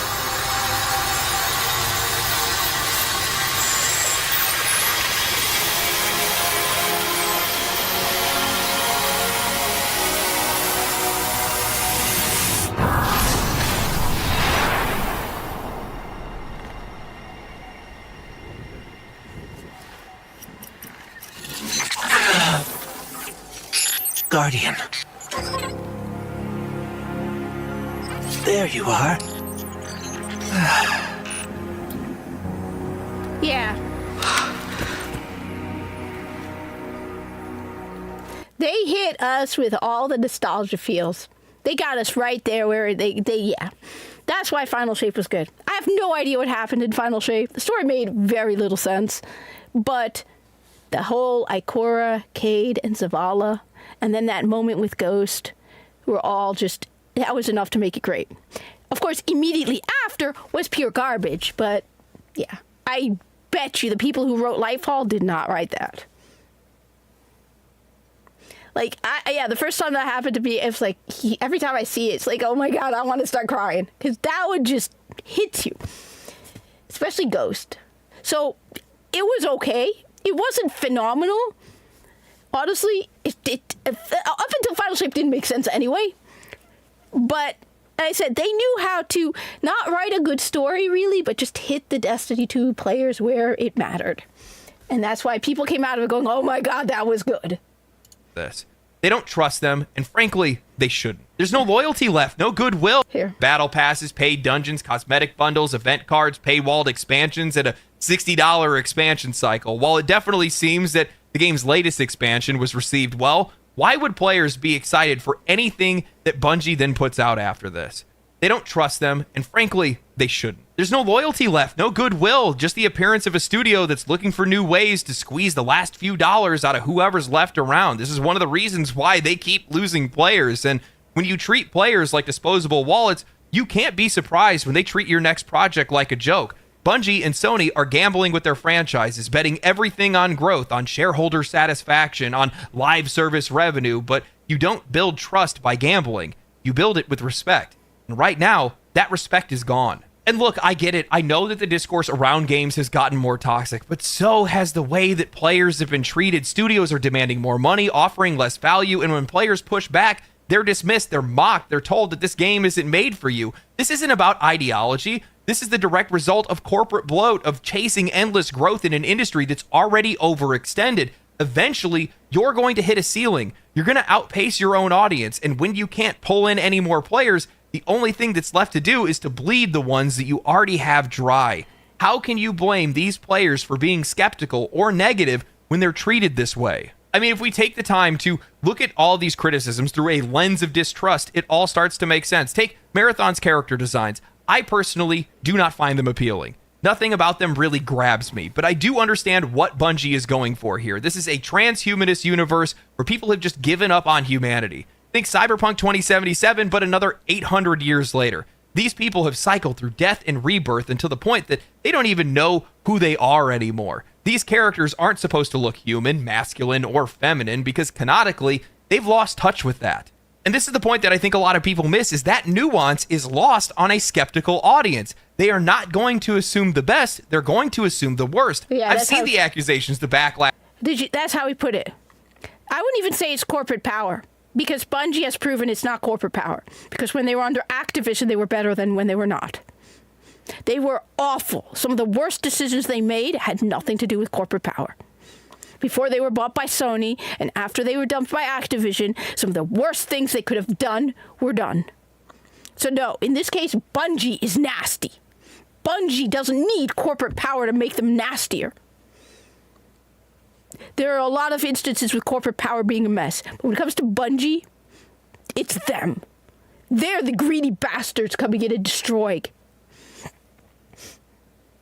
But I like how he put it right here where he's like, oh, yeah, but the nuance is missed. Listen what he says here. Aren't supposed to look human, masculine, or feminine because canonically, they've lost touch with that. And this is the point that I think a lot of people miss is that nuance is lost on a skeptical audience. They are not going to assume the best. They're going to assume the worst. That's how they aren't going to assume the best. They're going to assume the worst. It's all you're going to get out of a lot of... I'm assuming everything I see out of Destiny 2, out of Bungie, I'm assuming the worst. All of it. After what they did, after like I said, the monetization and the storytelling, they destroyed failsafe. They destroyed failsafe. So why should I think there's any nuance when you can't even write failsafe correctly? You turned you into another Nimbus. You have no nuance, and we have no reason to believe you're going to do anything good. We've learned the hard way. One person was like, I don't care if the characters are ugly or not. All that matters is that it's a good game. Yeah, but most people are so used to now seeing these butt-ugly characters and assuming the worst. Because it's always the worst. When you put these androgynous, manly women and whatever, it's always the worst. Why should we believe you? The only time we get good games is when they come out of Asia. I've seen the accusations, the backlash about androgyny, the character designs, the questions about who's leading the project. Some of it is ideological, sure, without a doubt. But all of it? No. I don't think it's all about gender or identity. I think it's about trust. Players have been watching, and they've been seeing this song and dance play out for years now. We've watched as countless studios have injected gender ideology as a smokescreen for weak design, for shallow writing. Players have been treated like they're problems that need to be fixed and educated, and now they're just going to assume the worst. When you break your bond with your community, when you break that trust that you had with them, even the thoughtful, creative choices that you make are going to get viewed through a lens of suspicion. That's the cost of cashing in on your reputation. That's the cost of breaking your trust. And Marathon is about to show the entire industry just how expensive that cost truly is. I want to illustrate this for you guys because I want people to really understand this. If we change the context of this conversation entirely, we look at a game like Elden Ring or any From Software title, really, these games are drenched in body horror, divine transformation, and identity collapse. Characters that are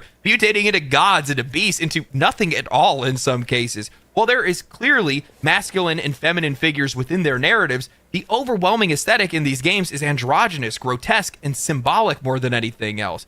Even their character creator uses body type A and body type B rather than traditional gendered language. And yet, no outrage, no mass backlash, no claims of agenda or people that are trying to dissect screenshots frame by frame. Well, I guess in some cases with America. But why is this? It's because the audience trusts From Software.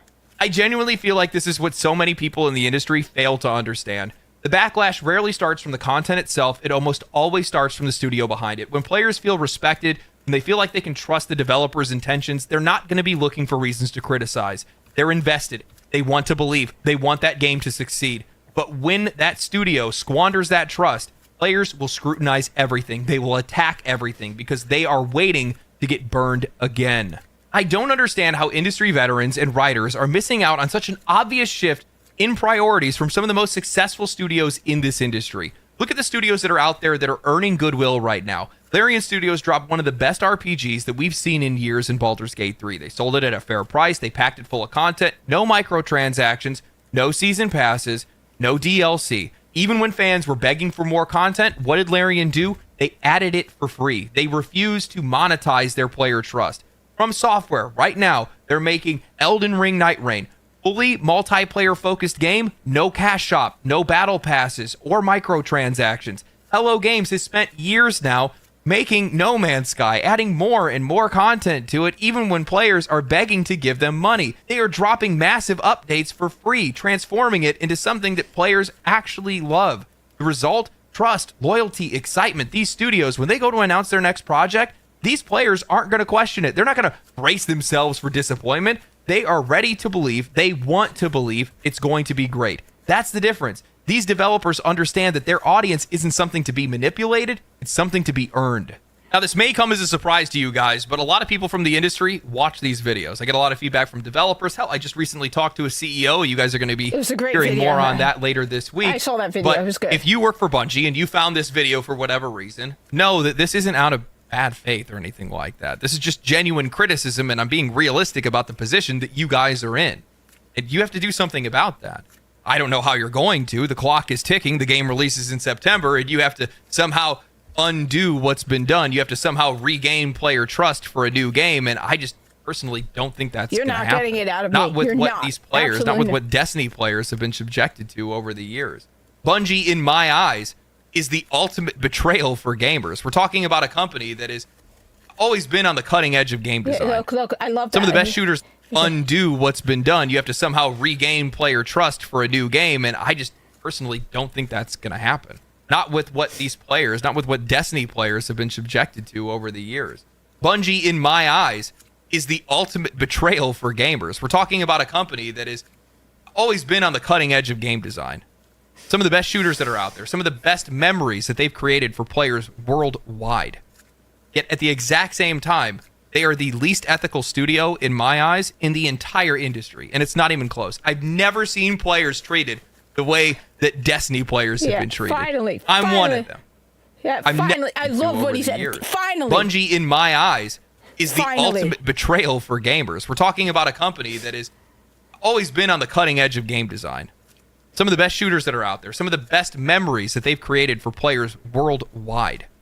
Yet at the exact same time, they are the least ethical studio, in my eyes, in the entire industry. And it's not even close. I've never seen players treated the way that Destiny players have been treated. I'm one of them. I'm never going to forgive you for taking away content that I paid for without asking. I realize that love hearing people that, to blame aren't necessarily with what these players, not with what Destiny players have been subjected to over the years. Bungie, in my eyes, is the ultimate betrayal for gamers. We're talking about a company that has always been on the cutting edge of game design. Some of the best shooters that are out there, some of the best memories that they've created for players worldwide. Yet at the exact same time, they are the least ethical studio, in my eyes, in the entire industry. And it's not even close. I've never seen players treated the way that Destiny players have been treated. I'm one of them. I'm never going to forgive you for taking away content that I paid for without asking. And, I realize that the people to blame aren't necessarily the folks that are sitting at the desk that are working on these games. I guarantee. The first time I watched this video, I listened to that several times because to finally have somebody say it out loud, to say you treated your players like garbage, to finally have somebody who says it. Nobody has been saying it. Nobody. People are focusing on the game, focusing on it, and then they're like, "Why don't you like it? Why don't you?" It's like that's why. He's the first and only person to make this video. And I shared his video more than once. I will share it again. Only person who has fairly covered it. Who's been fair. Like, I thought Endymion would say something like this. Because he's played Destiny too. No. I like Endymion, so don't take this as I'm just surprised that Endymion didn't even say anything. I know Hypnotic played Destiny, but not Destiny 2. I expected them to say something. But no one is saying it. No one is saying that out loud except for him. No one. And of course, all the little Bungie shills like Rick Kakis and all the other ones. Drew Vanguard. Of course not. You guys just keep taking it.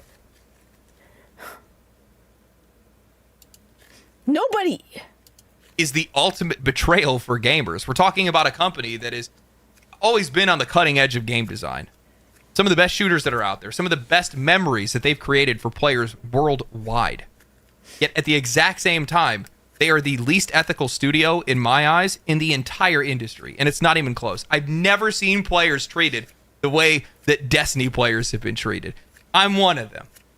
I'm never going to forgive you for taking away content that I paid for without asking.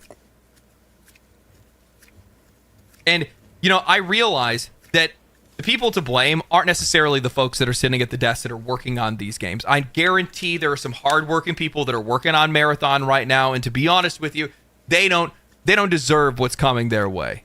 You know who does? Well, the guy that's been spending money like crazy, the one that has $2 million worth of classic cars in his garage, and also on top of that, the company that spent $3 billion on that company. They're the problem in this situation. They're the ones that need to figure something out. I'm going to tell it to you guys straight. I don't think that Marathon is going to flop the same way that Concord did. I think that there's enough brand recognition, enough power. It's way more distinct. It looks cooler in general. I think people will give it a shot. Some people will give it a shot. But I want it to fail. I absolutely want it to fail. I want Concord. I want Marathon to fail worse than Concord. You know what? People keep comparing Marathon to Concord. The difference is they're not the same. You want to know why? Because even though Concord failed, you know what they did before they shut the game down? They refunded everybody. Okay? They refunded people. The only money, people who lost money, and honestly, I didn't lose money. The physical game, it has a resale value. Okay? The people who bought Concord got refunds. You want to know what's going to happen with Marathon?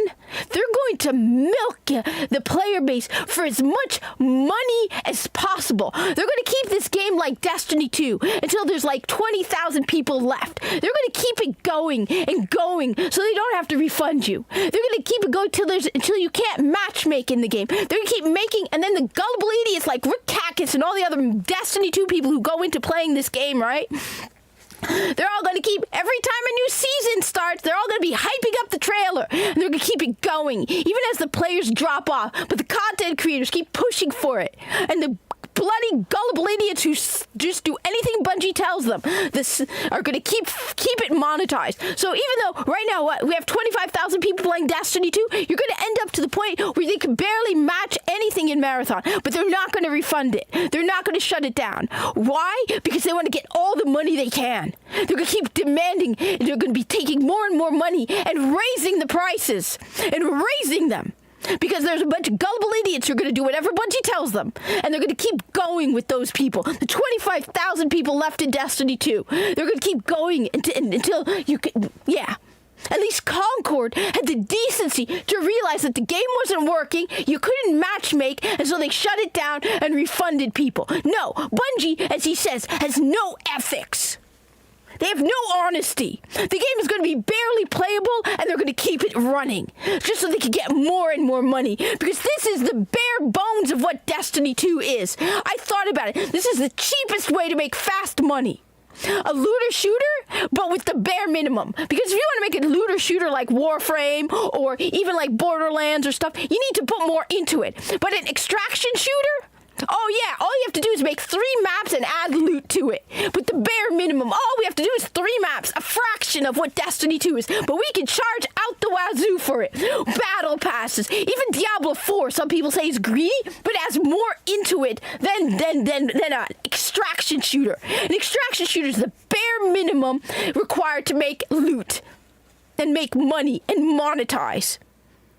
It's the minimum. 3 maps. If you try to make like a battle, it's the minimum you can do. Oh, you go in to the same 3 maps and get your loot and get out. 3 maps, right? Oh, you don't have to make more than that. If you made a game like Destiny 2, it takes effort and multiple maps and stuff like that.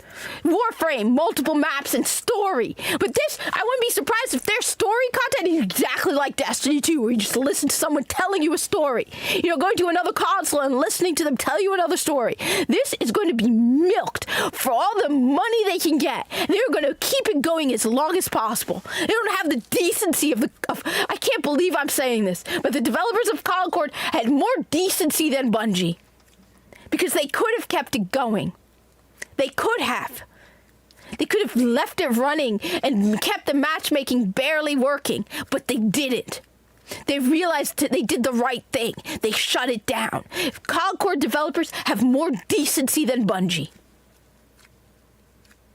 What, right now, like you said, Destiny 2 has 25,000 players. Even Warframe has more people playing it than Destiny 2. And Destiny 2 requires matchmaking. It's not like Warframe.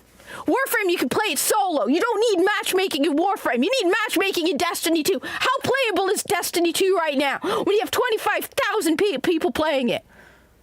I heard when it was higher than that, they were having difficulty making matches. So how are the matches going right now? How are people matching with strikes or anything right now?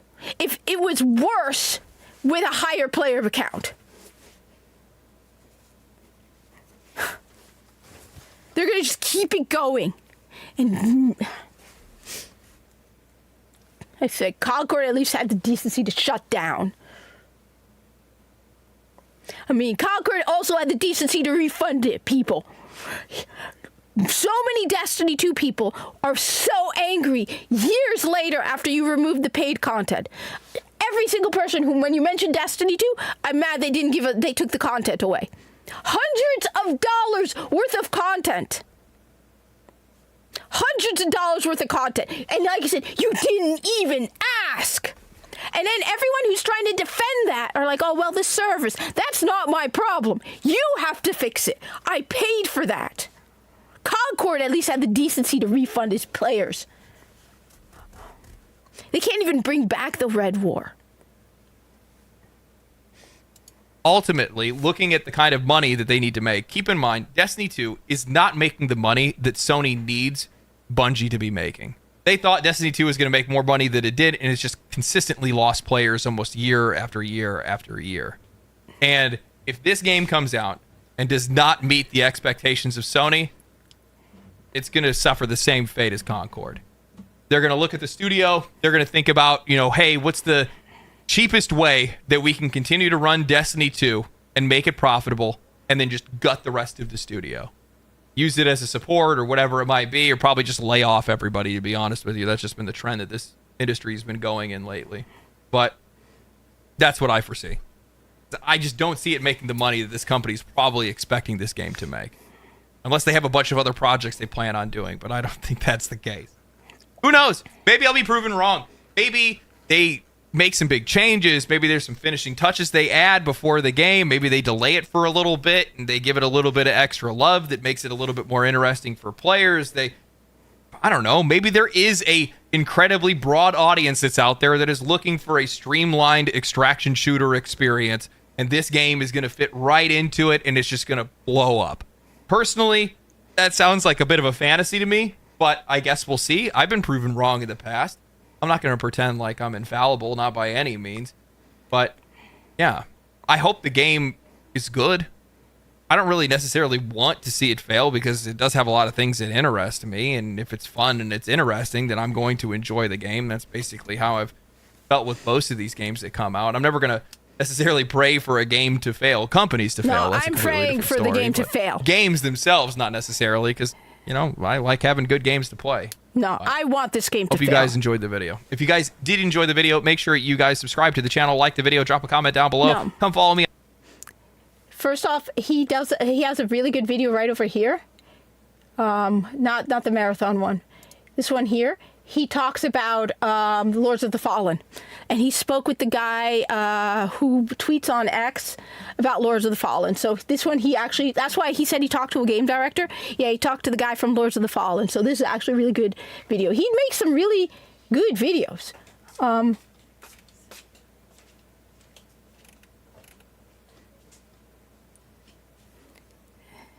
I want that game to fail. I absolutely 100% want that game to fail. I don't care. I want it to fail. You know what I want them to do? I want that game to fail. I want Sony to gut Bungie, and I want them to give Destiny 2 to an Asian studio. Just give Destiny 2 to an Asian studio. Give it to any other studio. Take the IP and give it to another studio. Bungie doesn't deserve it. But I want this game to fail. After everything, the idiots who are supporting this game, I want it to fail. I I just... If you guys saw the hundreds of dollars worth of stuff I have right here across from me right now. Right now, I have right across from me hundreds of little, like, I've got, like, what is it? 1, 2, how many? 1, 2, 3, 4, 5, 6, 7. There were these blind bagged little Bungie stuffy figures, like little stuffed, little, like, hanging figures, right, for your bag. So I've got, like, the fallen captain and, you know, Fogoth and Aerith and Atheon all across over here, okay? Then on my desk alone, okay, I've got a ghost. I've got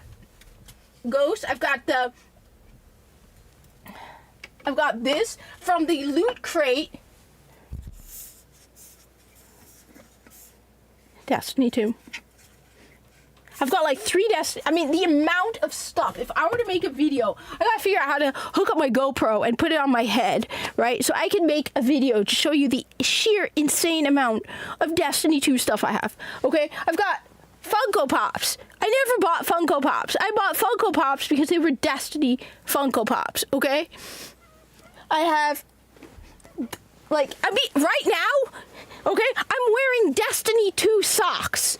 How many of you have Destiny 2 socks, okay?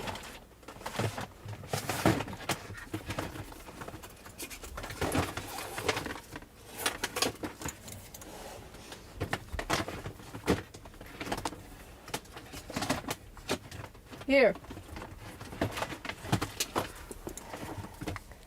Destiny 2 mouse.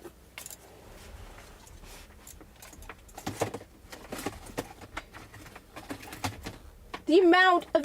I have the Bungie bicycle jacket. I have the hoodie, the $7 hoodie.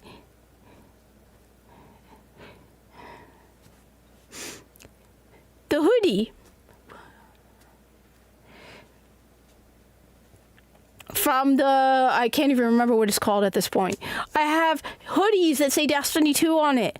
I have hats. They said I had the Destiny 2 sneakers, and they didn't last very long. They were very expensive, too. I mean, I have year after year after year of Season of Triumph t-shirts, okay? I have journals from Destiny 2.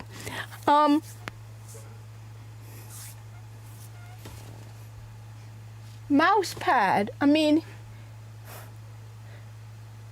so many collector's editions over and over.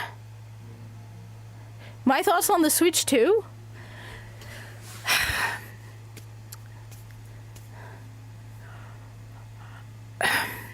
I agree with who is it that said it should be $400. I expected it to be $400. I did expect the price to go up. Nintendo is being... Okay. One person on YouTube put it best. They said that the Nintendo Switch was a second console. And there's something I know someone from Nintendo. I even spoke to him about this, about the fact that the Switch is a second console. Either you have a PC and a Switch, or a PlayStation and a Switch, or an Xbox and a Switch. Nobody, except kids, owned just a Switch. Very few people who are really into gaming would own just a Switch. What was nice about the Switch that made it possible for it to be a second console is the price. Parents would buy more than one Switch because they would give it to their kids, right? Kids would have more than one Switch because, they'd give a Switch Lite and a Switch console, and they would yeah. The price alone is going to destroy them. The console is not going to sell well or close to as well as the Switch. I've said this, it's going to sell out on launch. People are going to buy it now because they're afraid the price is going to go up because of tariffs. People are going to buy it because hardcore Nintendo people, right? Hardcore gamers are going to buy it. Hardcore Nintendo people. But this thing is not going to have the legs that the Switch has because... As one person put it, the Switch was an impulse buy. I can't remember. I think it's actually Legendary Drops who put it this way, where he's like, you've now made it so that he said he worked in sales. Okay, and one of the things he says is, I'm not a salesperson, but one of the worst things for sales is when you have a customer who thinks, because then they start to doubt. So they look at it and they'll put it in their shopping cart when it's too, impulse buys are the ones where you just go in and you go out and you're not even planning on buying it, right? You go to Target or Walmart or Best Buy and you're not even planning on buying a Switch, but then you're like, you know what? That'd be a great gift for my kid. $200 for a Switch Lite. You go in, you buy it, you're gone. You get a game, you could get a good game. There's some third-party game. You go in, you're in and out, right? It doesn't require a lot of thought. But once you get into the $450 range, a lot of people are just, after, when it becomes readily available, not right now. Like I said, this thing's going to be selling out, the scalpers, all of that, right? It's going to sell out. Once it becomes readily available, which eventually it will be readily available, it's going to sit on the shelves because it's not an impulse buy anymore. My biggest issue, okay, first off, is the prices of the games. I'm sorry, Nintendo, but there is not a single game you make worth $80. There's none. And you want me to, and from what they're saying, they're implying Zelda's going to be even more expensive. Mario Kart is a great game. It's not worth $80 for me. No, it's not. And the other thing is with these prices is they're forgetting, like, I personally would rather get a Steam Deck, which I already have, and buy games on Steam. Because one of the important things people are forgetting that's important, and one of the points that I keep bringing up, is the fact that we are not in the same market. Oh, you want a happy story? Primal one here. Let me tell you a happy story. So I was in line in a store that sells, I was in line behind a customer, right? So I was in line at a store, I don't remember, right? And I was behind. So I was a customer, and a customer was in front of me. The guy looks up. This is a store that sells PlayStation 5s. It's a big box retail store, right? Guy looks up, sees a ton of PlayStation 5s, and there's top stock, right? You're going to love this. The guy turns to the salesperson behind the register, right? He's buying something else entirely. He says, I have a dozen of those in my basement. He had a dozen PS5s in his basement. He'd bought them to resell them. But now the stock is so crazy. This was a couple of years back. He can't sell them. So I hope that gives you at least a little. And keep in mind, let me just say this. I'm not going to say, like I said, I don't say where I work. I don't say what we sell. But I can tell you we hate scalpers and we hate resellers. Okay? Regardless of what we sell, we hate them. Okay?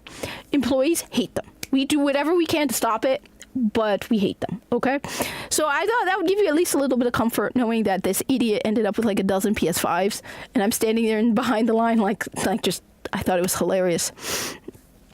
So the problem is, once this thing is readily available on the floor, on the sales floor, right? And you have a ton of stores that haven't. You can walk into Walmart, or you can walk into Best Buy and you can just pick them up, then it's going to be different. It's not one of the reasons that the Switch was so able to pass the $150 million mark.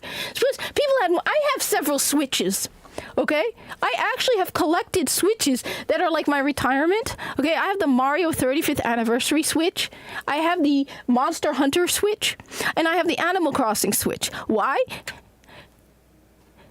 Because, I know those are going to go up in value, all right? And it wasn't like I was spending $450 for it, okay?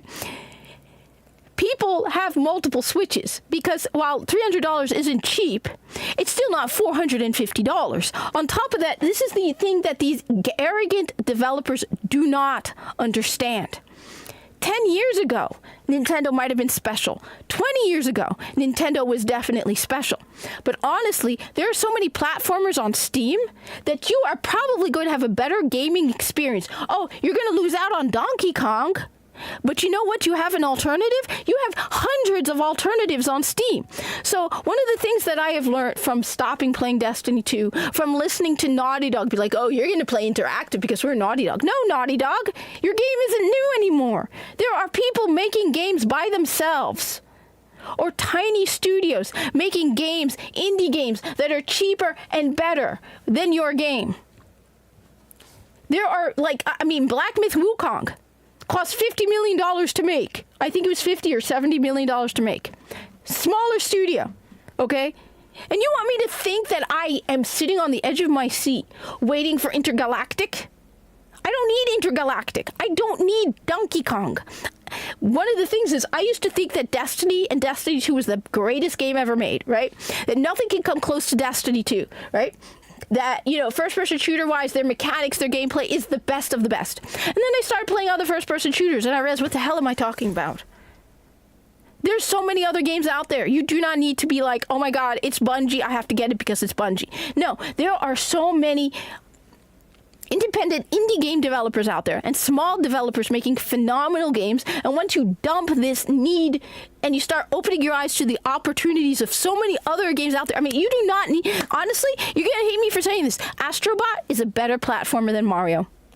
Astrobot, I think I'm one trophy short because I'm one level left in Astrobot. Okay? Who would have thought that Sony would make a phenomenal and Astrobot is cheaper? See, I'm at 71%. I haven't done the DLC, right? But I'm missing the platinum. And look at this. This is the last one. It's like it's two of them that are the ones I'm missing are connected to I have to do this last mission.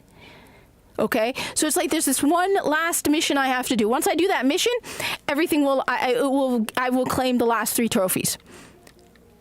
Astrobot is a better platformer. Okay, so when you look at it, oh, I agree. Mario's definitely overrated. But the thing is, we have put into our minds this loyalty, like the same thing with my loyalty to Destiny 2. Where I was like, okay, the moment Destiny 2 content comes out, I have to stop all other first-person shooters and just play Destiny 2. That's one of the reasons why I don't want to go back to Destiny 2. Because then I'm going to play Destiny 2 every day, and I'm going to neglect all the great games out there, like the first Berserker Kazan, or Armored Core 6, or Monster Hunter's Wilds, okay?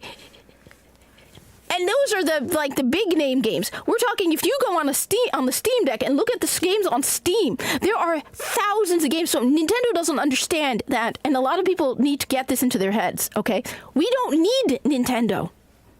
Nintendo needs us. And at this point, you can abandon Nintendo and find better platformers, better side-scrollers, better Metroidvania games. You can find so many better games out there than that. Oh my God, what's it called? Metroid Prime 4 is a first-person shooter. I'm sorry? You can find the story online. You can find so many alternatives. So when it comes down to it, I don't like first off, I mean, the price of the console, I'm not that worried about, okay? I have my tax refund coming in. Okay, if I wanted to buy the console, I'm not happy with the price, but I understand the price. $450. I mean, my main issue with the $450 price tag is the fact that it is $100 cheaper in Japan. And you know what? I argued with people about this online, all right? My problem, nobody's talking about this. Everybody's going, oh, well, the tariffs, oh, well, this, oh, well, that. Okay, $450 is good or $450 is bad. Very few people are bringing up again and again the fact that the Switch 2 is $350 in Japan. Okay? Well, right, Pal World is better than Pokemon. Pal World I got on Game Pass. Pal World is a better game. If they had said, okay, if Nintendo had said, we are giving Japan $350 for the Switch 2 because we are a Japanese company, we are like America first, Japan first. We're going to give our people of Japan a better price for the Switch 2. I'd be like, good for you, fine. No problem. I understand. I expect American companies to do the same for me. Fine. That's why you want to... No, you said that you gave the Japanese a $100 cheaper console. Why? Because economic hardships in Japan. You're not the only country in economic hardships, Japan.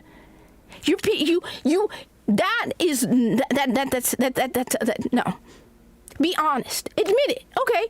More people would respect you if you said, yeah, we're giving $100 cheaper for Japan because we're a Japanese company. We want to give our people this. But economic hardship, you're implying then that nobody else is an economic hardship. You think everything is, wonderful, happy, dandy in America? That inflation isn't affecting us? That most Americans are looking at the $450 price tag and going, this is like a massive chunk of my paycheck? That I have to save for it, that the only reason that I could potentially afford it if I were to go for the Switch 2 is because I have a tax refund. And honestly, what they did is they region locked it. Don't tell me it costs $100 cheaper to region lock a console. So basically, you can't buy Japanese games now for the Switch 2 and play them on the Switch 2 in America. They region locked it. So they are so scummy that the Switch 2 in Japan is only in Japanese. You cannot make it into English. Of course, somebody's probably going to jailbreak it, and you'll be able to play it in English as well. But it's $350. It's region locked to Japan, so you can only play Japanese games on it, and it's only in Japanese. My phone can switch languages for free. My Switch, I can switch no. So you're selling it for cheaper, and then you tell me it's because of economic hardships in Japan. You are implying that nobody else has economic hardships. Only Japan. And no, this isn't the tariffs, because they knew this was... no. They even admitted it, that the $450 price was before the tariffs. So you are charging Japan $350, but America $450. And people are telling me I'm being wrong about that. I shouldn't be angry about that. No. As I said, I don't have a problem if Nintendo was honest and said we're doing it because it's a Japanese company and we want to give a preferential treatment to Japanese. Okay? I have no problem with that. You're being honest? Hell, American companies should do the same. American companies should be giving, what is it, Ford, I think it is, somebody was telling me, was giving employee prices to all Americans? Good on you. All right, fine. Like I said, I'm not a hypocrite, okay? I'm America first. I believe in America first, all right? Americans first. I understand. Japan, Japanese first. Support your people first. Okay, but be honest. Okay? So no, my issue is that. My issue is the fact, like I said, the $450 price tag, it wouldn't be a problem if I found out that Japan wasn't getting it for $350 and they're like, economic hardship, really? Okay, really? You're the only ones in the world, Japan, suffering from economic hardship. Nobody else on the planet has economic hardship except the Japanese. Oh, wow. Those poor Japanese. They're the only ones suffering economically.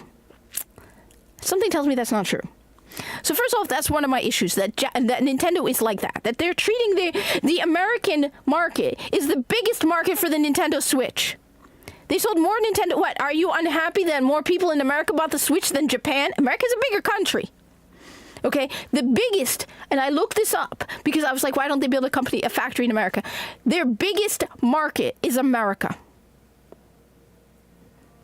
Like with Bungie and Destiny 2, where they're like, oh, Bungie, Destiny 2 is the reason you're making Marathon, and then you go and you spit on Destiny 2 players. I mean, so your biggest market is America, and you're like, oh, but yeah. Like I said, I 100% don't have a problem with them saying we're going to favor Japanese because this is a Japanese company. Fine. But for you to dare say that economic hardship in Japan, it's a load of BS. So you should be being nicer to your biggest market. The people who bought the majority of your consoles are in America. But the pack-in game, Astrobot, is a phenomenal game. All right, I actually have the platinum for Astro's Playroom. Astro's Playroom is a free game. It's probably longer and better than your stupid pack-in game. Astro's Playroom was a great game. And Astro's Playroom is so good, they made Astrobot, the game after. And you want to charge $10 for your pack-in game that's lower quality than Astro's Playroom. See, I have the platinum for it, though it looks like they added new content. I did not know that. Now I got to go download Astro's Playroom and do that. Astro's Playroom was free. It looks like they even added free content to it. I did not know that, okay? Astro's Playroom was a phenomenal game that came for free, and you're charging $10. Really? Really, Nintendo? Then you come and you dare say we're going to increase the prices of our games, and you never put them on sale. Why would anybody with any sanity go, okay, fine, yeah, you know what, Nintendo, they never go on sale. So you're going to charge $80 for Mario Kart. I'm sorry, Mario Kart is not worth $80. And they have implied, okay,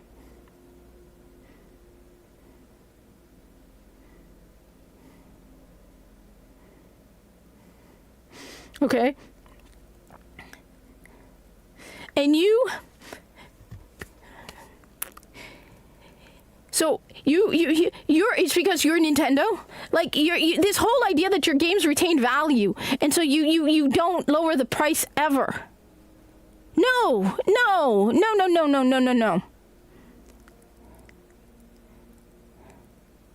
Yeah, be honest. I agree with you, Alex. That's my issue. It's the fact that, okay, fine. You want to give the Japanese a better deal on the Switch too? Say it. Admit it. But this economic hardship excuse is insulting.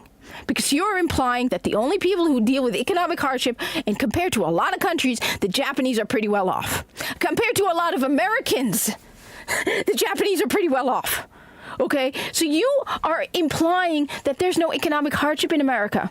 That all these wealthy, fat, lazy Americans are sitting around getting money hand over fist and can afford to throw $450 for your console. That's what you're implying. Like that whole thing where China was calling Americans fat and lazy. Excuse me, most Americans are making under $60,000 a year. Most Americans are not sitting around fat and lazy and able to easily afford your console. So that's why it's insulting. Because you're like, okay, how dare we, no. So the $80 games, you aren't adding anything new. Everyone who's seen the Nintendo Direct about Mario Kart, like they haven't added. I mean, my guess was Mario Kart World was going to be a live service Mario game at this point.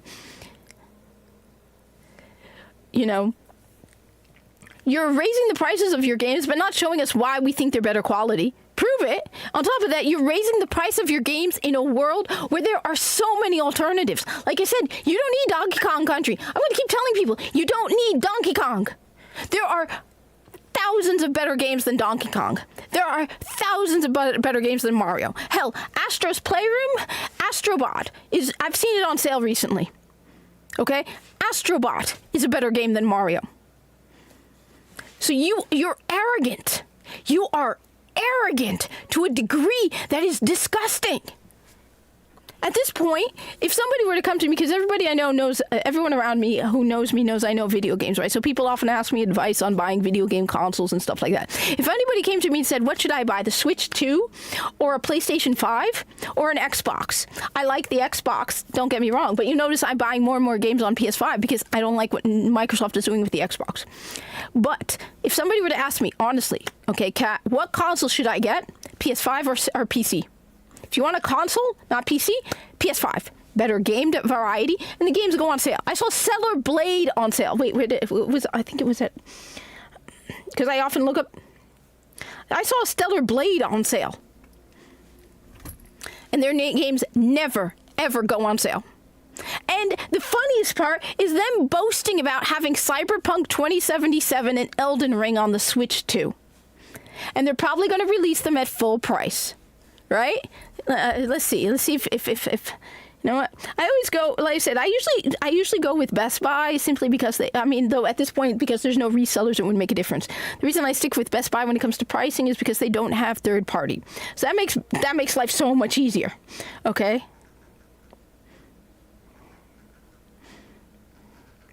I've gone on Walmart and stuff. Okay? So let's see if they have no, they don't have it up yet. Right here, okay, Elden Ring, okay, the standard edition of Elden Ring at Best Buy at full price is $49.99. That is the base Elden Ring game. So they dropped the price to $49.99. Elden Ring, Shadow of the Ur-Tree, okay? Shadow of the Ur-Tree. So you get Elden Ring and you get the DLC is $80. That's worth $80. Like I said, because when you go to Amazon, you usually end up with like 5 different third-party people, each one of them with different prices. Then you get stuff from Europe. It's so confusing. You go to Walmart and Target, there's third-party people. It's so confusing. The only one that is just easy to deal with, I just look into their website, is Best Buy. I don't always buy from Best Buy, but at least if I want the price of a game or the price of an item, Target sell Elden Ring, or let's go to Target.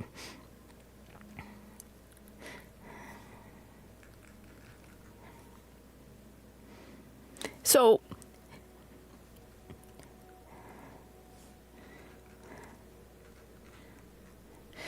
you're boasting and bragging about Elden Ring coming Okay, Elden Ring. Okay, so these are all digital. Here we go. The Night Rain game is $40. It's not available yet. I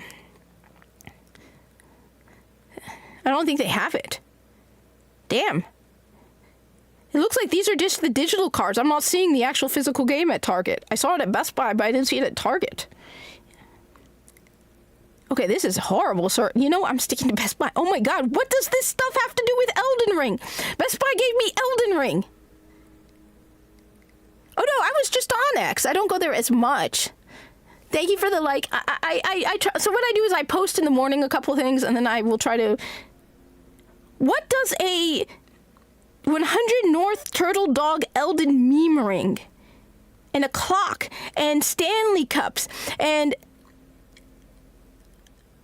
What is this stuff? Best Buy gave me Elden Ring. Best Buy just gave me Elden Ring. You know what? Screw you, Target. I'm going to stick with the damn Best Buy app. Best Buy gave me Elden Ring, Night Rain, physical copies of the games, followed by the digital. Okay? And then because I put Switch in my search, it gave me 2 Switch games.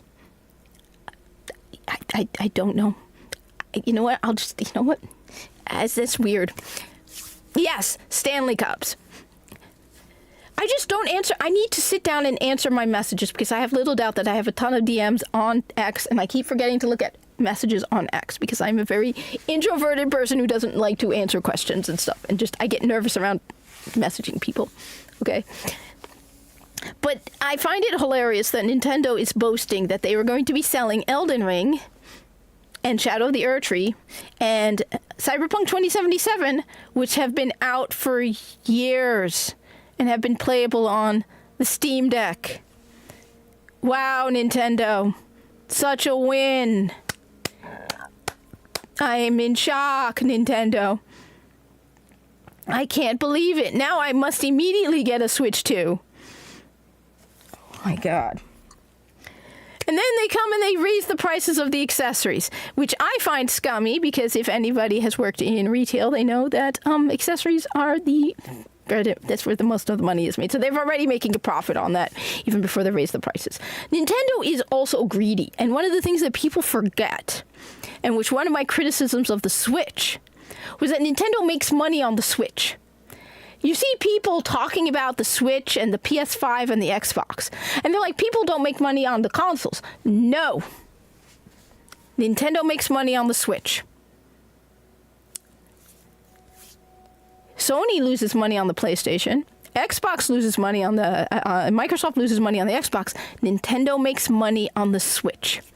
On top of that, all of the games that people buy for the Switch are first party. They make ridiculous amounts of money on their Nintendo games. Okay? So you're talking about a company that has billions of dollars in cash sitting in the bank. And you're like, oh, well, no, we have to make money on the Switch too, of course. Because, you know. Wait. Why don't you like answering questions about questions regarding questions about the topic, questioning the questions about the question? Because I have a kitten, and she's very demanding, and you need to understand that my little Minnie, come on, Minnie, where's Minna? She does all my stuff. I leave my phone with her. And you know how cats are. They like to avoid stuff. So I'm sorry, but this is all Minna's fault. All right? Technically, her name isn't Mina. Technically, it's Minna, but Mina's easier.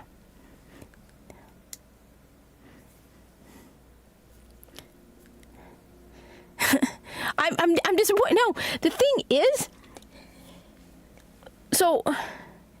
Well, I know, and I was joking too, where I'm like, you know, Mina, she could be demanding. You know what it's like having a cat, and she wants to answer the question. No, the thing is, Nintendo didn't have a niche. So what Nintendo has is, first of all, Nintendo is great for kids.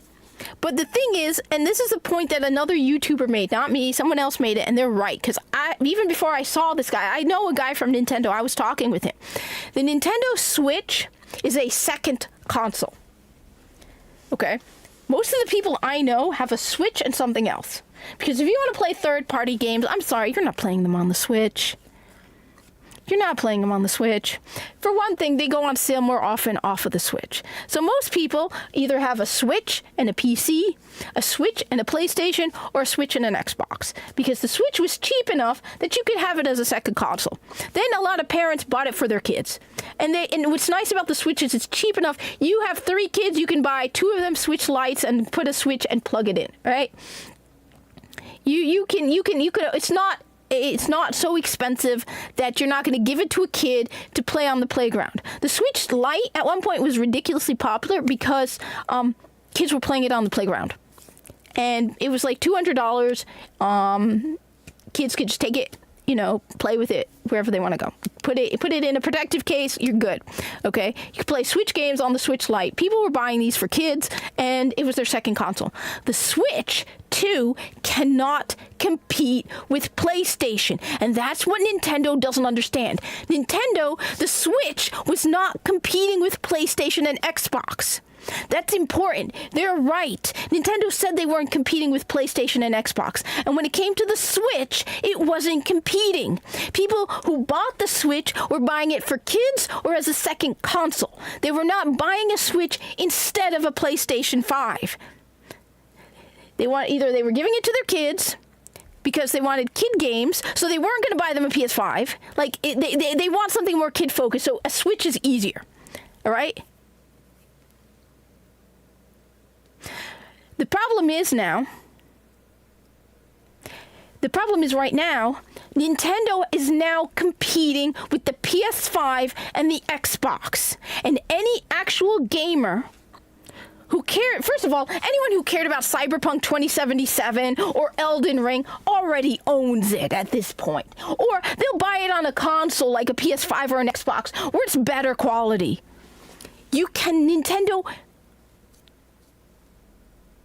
Nintendo cannot compete with a PS5. And honestly, right now, if a parent came to me and said they want a console for their kid, I'd say go with the Switch or a PS5. While the PS5 is not focused on kids, you still have a bigger library on the PS5 than the Switch do.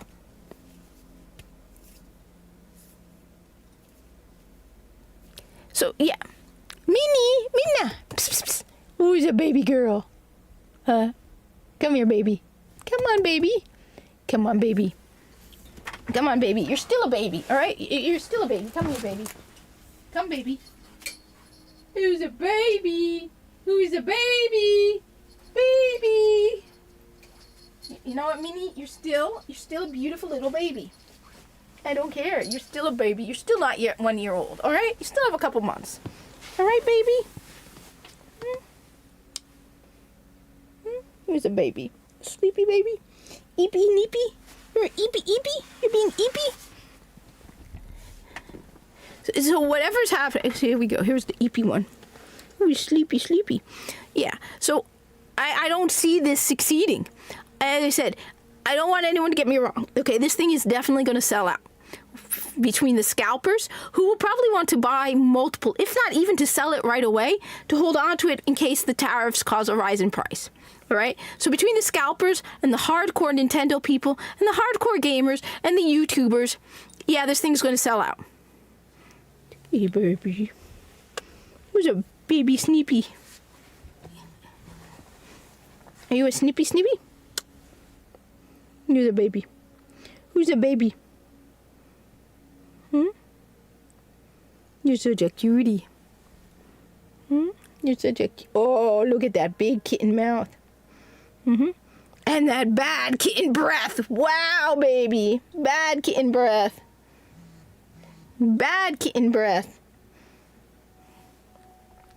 And there's her foot. Here's her feet. So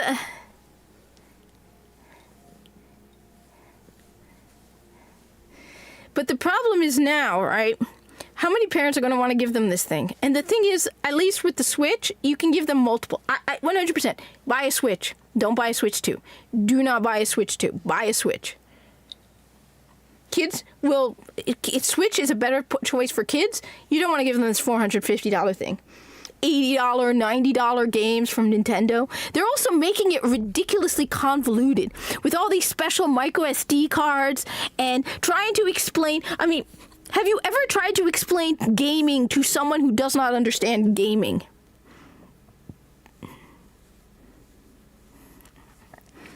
Well, I recommend the Xbox because I like the audio output option, where the fact that the audio output can come out from multiple outputs of audio at the same time makes it normally easier to stream. Right, baby? Oh, look at you. Yeah, those are your toes. Who's got cutie little kitten toes?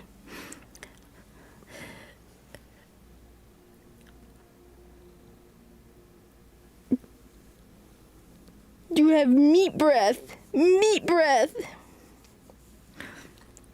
So, I would tell people, honestly, buy a Switch or buy a PS5. This thing is, I mean, have you ever tried explaining gaming to someone who doesn't know gaming? Now imagine trying to explain the Switch 2 to parents who aren't gamers and trying to explain how you need the special micro SD card and how, cartridge keys work and having to download content, and it's going to be ridiculous. I mean, I remember seeing somebody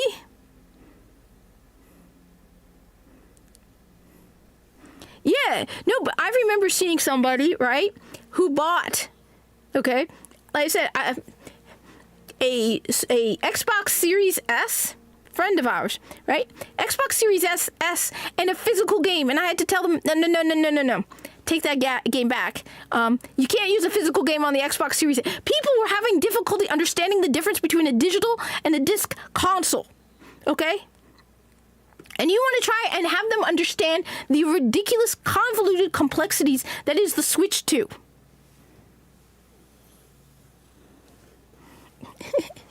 Who's Titty Toes? Titty Tat Toes.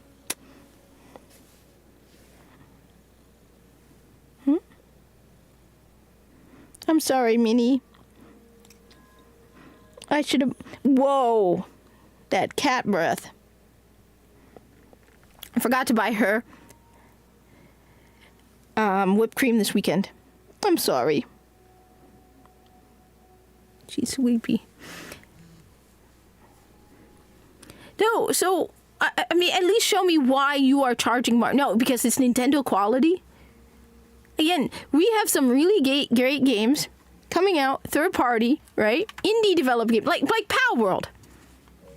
And Nintendo, of course, goes after Pal World. Why?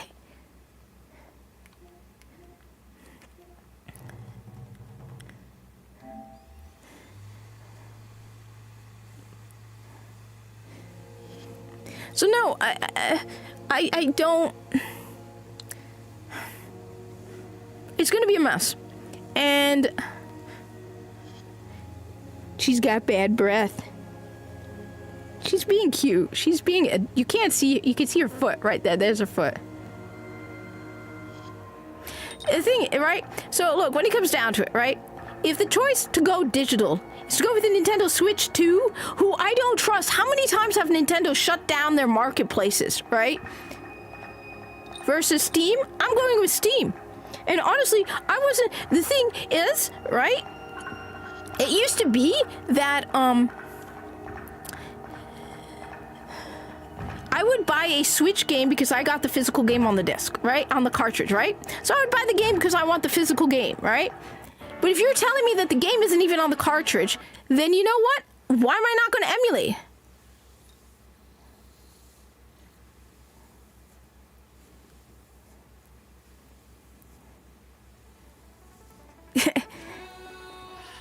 Oh my god, someone is so eepy. He's being eepy. Who's being so eepy? I am alive, not dead. I am dead, not alive. Kill and live, live and kill.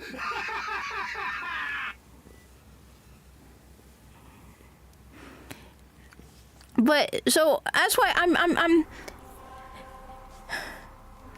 Nintendo it's like they went into their arrogant phase where they're like, oh well, we sold over 150 million Switches, so now we can be nasty and arrogant to our customers. just like Bungie, just like all these other people who think, okay, yeah, well, we're so great, people are going to buy it anyway. All right, baby? You're such a cutie. You, on the other hand, Minnie, you, whatever you want, I'll give you. Okay, whatever you want. Look at those little toes. Look at those little toes. Here we go, cat toes. Cat toes. Yeah, you kitty?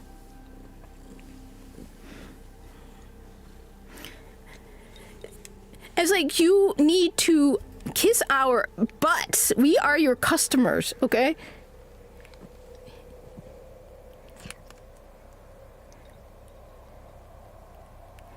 Yeah, or GOG.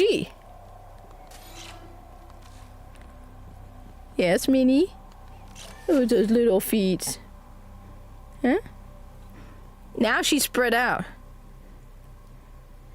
Yeah. No, the fact that they went after Pal World is because they can't make anything just as good. Because my understanding is Scarlet and Violet were both broken games. And they still haven't fixed it. But now, don't worry, they'll fix it for the Switch too. So you better buy that extra, you better buy Switch 2 so you can play the game that we broke for the Switch. Yeah? Where you going, baby? Your baby. Your baby. Yeah, baby. But, yeah, they went after Pal World, and so I don't know what I think right now. I'm very, very unhappy with Nintendo. I'm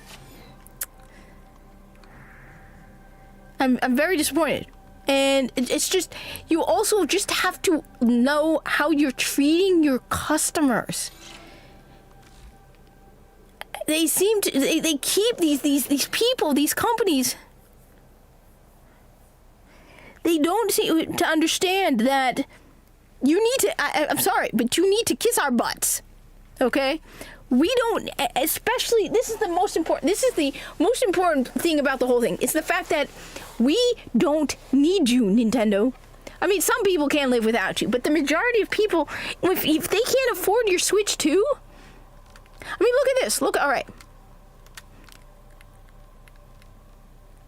More exotic free cosmetic stuff for Warframe.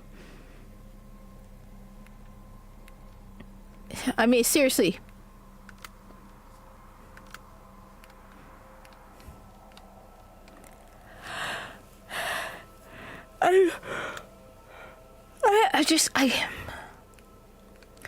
Wait, so what? Just out of curiosity, let me just check one thing. Well, I don't know Dragon Warrior Monsters. I'll admit, I don't know Dragon Warrior Monsters. Should I know? What is it? Why should I know? Soon comes out, even when the Switch one was still out. Or yeah, no. And that's one of the reasons why I don't want the Xbox to fail, because they need competition to keep each other on their toes. Let's see, how are my stats going? Okay, I am at 1,666 battles on the side of the Corpus, and as you can see, wait, let me go down, right? 1,666 battles on the side of the Corpus. Okay, Corpus battles completed. Grineer battles, 0. I have never supported the Grineer. Okay, my undying love for the Corpus.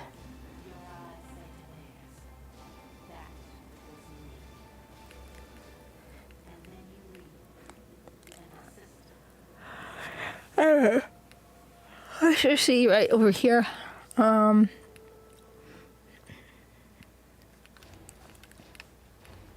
just want to check one other thing, right? Grineer kills 334,000. Okay. Let me just point this out, okay? Can we just point this out? Let me just pause a moment here, okay? I think my loyalty is pretty obvious at this point. Grineer kills 334,405. Okay? Corpus kills 56,224. Yeah. I haven't even made it to 100,000 with the Corpus. But, like, I mean, when it comes down to it, that's the thing that I think a lot of these developers need to understand. And I think a lot of gamers need to get it too. I think the problem is a lot of gamers still don't understand that you don't need them. You don't need, like I said, with Destiny, it took me a while to break it, but I don't need Destiny 2. I don't even need Warframe. Like, I'll go for days without playing Warframe. I don't need Warframe. I think the only reason I would get frustrated if Warframe shut down is because I put money into it at this point, and I like playing Warframe. But I don't need it, okay? I can play so many other alternatives to these games. In fact, like I said, getting rid of Destiny 2 out of my life has opened me up to so many other game opportunities. And it's the same thing with Nintendo. When it's like, okay, so I'm not going to get the new Donkey Kong game. All right. Oh, no. The new Mario Kart game. Oh, no. I'm not even a big racing person anyway, so Mario Kart wasn't exactly at the top of my playlist.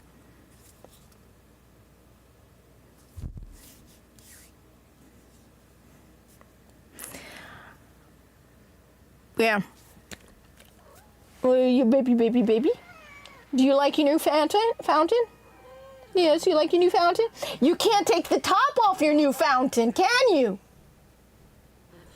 All right, we're going to switch, just a momentary pause in gaming for me to just tell you an extremely annoying story.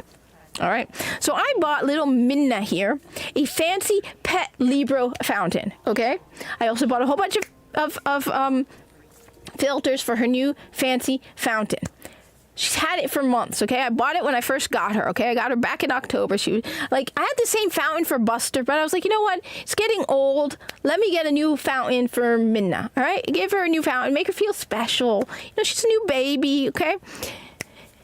Last week, she has become obsessed with using her nose to knock the top off the fountain so that the water, and she sets it in such a way that the water starts pouring out of the fountain all over the floor. I have woken up multiple times to the floor covered in water. Yeah. You think you're so cute and innocent. Oh, don't give me that. You're the one who got mad that your little feet got wet. It's your own fault.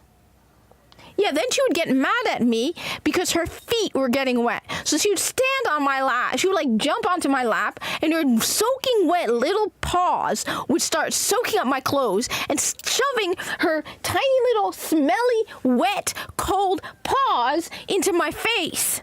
And she'd meow at me because there's water on the floor, and she's getting her little paws wet. I wonder why there was water on the floor, Minna, huh? So I unplugged the water dish. And I'm like, okay, but everyone is saying you should have a water fountain for your cat, not a bowl. I did set a bowl out for her, but then I found a different fountain that has a heavier top, and she hasn't been able to knock the top off yet.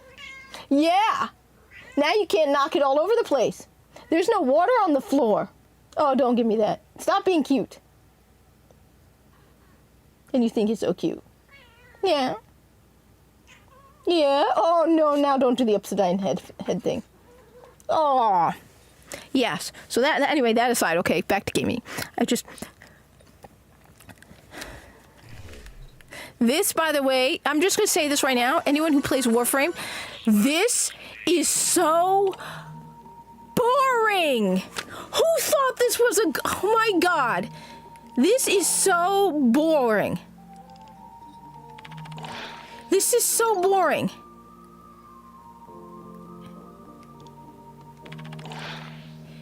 This is so ridiculously boring.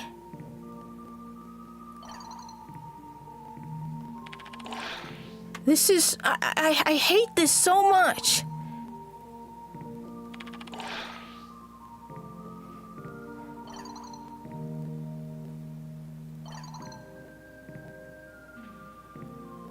This is so...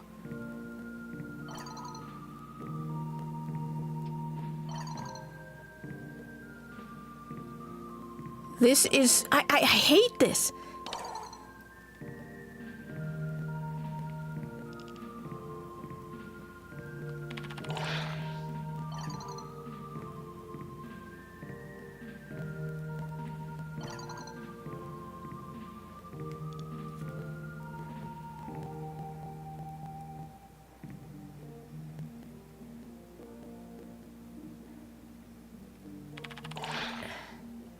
This is so boring. And apparently I haven't even finished the first half, so apparently I need to make them all like me. I don't want them to like me. They are boring. Okay? They are so boring. This whole thing is so boring. I hate it so much. I don't understand why people like it. Look, don't get me wrong. And look, the gameplay is cool for Warframe 1999. Okay. And I know this story took effort, so don't get me wrong, all right? I don't want people to think... I mean, they put this... Actually, it's not like it's poor quality. It's just, for me, this is boring. The only romance I have liked in Warframe is my Kuva Lich. Oh my god, I love her so much. Okay? She's like... I was hunting her, you know how the Kuva Lich work? She's like... She kept calling me her little meat and flirting with me in only a way a Grineer can flirt. Okay? She called me her little meat. And sometimes, right now that she's my ally in the game, right? She'd be like, I heard the screams and I knew it was my darling. She's always...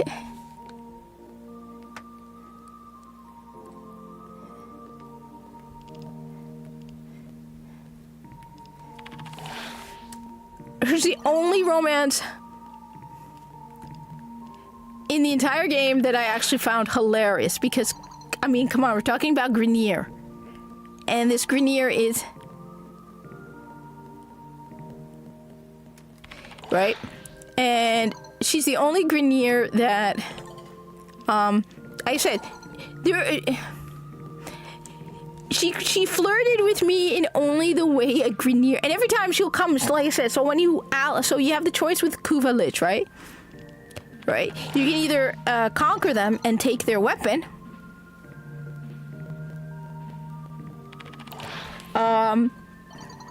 You can conquer them and take their gun, or you can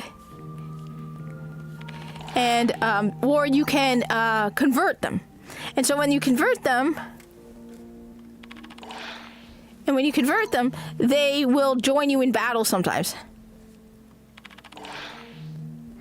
And so she'll just like...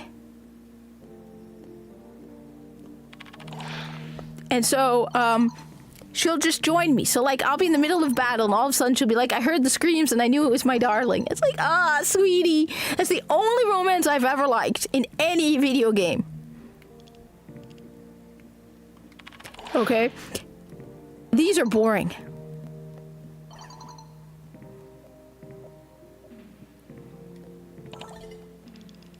On top of that, they don't even use their actual names in the game, so I have no idea who's who, and I have not taken the time.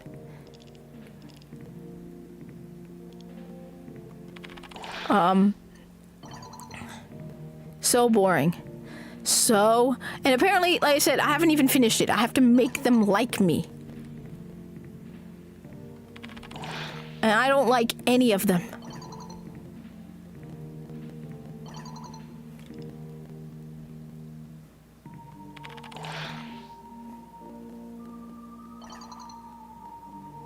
It's like you're also retelling stuff from Warframe.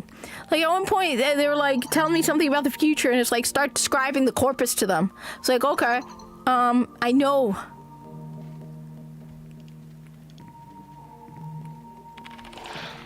It's like you're telling them all this stuff, and it's like, okay, oh my god, it's like having a conversation with one of us about the future, about Warframe. Like as if like you're from the future of Warframe, and like if our future was Warframe, and they come, and so we have the Drifter coming back and explaining to us the corp. It's just so boring. So that's not why I play Warframe.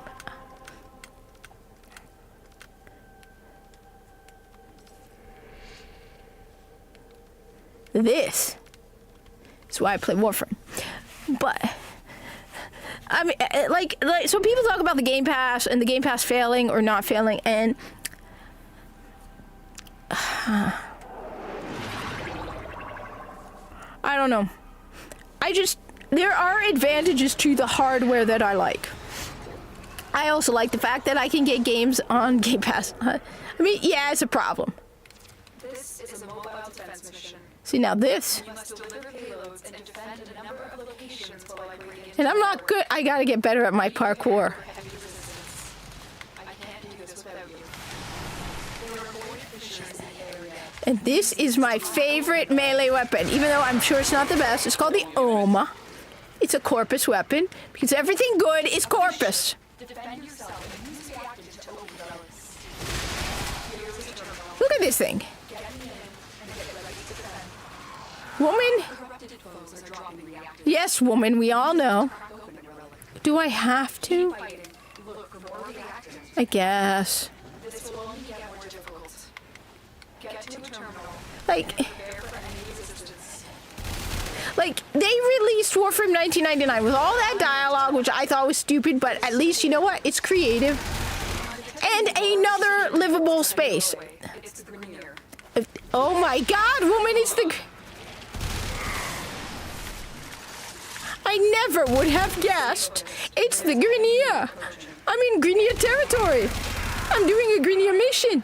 But I never would have guessed it's the Grineer.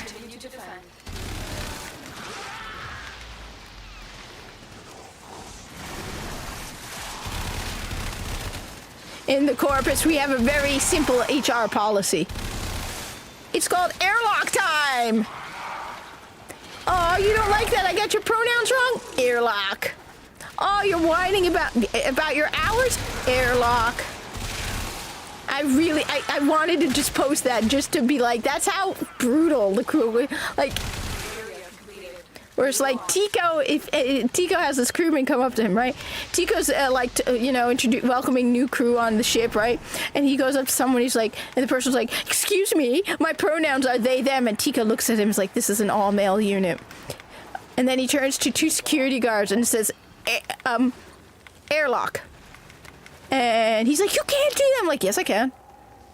And Kai's like, are you really gonna do this? He's like, yeah, I'm not wasting my time for this. He's like, we are Corpus. You're either profitable or you're airlocked.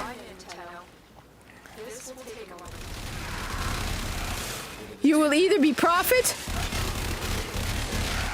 You will make us profit in the glory that is the Corpus. Which is why, as a Corpus, I will not deny, the Corpus is very proud of Nintendo. Think about it, Nintendo. You have made the Corpus proud. Good job, Nintendo. What if Alan V fell through a hole in time and space when his ship was blown up and he ended up the CEO of Nintendo? I mean, just think about the genius of it. Formulating a loyal fan base who will do whatever you tell them to do, regardless, without any thought. The Corpus would be so proud.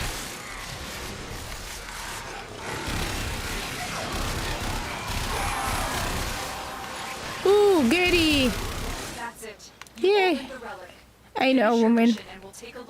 Ah, you are so demanding. Finish your mission. Why? My mission wasn't to do this. My mission was to get the relic opened, woman.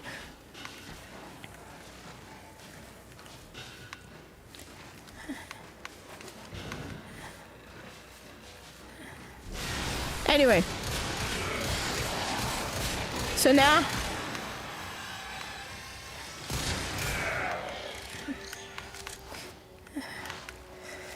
Anyway, oh god. Drop me in and defend our position. And people then, when I compare Warframe and Destiny 2, right? People are like, "Oh, you play Warframe," like they feel bad for me or something. I was like, okay, at least I'm not playing Destiny 2.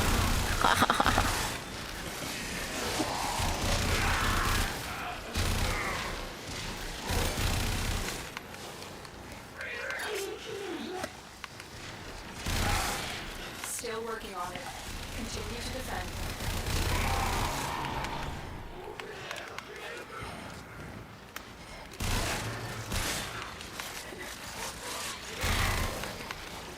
Serious.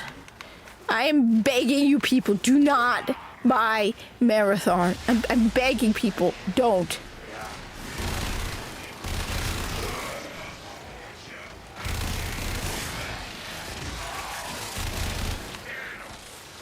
Don't waste your money.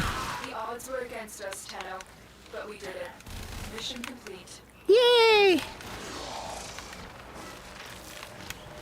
Stay focused. There's a heavy unit approaching. Oh no! Whatever am I going to do? Alright, that's it. I'm heading out. It's 5 hours. You got my ranting rage of rage. Anyway. My sector, my rules, your money, my money. Your money? I love the Kuva.